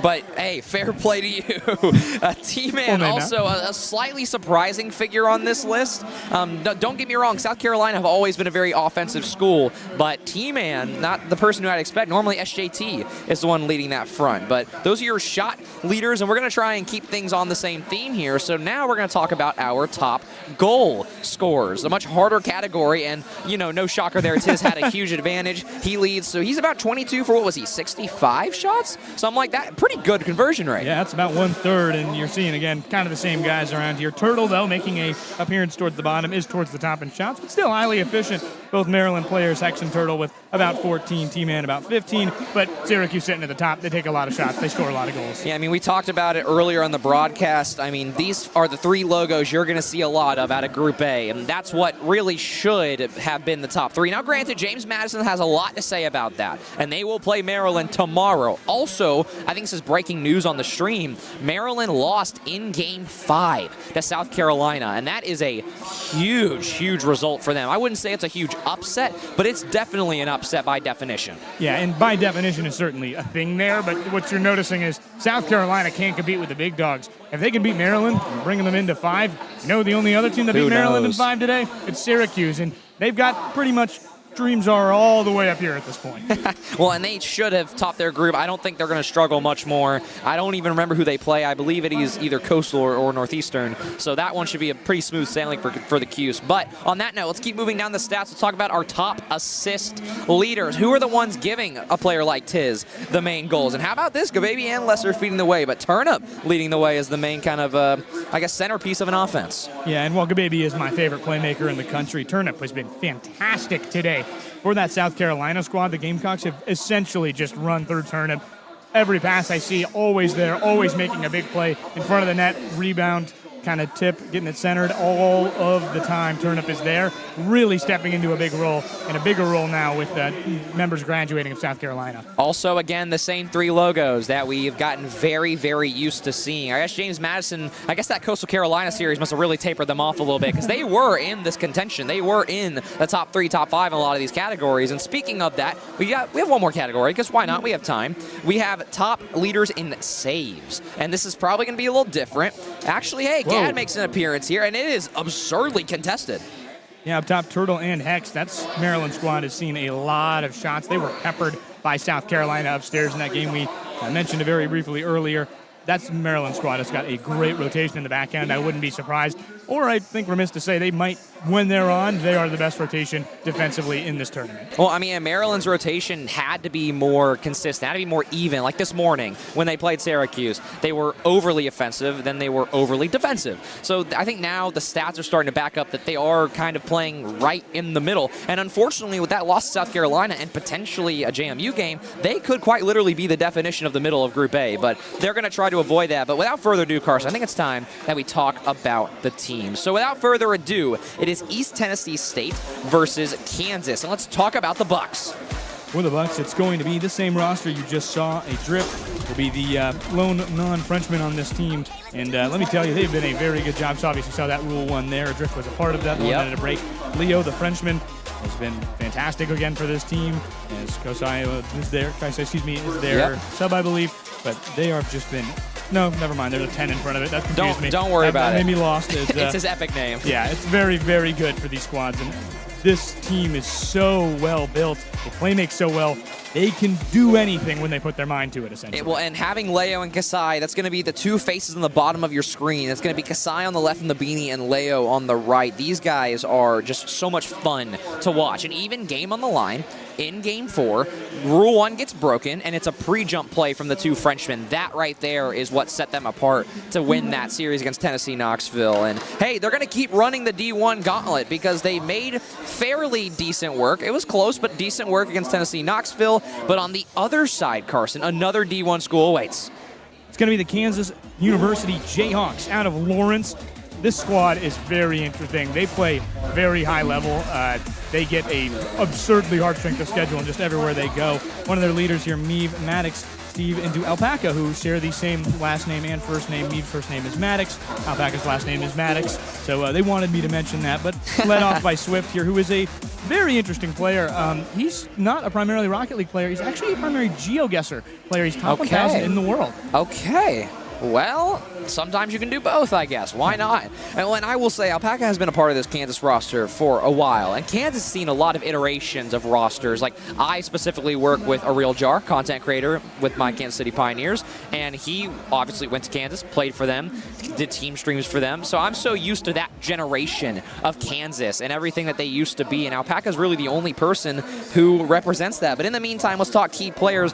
I will say this. It is not fair to compare these graphics because ETSU, fresh off of a Leo-led crazy 4-game series, Kansas off of a pretty tough 0-3 loss to Florida Southern. But these are two players to look out for. Yeah, Alpaca is a pretty phenomenal playmaker, and that's kind of where he made his bread and butter in the past and where he leads this team now. Just got to make sure you do that, make sure your teammates set up, and I think a lot of it right now is how does A-Drift play on the defense with combining these two teams. He's going to be kind of the more third player, if you will guess it. And I guess really for Kansas, how can Alpaca elevate his team? Because I think his playmaking ability certainly outdoes a lot of the finishing ability of his teammates. The big question going into an ETSU game normally does rely on A-Drift because of the RLCS presence of Leo and Kasai and the history they have as teammates and in North America without being on the same team. They are incredible. And as we hop into Game 1, East Tennessee State and Kansas kicking off. It's going to be a very interesting start here. Obviously, face-offs are the most difficult portion here, but Kansas needs to get the rotation going early if they want to have any chance against the Buccaneers. And goodness, golly, that nearly was a break. What I am more concerned about for Kansas is that if they decide to sit back, which it seems like they're being forced to right now, how long will it take before they really start getting bumped or bumping each other and almost allowing a shot through right there? How about a follow-up? And it will be Leo. Over 30 seconds in. I'm surprised it took them that long with the amount of pressure. Yeah, it's a double commit right there. It's Meave who goes up. You see it's kind of his ball, but nobody's in the right spot, and it's just, unfortunately, yeah, the Buccaneers, they took their cutlasses, and they pillaged the Jayhawks defense there. Hey, you're already 1 for 1 on mascot references. Me and Bass missed a few too many this morning, so I'm glad that we're all settled in today. And, you know, we still have way too much Rocket League left to go. I believe we still have 2 or 3 more rounds after this. I mean, you're going to see Carson again to end the show off. This is my last one of the day, and so we're kind of on cruise control up here, watching what ETSU can do. As for them, they played the 2nd seed in their group in Tennessee, and then now they played the bottom seed in their group. It's a very odd format, not only to deal with the hangout and the noise and the dancing and the music, but then to play the top and the bottom all around you. So for them, this is also, I think, a really good heat check for them against Kansas. And as for Kansas side of things, you've played 2 of the top 3 teams in your entire group. So for them, I think the best is yet to come. You get 2 of the best warm-up series you can ask for. Yeah, you take a quick moment, you really get to tie your shoes together here, and you get a breather eventually, but right now it's going to be one not-so-fun few moments here. They're really struggling on the defensive end to kind of keep Eastern Tennessee out of it. And again, you're seeing there just so many shots on the Buccaneers. ETSU is launching an armada of shots onto goal. And this could be another Leo top down. one there. It's put away, but still more chances to come for the Buccaneers. Close will be off. 11 boost. Kasai uses all of it to get back under that ball. Meave in an awkward spot trying to find his way out, but Kansas has to use all of their boost here just to move it past half court. And ETSU are going to be more than fine playing this game where they'll take an open net, they'll take a bump play, and maybe they'll find a goal or two, but then Kansas is going to have to be the one to bring it to ETSU. There's no reason for a team like ETSU, a varsity program at this event, one of the very few scholarship programs at this event, why would they have to put the pressure on? Right here, they're going to get another chance, and that one is barely saved, but no reason to rush it, and they're going to go all the way back once again. ETSU has full control of this game. From watching the Kansas Jayhawks in PEC, what you notice is they actually do get a lot of quality chances. They've always had a difficult time, though, converting, putting them in the right spot, and that one goes wide. A great shot from Adrift. Kansas is there, though. If it continues to go on, I'm not sure how long the Jayhawks with such little boost can keep it alive. Well, if there's one thing you're going to keep noticing is that ETSU know they're the better team on paper, and so they have full faith in that, full confidence. They continue to do what they just did 3 times in a row, hit the ball back. If Kansas is not going to go and actually grab the boost in ETSU's half, if they're not going to overextend their rotation, then there is absolutely no reason for ETSU to push the ball forward. And now, just as I say that again, ball will fall back into Buccaneers' possession. 2 minutes left to go, looking for maybe an extra dagger or two here. How about a fake, and Adrift will be credited with it. Well, you mentioned that they're the better team on paper. It certainly looks that way. Kansas depending on the fact that we don't play this game on paper, but the pressure making them fold, not turning to diamonds at this point. 2-0. ETSU has been on fire with those plays right in front of the net. Kansas isn't there. They have no boost, and it's kind of just, it's a wrap at that point. Well, and to all the Kansas faithful who may be watching on YouTube or Twitch or here in the venue, do not get me wrong. I'm not trying to say that Kansas is a lost cause, but as a player and a coach, I can say very confidently that these are the types of series that when you sit down, you start to warm up, you're like, all right, well, here we go.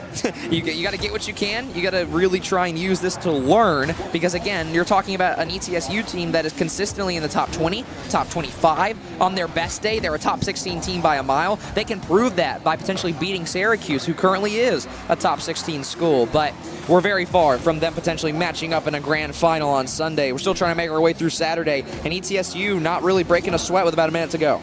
Yeah, and for Kansas, what it has to be to beat a team like this that's kind of really outclassing you in terms of player skill and things like that is to be weird and to take a very big risks, and Kansas isn't doing that. A lot of it is kind of what you're mentioning, where they just kind of push it in the offensive zone and they wait. Leo going up top, off the side, is going to center it for another, and Adrift, goodness gracious, just nails it. It's a brace for him. I mean, Adrift, you have 2 Rank X teammates who are very, very synchronized Frenchmen. Just let them do their thing, and whatever comes to you, great. Take your stats and go ahead and pad them while you can. We talked about the stats for a reason, and again, I don't want to sit here and just sound like I'm speaking against Kansas, but it's looking to be a stat padding type of series if this continues. But every team's got their fair share of adjustments, but Kasai rips one right corner and down, and a gross angle. It's a rocket from midfield just about, and all the way up top. There's not much Alpaca can do. That. Meave hit it, and there's not enough boost to get there in time in the way you were hoping. For Kansas, you got to take some risks here, and unfortunately, it opens up the defense sometimes when you get a little advantageous, and they did there, and the Jayhawks had their wings clipped.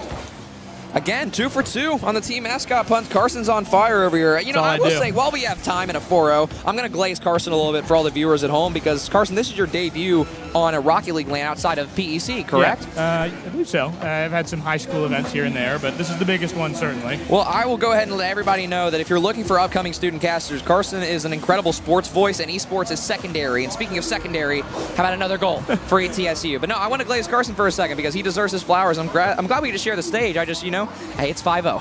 It is 5-0. Thank you very much for that. But obviously, what I hope to add to the space is things like this, where you can take these big events and really contribute to them as a friend of these players. And that's a super cool thing that we get to do, interacting with this community and getting to show off the niche communities and the niche parts of it. Like Tennessee, we got to talk to them up there. They're wonderful. The student band, the student section that they had up there? Yeah, so I mean, for context, they have an extra 10 students with them, other than the 3 players. They are all in the same Airbnb. That is 1,200 feet, which means it is 90 feet per person. Yep. I am somebody who will be at Airbnb tonight, and I'm quite concerned, but we have bigger topics to worry about other than the Tennessee Airbnb. I will tell you, though, one last thing about that. They actually were practicing their chants all night in the Airbnb. So for those of you who've been watching on stream, if you did get to hear the Tennessee crowd, which from what Danger Taco told us, seems to be pretty good. The crowd always getting in on the mic. So good to our lovely producers. That is Sean Kelly and Ian Burnett. Love those guys to death. But on that note, let's get back to the game. ETSU, well, I'm not going to lie, Carson, we kind of sat on cruise control for about the last minute of that game. I would even argue potentially the last 3-4 minutes of that game. Yeah, I think the same thing was true for the actual ETSU squad, who certainly had an easy time in the offensive end. Kansas needs to do, if we saw what Coastal did earlier, Coastal was very smart. They understood that they were outclassed and that they're not going to win that game if they have to sit on defense for very long periods of time. So they went into the middle and they played pest and they kept it in the offensive zone, and that's why they really gave JMU a hard time, who is a team who is truly far better than Coastal Carolina, and they know that. That's why they played that way. But they showed how well they can play down and out, really, and you like to see that, and you want to see more of that from the Jayhawks, who you know have a talent and an ability to play make. They have to get more solid chances in front. Saw some in the first minute. It was silent after that. Well, and ETSU are I almost argue that they're telegraphing the Kansas game plan. Like, they're going to keep kicking the ball back. Every single time that they didn't get a look or a pass they liked, they took the ball back, had no issues doing that, and you know what? You've got to pick it up at some point, and Kansas scores first. I'm parking the bus from Kansas. I'm not even going to lie. That's a fantastic start. You will take luck. You will take anything. And they score their first goal in 2 seconds. You know what? You take those as a Jayhawk at this point. Yeah, 2 seconds in, but I mean, it only gets harder to retain that lead the earlier that you get it. Now ETSU finally having to play from behind for the first time this game. Against Tennessee Knoxville, they had to play from behind, I think, at 2 of the 4 games. Did a great job at performing in that one. And ETSU have shown time and time again, both on and off land, that they are animals and they are a different team. Now, have they struggled? Absolutely. But almost every team at this event, I wouldn't say, is a land team right now. I think Tennessee Knoxville's got the most land wins out of anybody at this event. And as we're talking about lands, ETSU almost find one there, but Meaves got room trying to work his way over Kasai. But, I mean, quick counterattack for Kansas. We talked about they have to be more aggressive. They have to be confident. If they get a boost steal there, I'm loving what I'm seeing out of them. It's a great demo of following it. They have to be pests, and they know that. And what they're doing is wasting time trying to find a way to be annoying. But when you have plays like that, Alpaca and Meave hitting each other on the wall, it's going to create openings for ETSU. And what you need to do is just keep buying time. You've got a minute shaved here. Now it's 4 more. Now just keep it in the middle zone. When you park the bus in Rocket League, it just kind of means throwing it into the other end repeatedly. They have to waste time for ETSU, who has done a great job on the offensive end of being efficient, but right now they're honestly struggling a little bit against this Kansas pestering. Well, and I will talk very slightly about what parking the bus in Rocket League means as big demos for Kansas. You actually want to do anything but stay in the middle. Yes. Keep that ball in the corner. Keep that ball down the wall. Keep it behind your car. That's the bare minimum that you ask for. And in the meantime, Meave out of nowhere goes barred down. Kansas is all of a sudden finding opportunities. We're a minute 30 in, and it's a brand new team. Absolutely. Into the other end, it's Meave following it. And what I mean by throw it is throw it into the corners. You make a very big clever point. Do not keep it in the middle, but for Kansas, they are loving the middle right now. Big demo, but it's free in the other end. Meave, great pinch to keep it alive and keep Kansas in the lead. 3 minutes remain as he carries it into the offensive end, and more time for this Jayhawk squad. They've been great on the offense here, but can ETSU be kept silent? I don't know. I was going to say, Kansas as well continues to find demos. It's honestly catching me off guard how successfully they are finding their demos. And now we're almost halfway through this game, and ETSU have had a few decent looks. They're going to have another passing opportunity. Need one of these to convert. That one will go straight down. It will be hit off the sidewall as well. Leo will take a stab at it, but it's right into me. Again, this is a brand new Kansas team who's playing controlled. They're pushing the ball where they want to. ETSU had full control of the pace last game. Kansas, unironically, is controlling things pretty heavily into this one. However, quick 50 past a few. Leo's still awkward. Swift and me, both are going to have to not double commit, but get stuck in the corner together. 2 minutes left. Kansas still alive. They love this roulette wheel right now on those 50-50s. They're taking almost everything they can in that sense.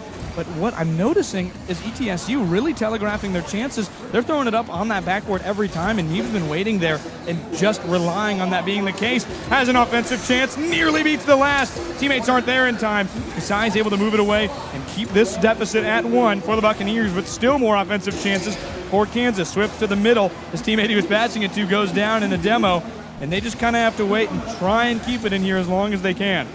Game differential is a big deal. You need this one to go. Backboard, open net, need this one to go through. Big save from Meeb, and Kansas continue to stay alive. ETSU, I think, was underestimating the Jayhawks for much of this game. They really weren't having to do too much. I agree with you. They were telegraphing a little bit too much, and even in their back passes, making it too easy. But with saves like this, even though it may take all three players to force those out, that is what it takes. How about a follow-up shot? That one's going to be off. ETSU, their first major mistake in an attack. It's still going to be off the backboard, though. We got a minute 10 left, and ETSU are still dying for answers. Happy St. Patrick's Day to the Jayhawks, who are getting some good luck. Forward, it's going to go wide on that right side. But they keep it around. A minute remaining. 4 minutes in the lead so far for Kansas. They are feeling good, and they need to find a way to close this one out. What an upset this would be for this Jayhawk squad. At least to keep the mental way further, even if they lose this one. Back on that other end. Forward chance! Both miss, and now it's a shot. Meeve's got to get there before anybody else had. Leo, potential double, does bump a player. It could open up a lane for Kasai or Adrift, but Kasai's low on boost, has to go for the middle. Also flips a little too early. Now Adrift looks middle, but the pass is nowhere near. 30 seconds left now. Leo having to avoid Alpaca, can't do it, is still bumped. How about another bump? He's thrown all the way across the net. That one's given away. 20 to go now, and Kansas is on the verge of doing something special. Coastal Carolina was close with James Madison, don't get me wrong, but every single game matters. Game differential is a huge tiebreaker. 10 seconds now as Kasai has room, has to do something more. How about off the corner? Is a drift in the area. That bump won't land, but nobody goes. Leo doesn't go either. It will stay up. You need a follow. A redirect's on, and it will go in. Just barely. A car length of height stands between Kansas and a Game 2 win. Birds of prey for so long. They led for 4 minutes and 58 seconds. But when the clock hits 0, Cinderella, goodness gracious, goes down. Now in overtime. This one's not over, and I gotta say, Kansas had some lucky chances to start, but they still had plenty of good shots on goal. ETSU needs to really clean it up. Now that you've let ETSU into this game, things get a little more dire because you gave ETSU 5 minutes of reflection about, guys, what are we doing? And in the meantime, they might get another chance still. Alpaca almost works his way through 3. That play ripped off the ceiling. Adrift is there, but not there quick enough. But again, now that you've let them go through almost 6 minutes now of just kind of regain and kind of reconsoling all of their game plan, now they get another chance to attack and to be a different team in the overtime period. But we're almost approaching a minute. Plenty of room, plenty of boost. Adrift going for the bump. It's the right decision. And Kasai off the Adrift play will tap that one in. And 40 seconds is all it took for ETSU to beat themselves. We mentioned Kansas had to play differently, and it was aggression that they changed, and it leads to situations like that. It's an odd rush for the Buccaneers, and they get a double tap right at the end. A fantastic goal for ETSU. I am kind of scrambled, I will not lie. I really thought Kansas was going to get out of that one alive, but with just about a few seconds to go, ETSU starts creeping. Then they get to the net, and that redirect was unironically a car's height, an Octane's height, maybe even a Dominus's height away from hitting the ground. And that's all it took for ETSU. And then, again, looking more like themselves. A bunch of air dribbles, right? Looked for passing plays early. Had the boost outnumbered by a mile. That's what we expect out of this team. So you kind of get gifted a wake-up call. That's going to do numbers, again, for the tiebreakers between Group A and B. Yeah, and I have to wonder if you're Kansas as well. Like, that's a big feeling, though. That's proof of concept. You go down, it literally takes a miracle to get you out, to kind of push you out. That was a very, very close game, and it comes down to inches. It feels like when you watch, I don't know, an F1 driver almost hit the wall. It's the same thing. Kansas was this close to it all going well, but ETSU navigates it because they are such a, I mean, we obviously have pros on the team, but professional. They are played that very professionally. They were not out. They knew they weren't. Always looking for chances, and when you are a team that is like that, there is a reason you are like that. And for ETSU, it is never giving in, despite a weird situation against a team you may believe you are better in. Excuse me, Kansas. Oh my gosh. I just choked on my own Caught us spit. all off guard. 5 seconds in, Swift just gets perfect possession. A beautiful 50. Leo made the right decision. You have to kick that out to the short side of the net, and you just can't. But what I was going to add as well is 2-0 lead. You make an F1 reference, Carson. We're getting along just fine up here. We're having a good time. But, man, I think we're having a better time. Kansas can grab a game or two. I can't lie and say that maybe it's PEC bias, but if the Jayhawks grabbed a game on ETSU, I would be delighted. It is a fantastic job by Kansas in those opening stages to just do anything they can. Meave going for the top, gives it a weird bounce, trying to get it to the teammates. And, I mean, you got to make weird plays if you're going to play against a team better than you, and they're doing it. But Meave up top, now the left side, only one to beat. Again, it goes wide.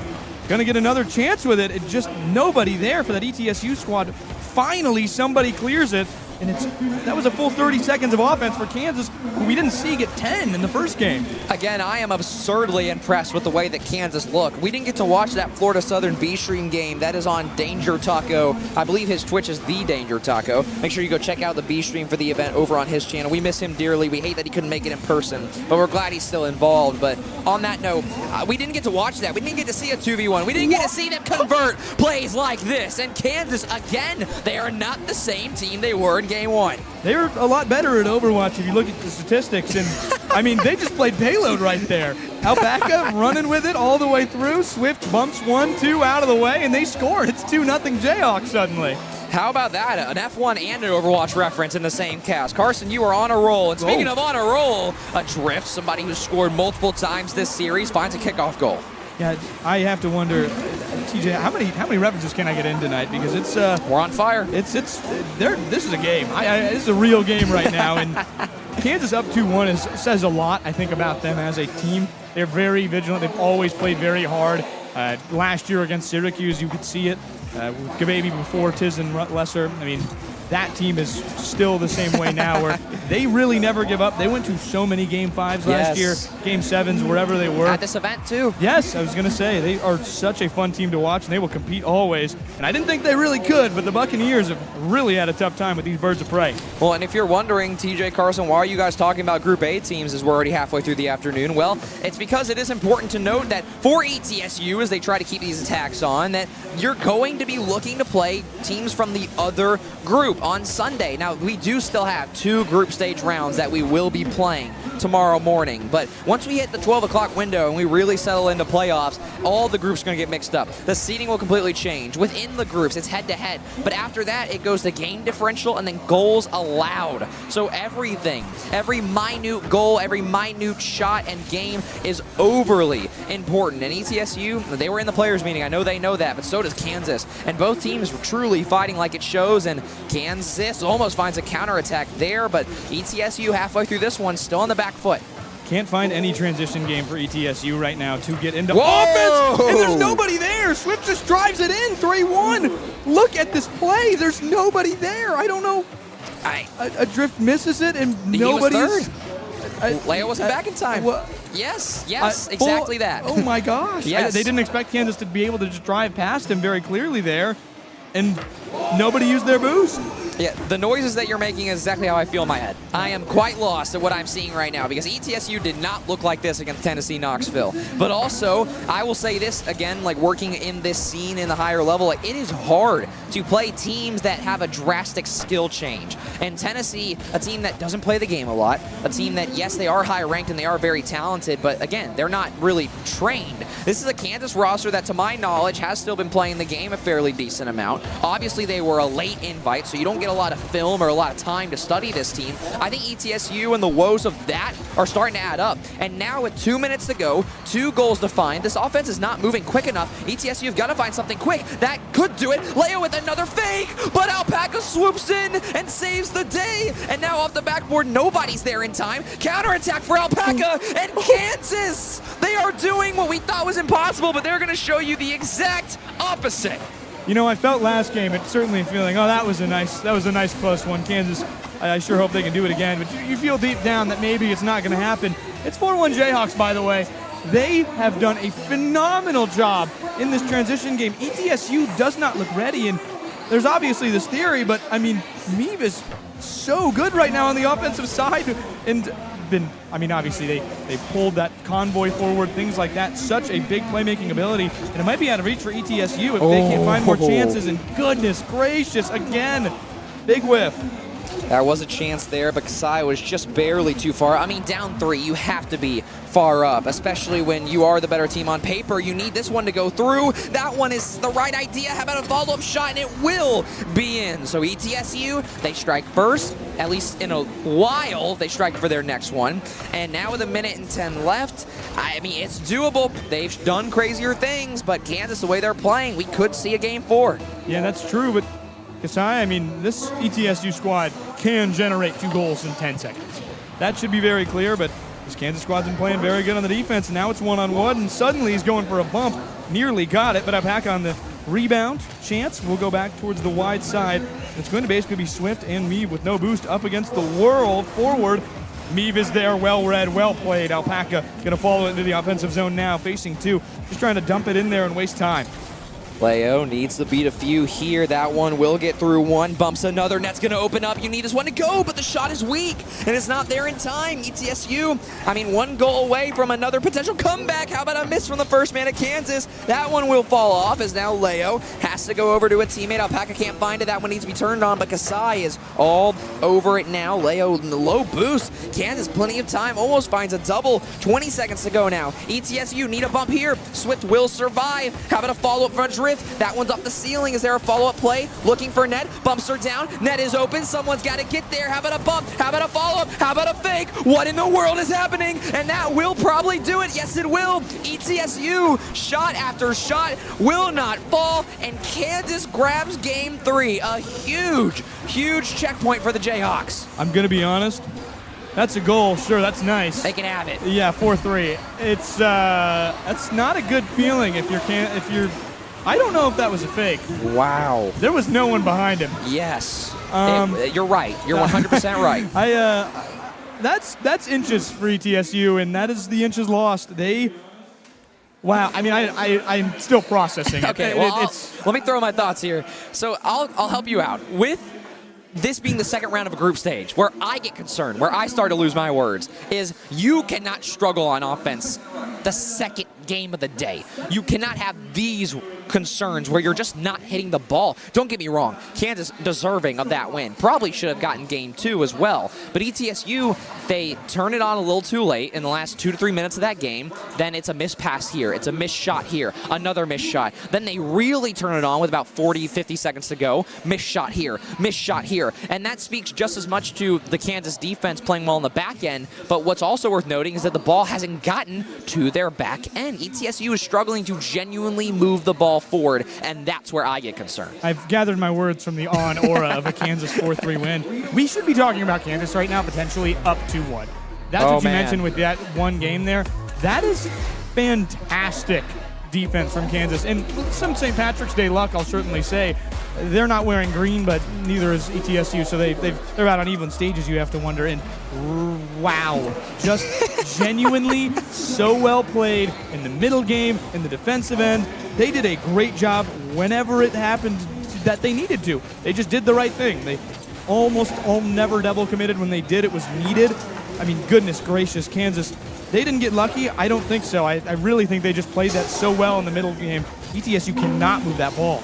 Definitely not luck. I mean, again, it is both an ETSU anti-skill diff against themselves, but also a great Kansas defensive front and backside that really rotated without many issues. And again, I am heavily impressed. For context, for everybody watching at home or watching here in the Hangout, we were trying to figure out what game was going to be on stage because the schedule was getting a little tight. So we didn't even know if we were going to get to see Kansas. And we were looking at this and we were like, you know what?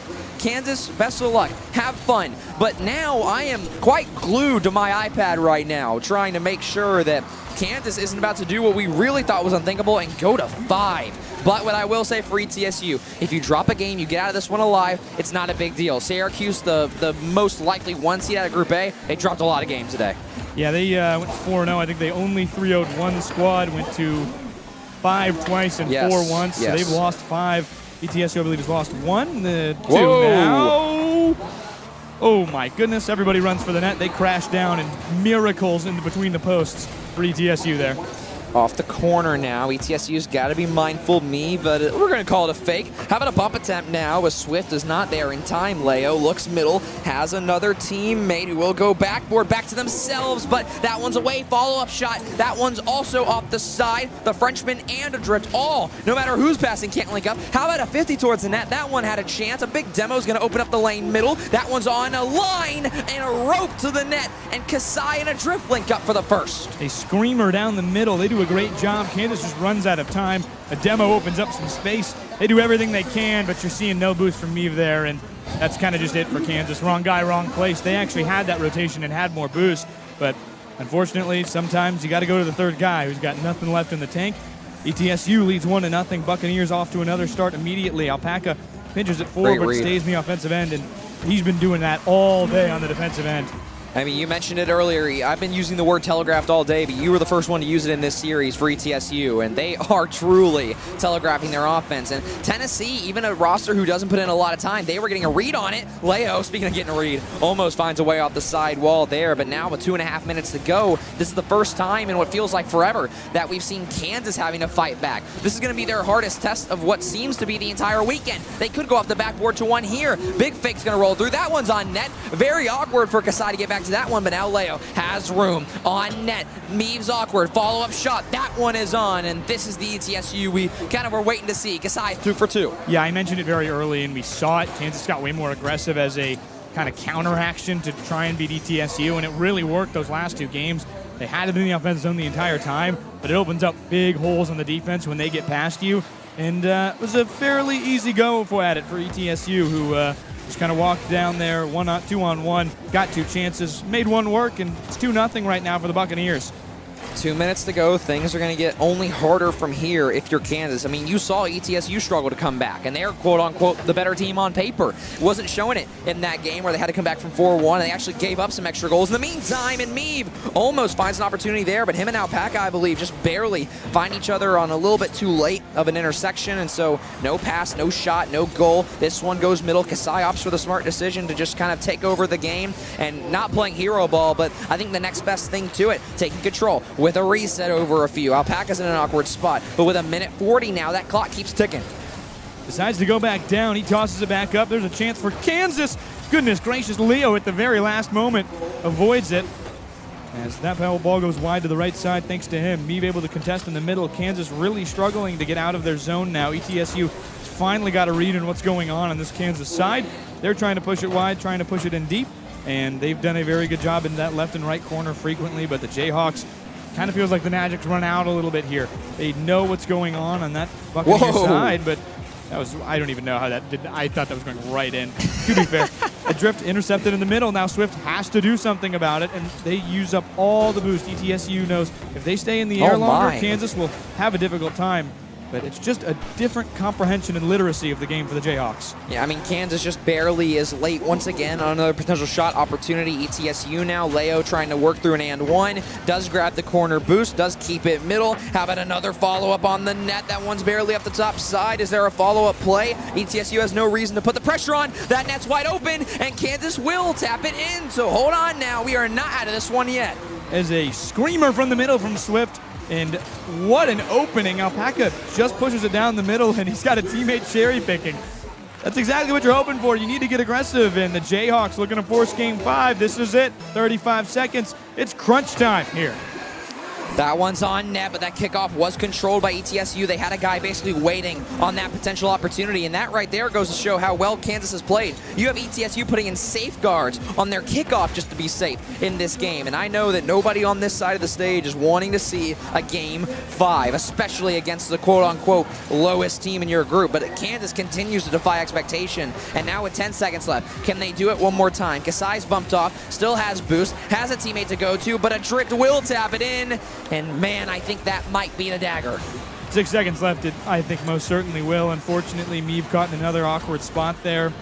The Frenchman over to Adrift, and finally the Buccaneers feel like they've broken through. It's a very good feeling for them. Now as we go down into these end stage here, you got to wonder for Kansas, what can you take out of this game? What emotion do you get out of it? What feeling do you have now?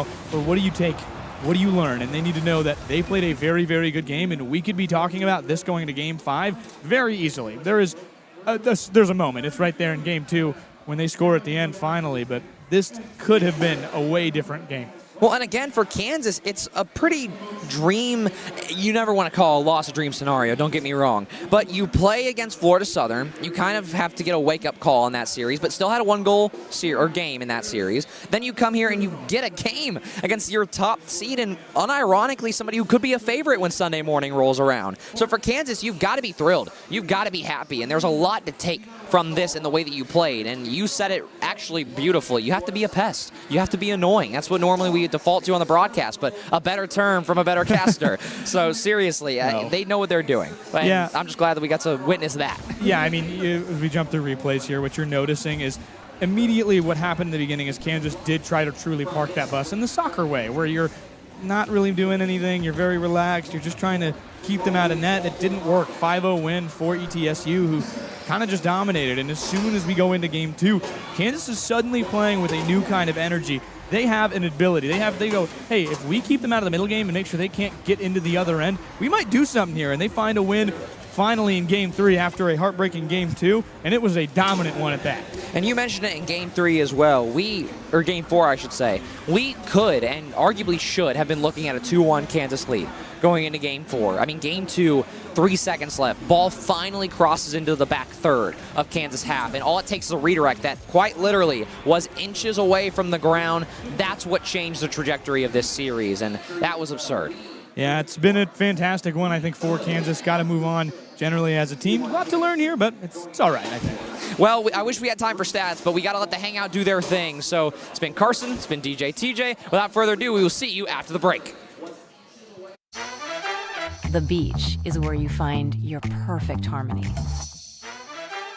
It doesn't take long to realize this is exactly where you're meant to be. You belong at the beach, Myrtle Beach, South Carolina.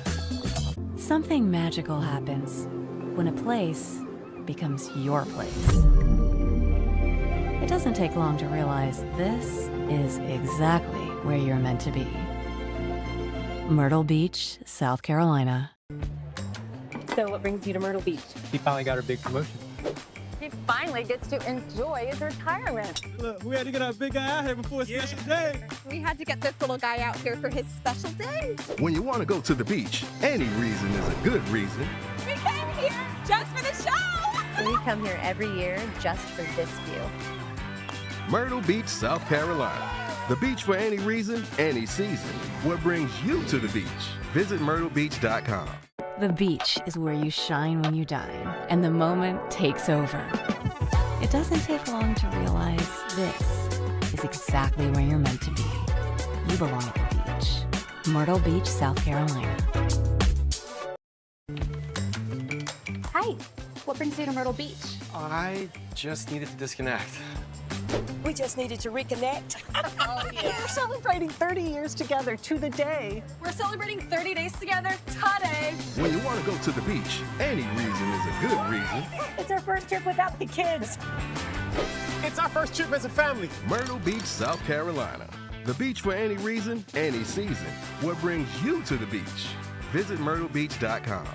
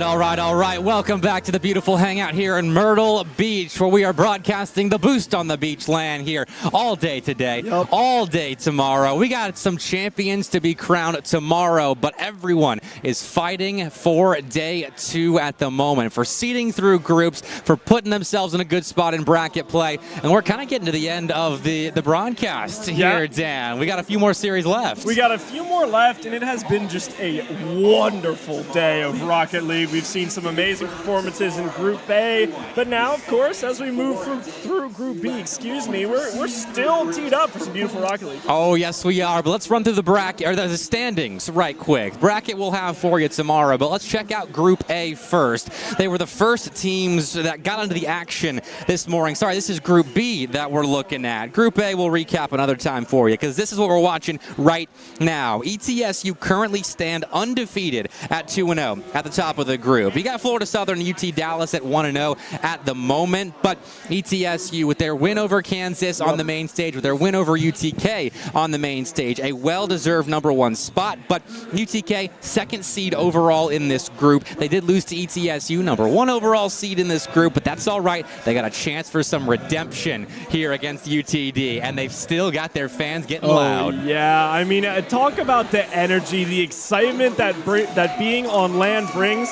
And when you have the amazing shout-outs to the section up there for UTK, I mean, it's imposing. Yeah. They let themselves be known. We did see earlier Drift and ETSU, who I was a little worried about, because I was told going into that series that the fans were going to be targeting him. And so for UTD, I don't know if they're going to be targeting anybody. I mean, everyone's a nice guy here. It's hard to target anybody, but we do have a big series coming up for both of these teams, because, I mean, UTD just went to Game 5 with UNC Charlotte. Very close series there. But let's get to know these teams first. UT Dallas, the squad that traveled the farthest to get here, and they're veterans of Boost on the Beach. Zora and Dalton both were here last year, and they didn't have the run that they wanted, but they've got a new third in T. Sabin that I'm sure they're hoping will elevate their game. Yeah, and I mean, when you're the new guy, you're coming into two people who have already kind of been pretty, entrenched as a squad. It can be a little tricky to break their way in, but T. Sabin has been doing a phenomenal job, and I'm excited to see how he performs here on main stage. I love the players after we finish the hype videos. We go to their cans, and they're always looking at themselves up on the big screen. Mom, on camera. It's a big benefit of playing on land and having such cool hype videos. But they've got so much experience. Zora and Dalton have played together for, I think, 3, maybe 4 years now. It's been a long time. Dalton has definitely been around the block. This is his 6th year of competing in the CRL space, and I'm pretty sure he's got 2 left. The benefits of being in one of them smart degree programs. You can just keep playing until the wheels fall off. And they're getting close to falling off. Got to be rusty over there on Dalton's side. But let's get to know UTK as well. They've got one of, if not the best hype video out of all teams here. They've got the fans, they've got the colors, they've got banners, and they got Taibu. He was one of the biggest driving factors of their attack in their first series against ETSU. So look at him to make an impact in this series as well. But man, Shaka and Jobro have seen some things on land. They were playing at one just 2 weeks ago. In their 4-year career, they have been to countless lands. Of all the club programs, Jobro and Shaka have probably seen the most in-person events. And it's almost a match made in heaven, right? You have these 2 players who are kind of land demons. They're always at lands, they're always competing. And then you have Taibu, who's just the mechanical GOAT, right? His tech skill is just off the charts, and it creates a really exciting and fun environment, especially when you have the fan section cheering from the rafters. You can't forget about Coach Kong and Coach JGZ as well. Those 2 bring the hype behind the boys. You got the fans up in the rafters, but you got Kong and Jeezy. I mean, those are Southeastern Esports League winning coaches. They were up on stage with Jobro and Shaka when they won the SEL a couple of years back now. So those guys know what they're doing when it comes to getting their boys ready to play, and that's where they have to be right now against UTD. As UT Dallas, definitely a wild card of a team. They could beat CRL number 1. They could lose to CRL number 98. You don't know what you're going to get with these Comets, but for UTK, they got to know they're in for a fight. Yeah, and that's what makes this such a fun match, and a match I'm looking forward to is just the volatility of not only being on land, but as you said, UTD, sometimes they're world beaters, sometimes they're beaten by the world. Which one are we going to get today?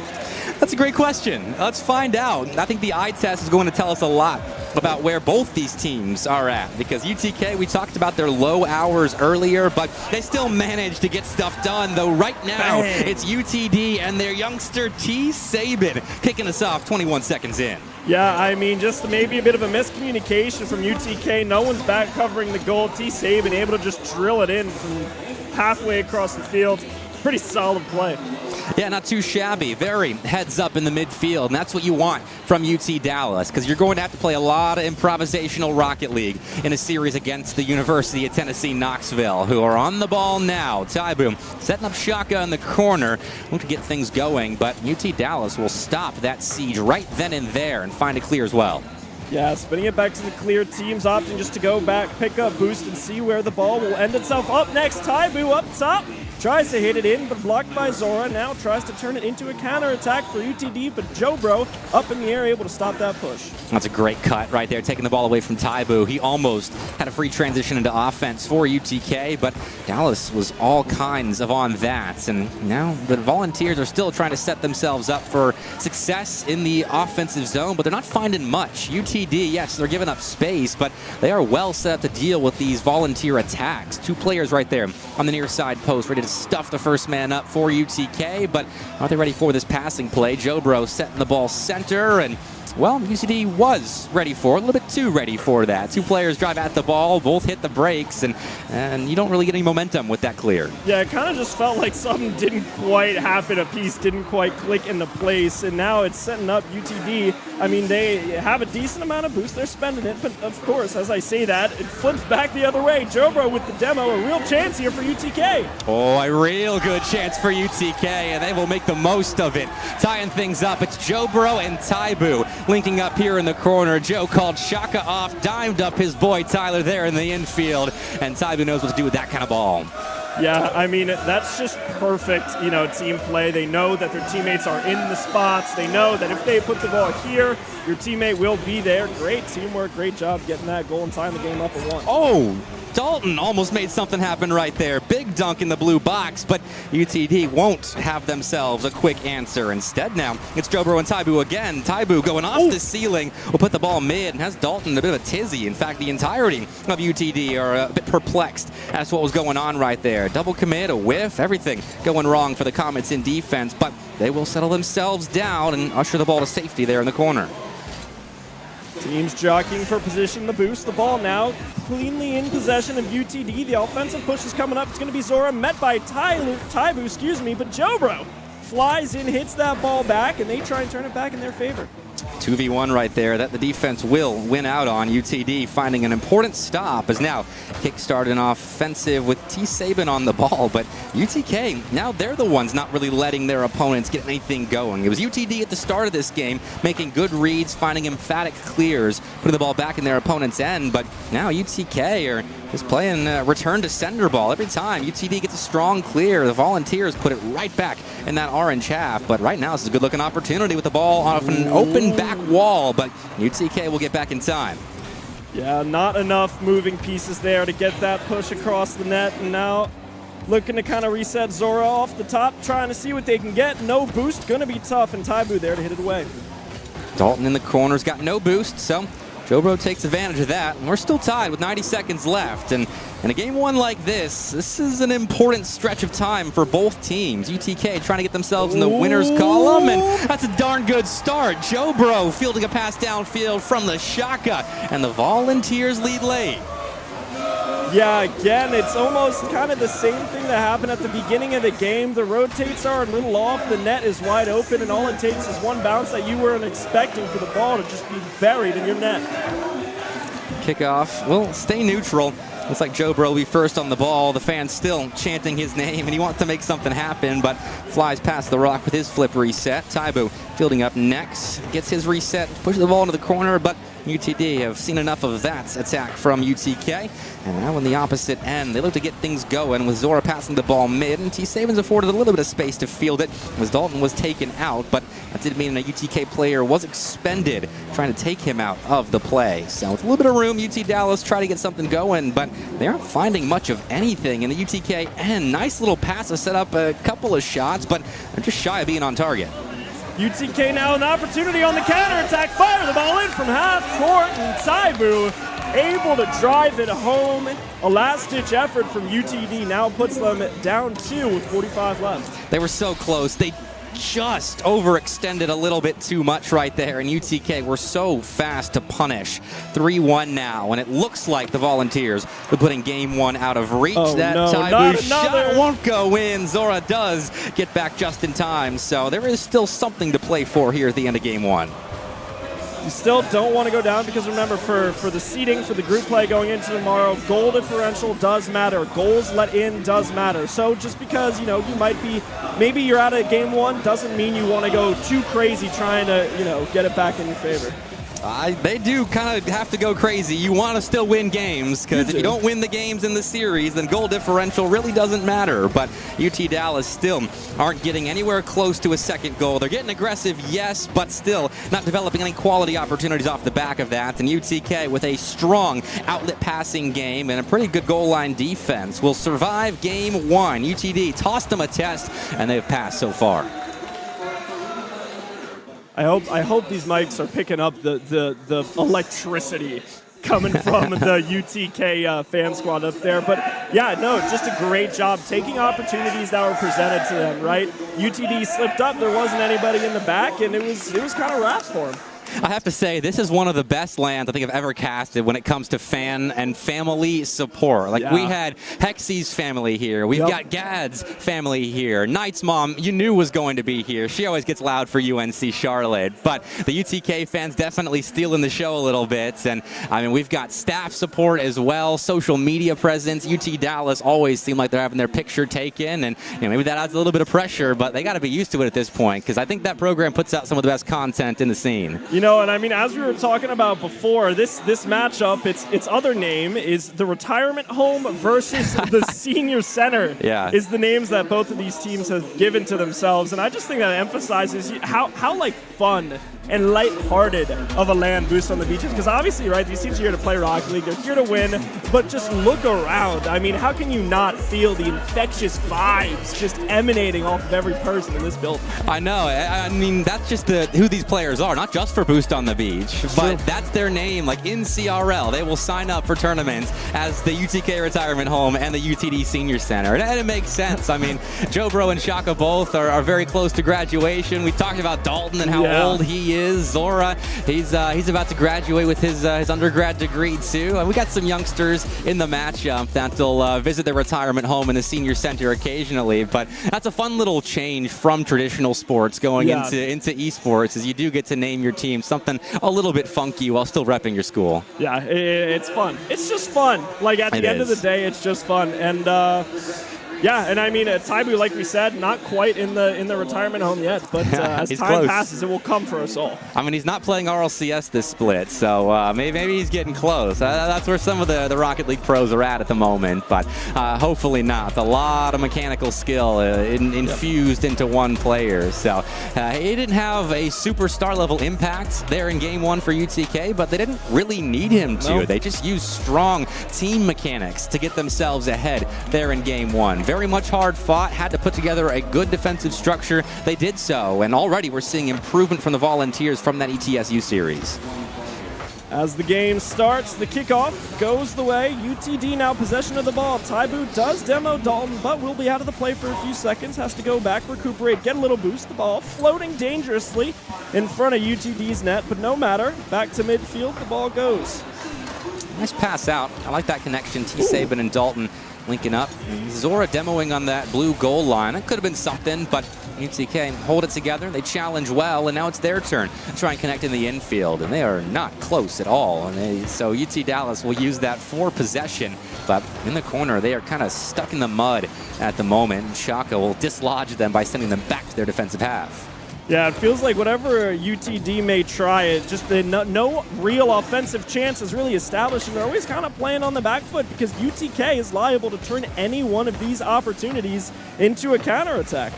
I think both teams definitely have the ability to quickly find offense out of nowhere, and UTK are doing that right now with Taibu. He's got a full boost tank, a 50-50 win in the corner, and the subsequent grabbing of the ball as well. Plus, teammates mid. He isn't able to set up a ton, but UTK have a lot of space in offense and nearly claimed first blood. But T-Saban, with a heroic effort on the UTD goal line, keeps it scoreless. Can he go back the other way? No, will be denied, but amazing save by T-Saban, able to just hang up there in the corner, suspends their car in mid-air and able to find the save and keep this game tied at 0, 90 seconds in. Looking for more. T-Saban will set up Zora. Going sidewall. Doesn't have a ton when it comes to boost, but still puts the ball middle, though a misread there from the potential shot option. I'll leave UTD without an opportunity on that blue net. You got to take every single chance you get against this UTK team that seem to be getting better and better as the LAN goes on. But UT Dallas, same deal here in this series. Game 1, a decent showing for what we know they're capable of. Game 2, much improved. Taibu now has the ball off the ceiling, going for a little bit of a freestyle off the top and punched in by Shaka. What an amazing sequence from Taibu, followed up by his teammate to give UTK the early 1-0 lead. That sort of goal right there is why Rocket League added the replay function to goals. That was some sort of setup by Taibu, and that's more like the mechanical menace that we were pitching for him in this series and at this tournament. He can do so much on the ball, and with Shaka and Jobro behind him, there is a lot of confidence that he should have in his teammates to have his back so he can go for plays like that. Yeah, and I mean, it really looks like Taibu is feeling himself right now, flying around. Jobro not able to get there in time. A rotation just a half-second late, and UTD is able to tie it up. And just as I say that, Jobro and Shaka get beat right there by Zora. He snatches the ball from the midfield line and hits hard in the back of the UTK net. That's a really good punish of a volunteer squad that was very much spaced out. And Zora's a very savvy player. He knows when there are openings like that to be had, and he struck well.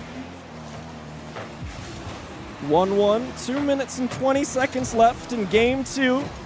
Teams now, after that quick flurry of action, another one fired in towards UTK's goal, but doesn't quite bear any fruit.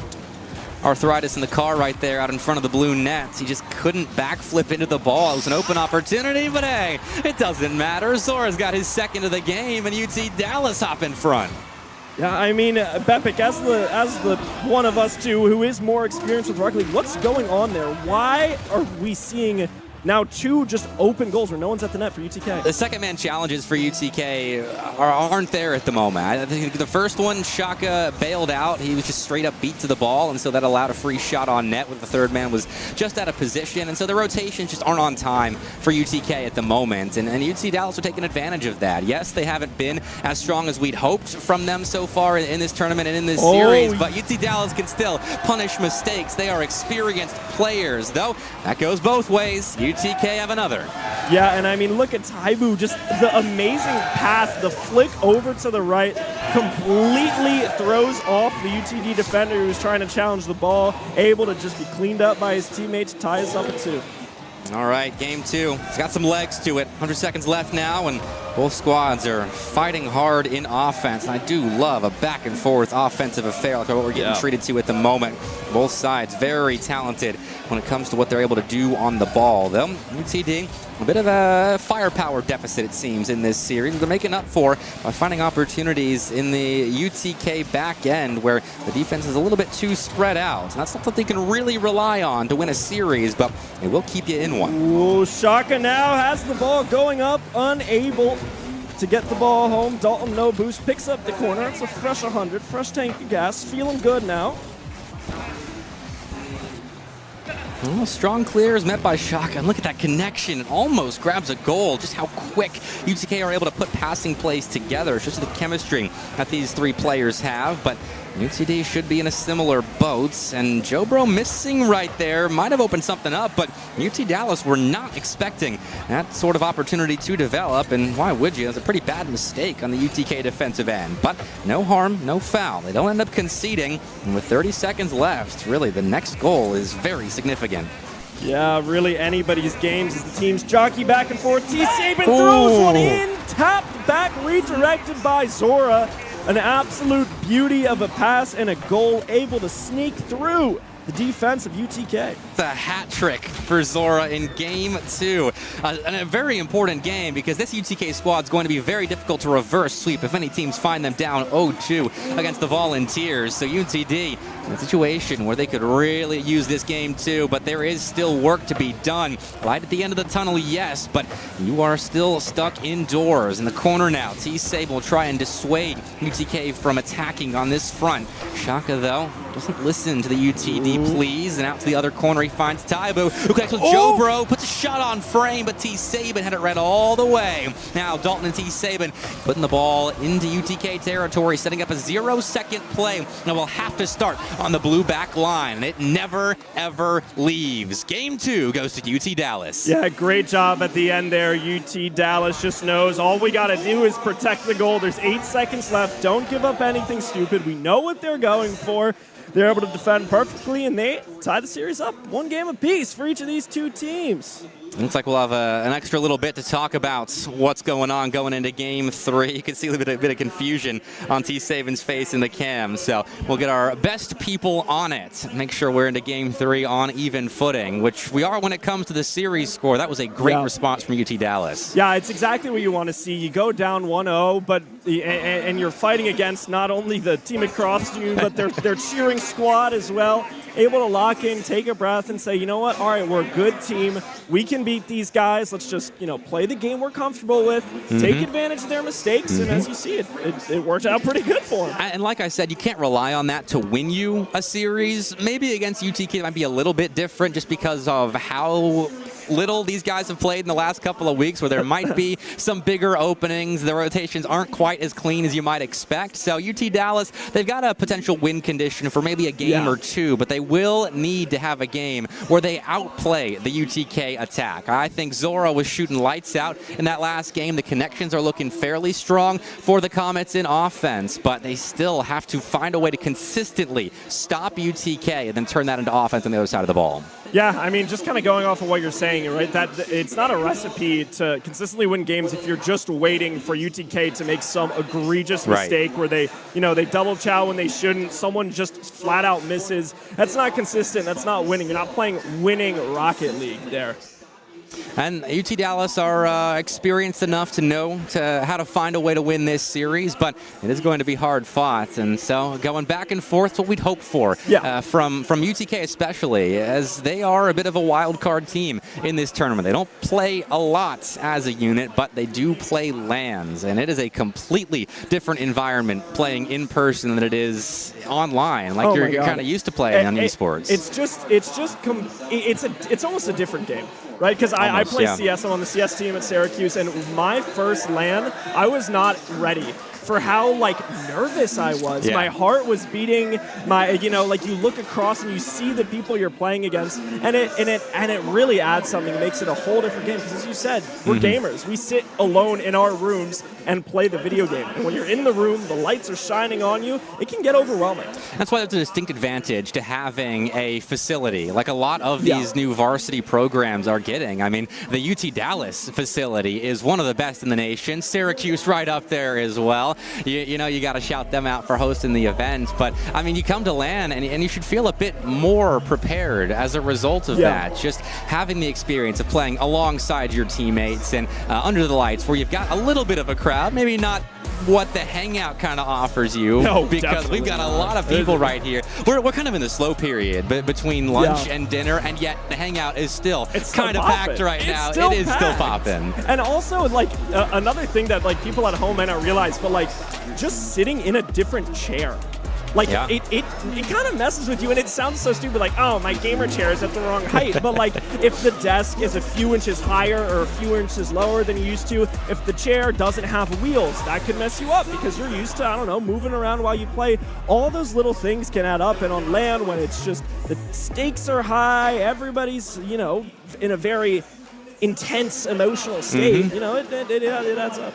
Especially for a player that's playing on keyboard and mouse. Zora is actually one of the few KBM players at this event. Northeastern has one as well. I think Molecular is KBM if memory serves. No, it's not Molecular. It's oh, this is bad. It's the other guy with 3 letters. Three-letter name. Kit. Okay. KBM Kit. Yes. I know Molecular was playing as MOL today, and so I want to make sure we had that. But all right, sorry. Anyway. Molecular and Kit, my bad, fellas. But yeah, there aren't a lot of KBM players in Rocket League in general, let alone in a high-level event like this. And so when you're playing in chairs that you can't move up and down and adjust like that, that can actually have an impact on you. So that's why it's important to have experience on LAN to know how to not let that affect your mental. Exactly, because especially like KBM, you have a mouse. I'm looking down at these desks. There's no mouse pad on any of these desks. You have no mouse room. Like I know sensitivity, whipping your mouse around is probably not something you're doing in Rocket League, but still, you know, when you're used to playing on a cloth mouse pad and then you go to a wood table, it's kind of like, oh, what's going on? Yeah, so the bright lights, I mean, the crowd behind you, not something you're used to. The setups might be a little bit different. You got a camera in your face, too, and you got to look behind. I mean, look to your left if you're behind me. Look to your right if you're playing on Dan's side of the stage. And then see yourself up on the big screen. You got casters talking over you. I mean there are casters here that are very much involved in the CRL space, and so you performing badly directly in front of them, that can lead to some tweets where in the rankings you're dropping down because right on LAN, on display in front of some of these pundits, you're not putting your best foot forward, so that can add extra pressure. Yeah, but I mean, but that's why these guys are the pros, you know, because they know how to fight through that. They know how to take a deep breath, calm yourself down, talk to your teammates, you know, because at the end of the day, this is something that I actually learned. This is what my mom said. Right? During my first LAN, I called her and I was like, Mom, this is crazy. Like, I'm freaking out. I'm not playing good. And she was like, Daniel, I've seen you play Counter-Strike so much in your life. It's the same game. We're all playing the same game here. We're having fun. We're playing the game that we love. Nothing can be bad. All right, everyone, make sure you listen to Dan's mom because that is some sage advice right there. It is the same game. And I mean, at the end of the day, you might have a higher Hertz monitor or a chair that's slightly higher than what you're used to, but yeah, it is the same game. And finding a way to play the game in the same way, that says a lot about a player. But here we go, Game 3, same old game, hopefully. We've been seeing this series so far because we have had some lights-out offenses on the pitch between UTK and UT Dallas as 30 seconds in. No goals quite yet, but it's not for lack of trying. Yeah, both teams are trying to pick back up the pace after that tech pause, an audio issue, a new headset was pulled out of the closet, and now we're ready to go.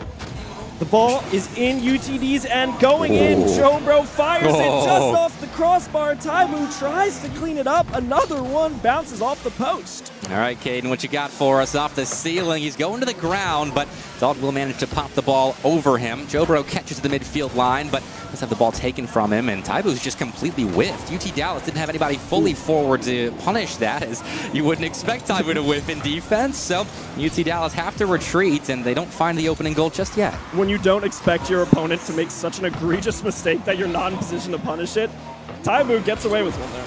There's a lot of respect in this lobby, and at this LAN as well. I mean, a lot of the teams in the CRL space that compete on LAN do it pretty frequently to where they kind of know these teams. They know their opponents. We got a tight-knit community in the Collegiate Rocket League space, and so you should know kind of what to expect when it comes to the opponent that you're playing, especially when it's a regional opponent like University of Tennessee and the University of Texas Dallas. They're a little ways away, but still, these players should be familiar with one another. And right there, Shaka makes a good read on UTD. Yeah, great save from Shaka. Now UTK just has to get this ball out of their own end, and it looks like Taibu wants to do exactly that. Made 2 miss, looking for the third, demoed by T. Sabin, but now maybe an opportunity going back the other way. Taibu on the respawn is in a spot to deny.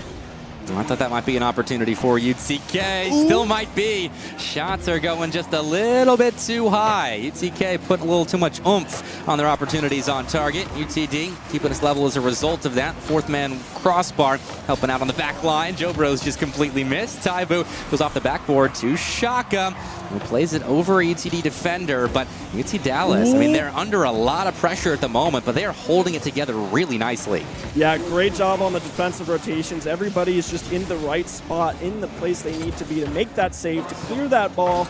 And now UTK try and send the ball down, up, but Dalton is going to be there to meet it. Shaka coming around, trying to center the ball, but Zora, nice tap, a nice clear way, reverses it back the other direction. Center ball will give Zora an opportunity now, and he just kind of levies it forward. And Joe Bro, a lot of time and space now on the ball, just no boosts. UTK struggling a little bit to get their guys on the ball with enough resource to make something happen. Taibu, well, that time he had it, but he also had a UTD defender in his face. Now, with two defenders on the goal line, Dalton will streak back in the nick of time, stop UTK from opening up the scoring. Now 3 minutes in. Been a very quiet game 3. Certainly a change of pace from these first two games. High flying, but Shaka now an open net off the top crossbar, and Shaka sends it home to give UT the 1-0 lead. You're kidding me. Shaka, I mean, he just falls right on the ball. Momentum carries him into the opening goal for UTK. And Dallas, for all the good defense that they've been putting up, concede a bit of a weird one where you get contact on the ball, you stop the transition into offense, and yet you still concede. Now, with 90 seconds left, they've got to step up. I love this. Taibu now in the air, flying off the top. Ooh. Joe Bro trying to get the tap back in, but UTK never taking their foot off the gas pedal. No, not yet. And they're not a team that's known to. They don't turtle up. They keep having fun. Joe Bro definitely smiling at the moment. All UTK fans should be, as they've got an insurance goal lead with 70 seconds and change left. I hope you can hear those Joe Bro chants. The UTK support section going absolutely wild, dressed in their orange suits. Look on the Boost on the Beach Twitter. You'll see some interview footage of them later.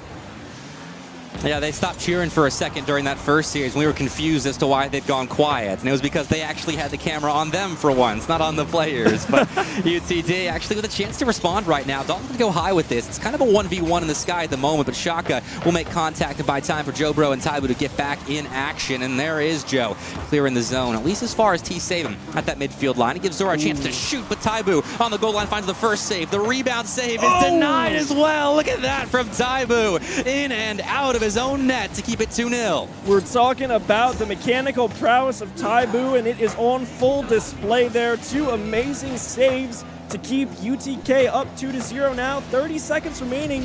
UTD's got to come up with something.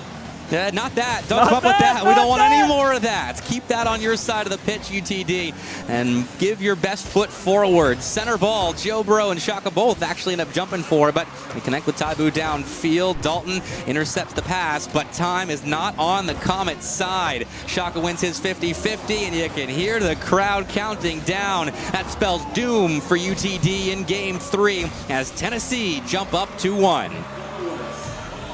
Soon. All the ball's got to do. Eventually. Rocket League always does this. UTD scores, but, you know, doesn't really matter. They make it 2-1. Hey, goal differential. Goal differential now. Just a weird kind of pace shift in that game, right? We didn't see anything for the first 2.5 minutes, and then all of a sudden 2 quick goals, and then silence for the rest of the game. The fan squad is cheering. If you're UTD, what are you like saying in the voice comms right now? I mean, they've been here before. They're down against a good team right now, and that was still a good game from Dallas. Yep. Yes, they were held scoreless, but they had a lot of decent-looking opportunities. You have that one-on-one, T-Saban in the skies, not being challenged. He puts a shot on target, and Taibu makes a fantastic read on the goal line to save it. Applying just a little bit of extra pressure potentially is something UTD can definitely do. do on the goal line. This is a talented team when it comes to physical play in their opponent's end, but picking and choosing your moments to do that, maybe just a little bit better in Game 4, something they can improve upon, but overall, not a bad game from Dallas. The panicking defense, maybe we could do without, but you just got to settle your players down. And also, when Taibu is just going crazy like that, there's only so much you can really do. At a certain point, you got to tip your cap and say, GG, well played. All right, we'll see you in Game 4. And we will see them in Game 4. UTK and UTD going at it right now. Battle of the retirement home versus the senior center. a lot of old students in this series. And they were really hoping that this was going to be on the main stage, because this is a matchup we were actually robbed of in one of the CRL Open qualifiers. They were both one series away from playing each other in the bracket. So we didn't get it there, but we buy our time. We get it on LAN, and we are being delivered a treat of best of 5 at the moment, as UTK off kickoff have the opening opportunity of Game 4, but Dallas are holding it down on their back line, akin to what we saw at the start of Game 3. Yeah, Dallas now, all they need to do, they're playing strong on defense. They're shoring up the back line, but you gotta find the offensive opportunities. Zora looking for one, but disrupted, I should say, by Shaka. Now it's T-Saban, goes back, collects the boost, slows it down a little bit, but Taibu, almost. It is worth noting, this is T-Saban's first boost on the beach. Dalton Zora were here last year, and with that opening opportunity missed by him, it kind of comes back to bite Dallas as they end up conceding, and that's a giveaway by Zora. You don't want to give UTK free access to the ball, because you know they're going to make something happen in offense, especially off the sidewall, because their infield passing game has been lethal in this series, and in the last one as well. Oh my, an opportunity there for T-Saban. Jobro misses the hit a little bit, but luckily it bounced off the top crossbar, and now Taibu in control, but it goes back to Zora doing some freestyling, some work off the top, swings it in, centers it, teammate, just a little bit off on the redirect into the goal, but Dalton now knocked away by Taibu. It's a good opportunity, and that's been the case for UT Dallas's attack, but Zora misreads there off the sidewall. Not allow a pot shot from Taibu on target, but the follow-up you got to worry about. Chaka and Jobro going to work in the attack. Joe fills up at the midfield line, will pop the ball to himself, and has free access to the corner now. Zora, though, does move in and picks up the 100 boost in the corner as well. That's good resource management from UTD, but they still have to win enough challenges to break out a defense in order to use those resources. Yeah, and they're just having a hard time getting the ball out of their end. They have a chance there, but no, Shaka's there with the boost, has the ball up top centered, just unable to, really have any room to breathe as UTD. Still, they are surviving, haven't given up a second quite yet, and now they're allowed a little bit of a counterattack. T-Saban's follow-up there at the midfield line, unsuccessful though, and so possession has been given back to the Volunteers of Tennessee. Jobro's put back, almost dunked in by Taibu, came streaking forward out of that Dallas end out of almost nowhere. Taibu from the shadows will just be denied by the crossbar, but now more out in the open air. UTK starting a more conventional attack, but the tap-in is a little unconventional. There is no one there. What happened? I don't even know what happened. It seemed Two players turn upfield. Yeah.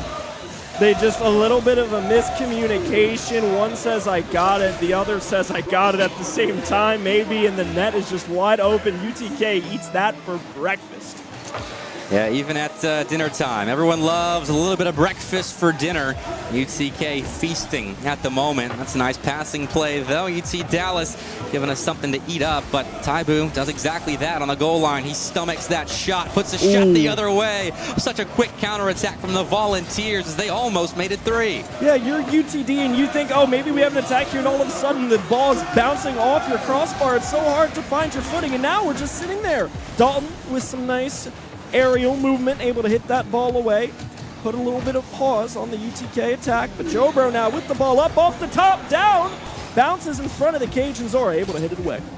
They're still unrelenting. UTK are killing clock and also looking like they're about to put a really nice looking third goal in, which could essentially end this series. 3-goal comeback in 90 seconds is not an easy feat, especially against the UTK team that have stepped it up defensively. I was talking about the potential for dirty defense, unclean stuff on your goal line, but we haven't really seen that from Tennessee. In fact, they're forcing it on the Dallas side. Taibu off the sidewall, though, will fork the ball over to Dalton, and the veteran will send it all the way downfield to give his bros a chance at an opening goal here. Yeah, you're going to need to do a little bit more than that if you're Zora to try and sneak one in through the UTK backline. And it's hard, right? You're down 2 goals, and you're just living in your own defensive end. That's not the recipe for a comeback unless Dalton can find one right here. He is trying to step up right now. A couple of big wins in the midfield, but T. Saban spins out in the corner, but still forces Taibu to send that ball upwards. And I thought it was a panic touch, but it actually works out perfectly. I'll never distrust you again, Taibu, as it results in a clear for Tennessee. But now Dallas again have some pace in a counterattack, a center ball, but T. Saban and Dalton were just not quite on the same page right there. I think Dalton was going for a demo on the goal line, and T. Saban was going for a pass. Yeah, a little bit of miscommunication, something that's got to be shored up, but with 40 seconds left, it's looking dire. UTD has to find something, and they've got to find it kind of quickly if they want to try and bring this to Game 5. Deeply dire for Dallas. They need 2 goals ASAP, and they can't even find offense. You got one guy on the goal line. Zorro played off his backboard for a potential clear. Dalton's making a nice save, but you don't need saves right now, boys. You need goals, but unfortunately, you don't always get what you want. 15 seconds to go now, and that is a clear, but Taibu picks up 100 boos, and Zora's got none. Taibu grabs the ball as well, and he can kill this series right here, right now. And there he is, pirouetting in the skies. Does give the ball away, but he's got teammates for a reason. UTK step back onto the main stage, and they redeem their performance earlier with a big-time win against Dallas. Yeah, I mean, UTK just able to find those 2 goals, and with Taibu, with the experience from the teammates, UTD unable to find those openings, right? They needed a goal, but they were just in their defensive end way too much to find any meaningful offensive attack. They were just running a little bit flat in the offensive zone. Disappointing, considering what we know UT Dallas can do, but the passing plays were intercepted so often by UTK. They were doing a lot to thwart the preferred attempts on net by the Comets of UTD, and right now, UTK, they are interacting with their fans. A well-deserved celebration for the Volunteers. Yeah, I mean, just honestly, phenomenal Rocket League played out by UTK in front of all the boys. I mean, what else do you want? What else do you want? But, you know, as we take a look through some of these replays here, we kind of see the story of the game, you know. Taibu, just tech skill, dominating, styling on the opponent. UTD, try as they did, just kind of couldn't really get the pieces to all click together. The passes were just so clean from UTK in this series. Because, I mean, Dallas played a pretty good defensive game, but, I mean, at some point, you're going to let a little bit too big a passing lane slip, and UTK are so effective in that part of the game. But UTD, I mean, they put together some really quick counterattacks, and that was what had us thinking this series could go the distance. Just they weren't able to get it going late, and UTK, quite the opposite. I mean, right there, that read from Shaka was phenomenal. Just fell into the ball, and here Taibu and Jobro on the line working together. UT Dallas, they showed good fight all throughout this series, but UTK was just a little bit cleaner and in a very counterattack heavy series. Tennessee, they've been here, done that just a little bit more. And like on that rotation, right? UTK just always seem to like have the extra person there. Both teams only have 3 players, but it's about how you like make that feel like it's an unending assault, right? You go in, you take your chance, you circle out, you get boost. You go back in, you take your chance. And I mean, just look at these statistics, right? It's nuts. That's a good spread for Tennessee. Joe leading the way, and he notched 0 saves. A lackluster defensive performance. He was like, Tyler, Caden, you guys do all the work in defense. I'm going to be the tap-in merchant that I usually am. Grab all the goals. I mean, someone's got to catch up to Tiz, who is leading the way by a long shot when it comes to offensive opportunities. Yeah, and I mean, they're trying, and they're working together, you know, and that's what we love about Boost on the Beach is it brings out the best in these teams, in these players. It's always a fun time, but that time, UTK just a little bit sharper. Just a little bit. And they are the second seed in Group B, expected to get that win. But UT Dallas gave them a fight. And in similar fashion earlier, and that's kind of what Kansas was doing to East Tennessee State, who are the top seed in Group B. Kansas will be returning to the main stage here in a bit, taking on UNC Charlotte. Some of the Carolina hometown boys. Not super close, Charlotte, but close enough. Here in the Carolinas, you got Knight's mom here yelling from wherever she'll be during this series, so you know Charlotte will be loud. Yep. We'll see if Kansas is as well after this break here at Boost on the Beach. Something magical happens when a place becomes your place. It doesn't take long to realize this is exactly where you're meant to be. Myrtle Beach, South Carolina. The beach is where you shine when you dine, and the moment takes over. It doesn't take long to realize this is exactly where you're meant to be. You belong at the beach. Myrtle Beach, South Carolina.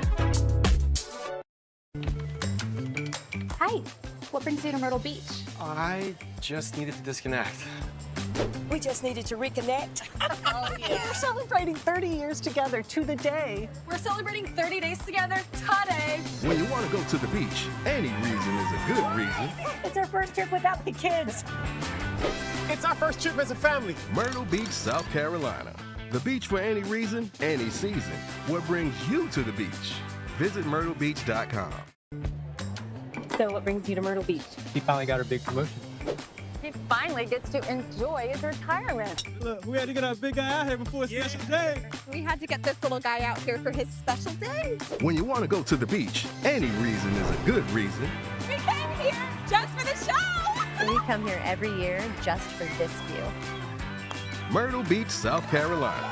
The beach for any reason, any season. What brings you to the beach? Visit myrtlebeach.com. The beach is where you find your perfect harmony. It doesn't take long to realize this is exactly where you're meant to be. You belong at the beach. Myrtle Beach, South Carolina.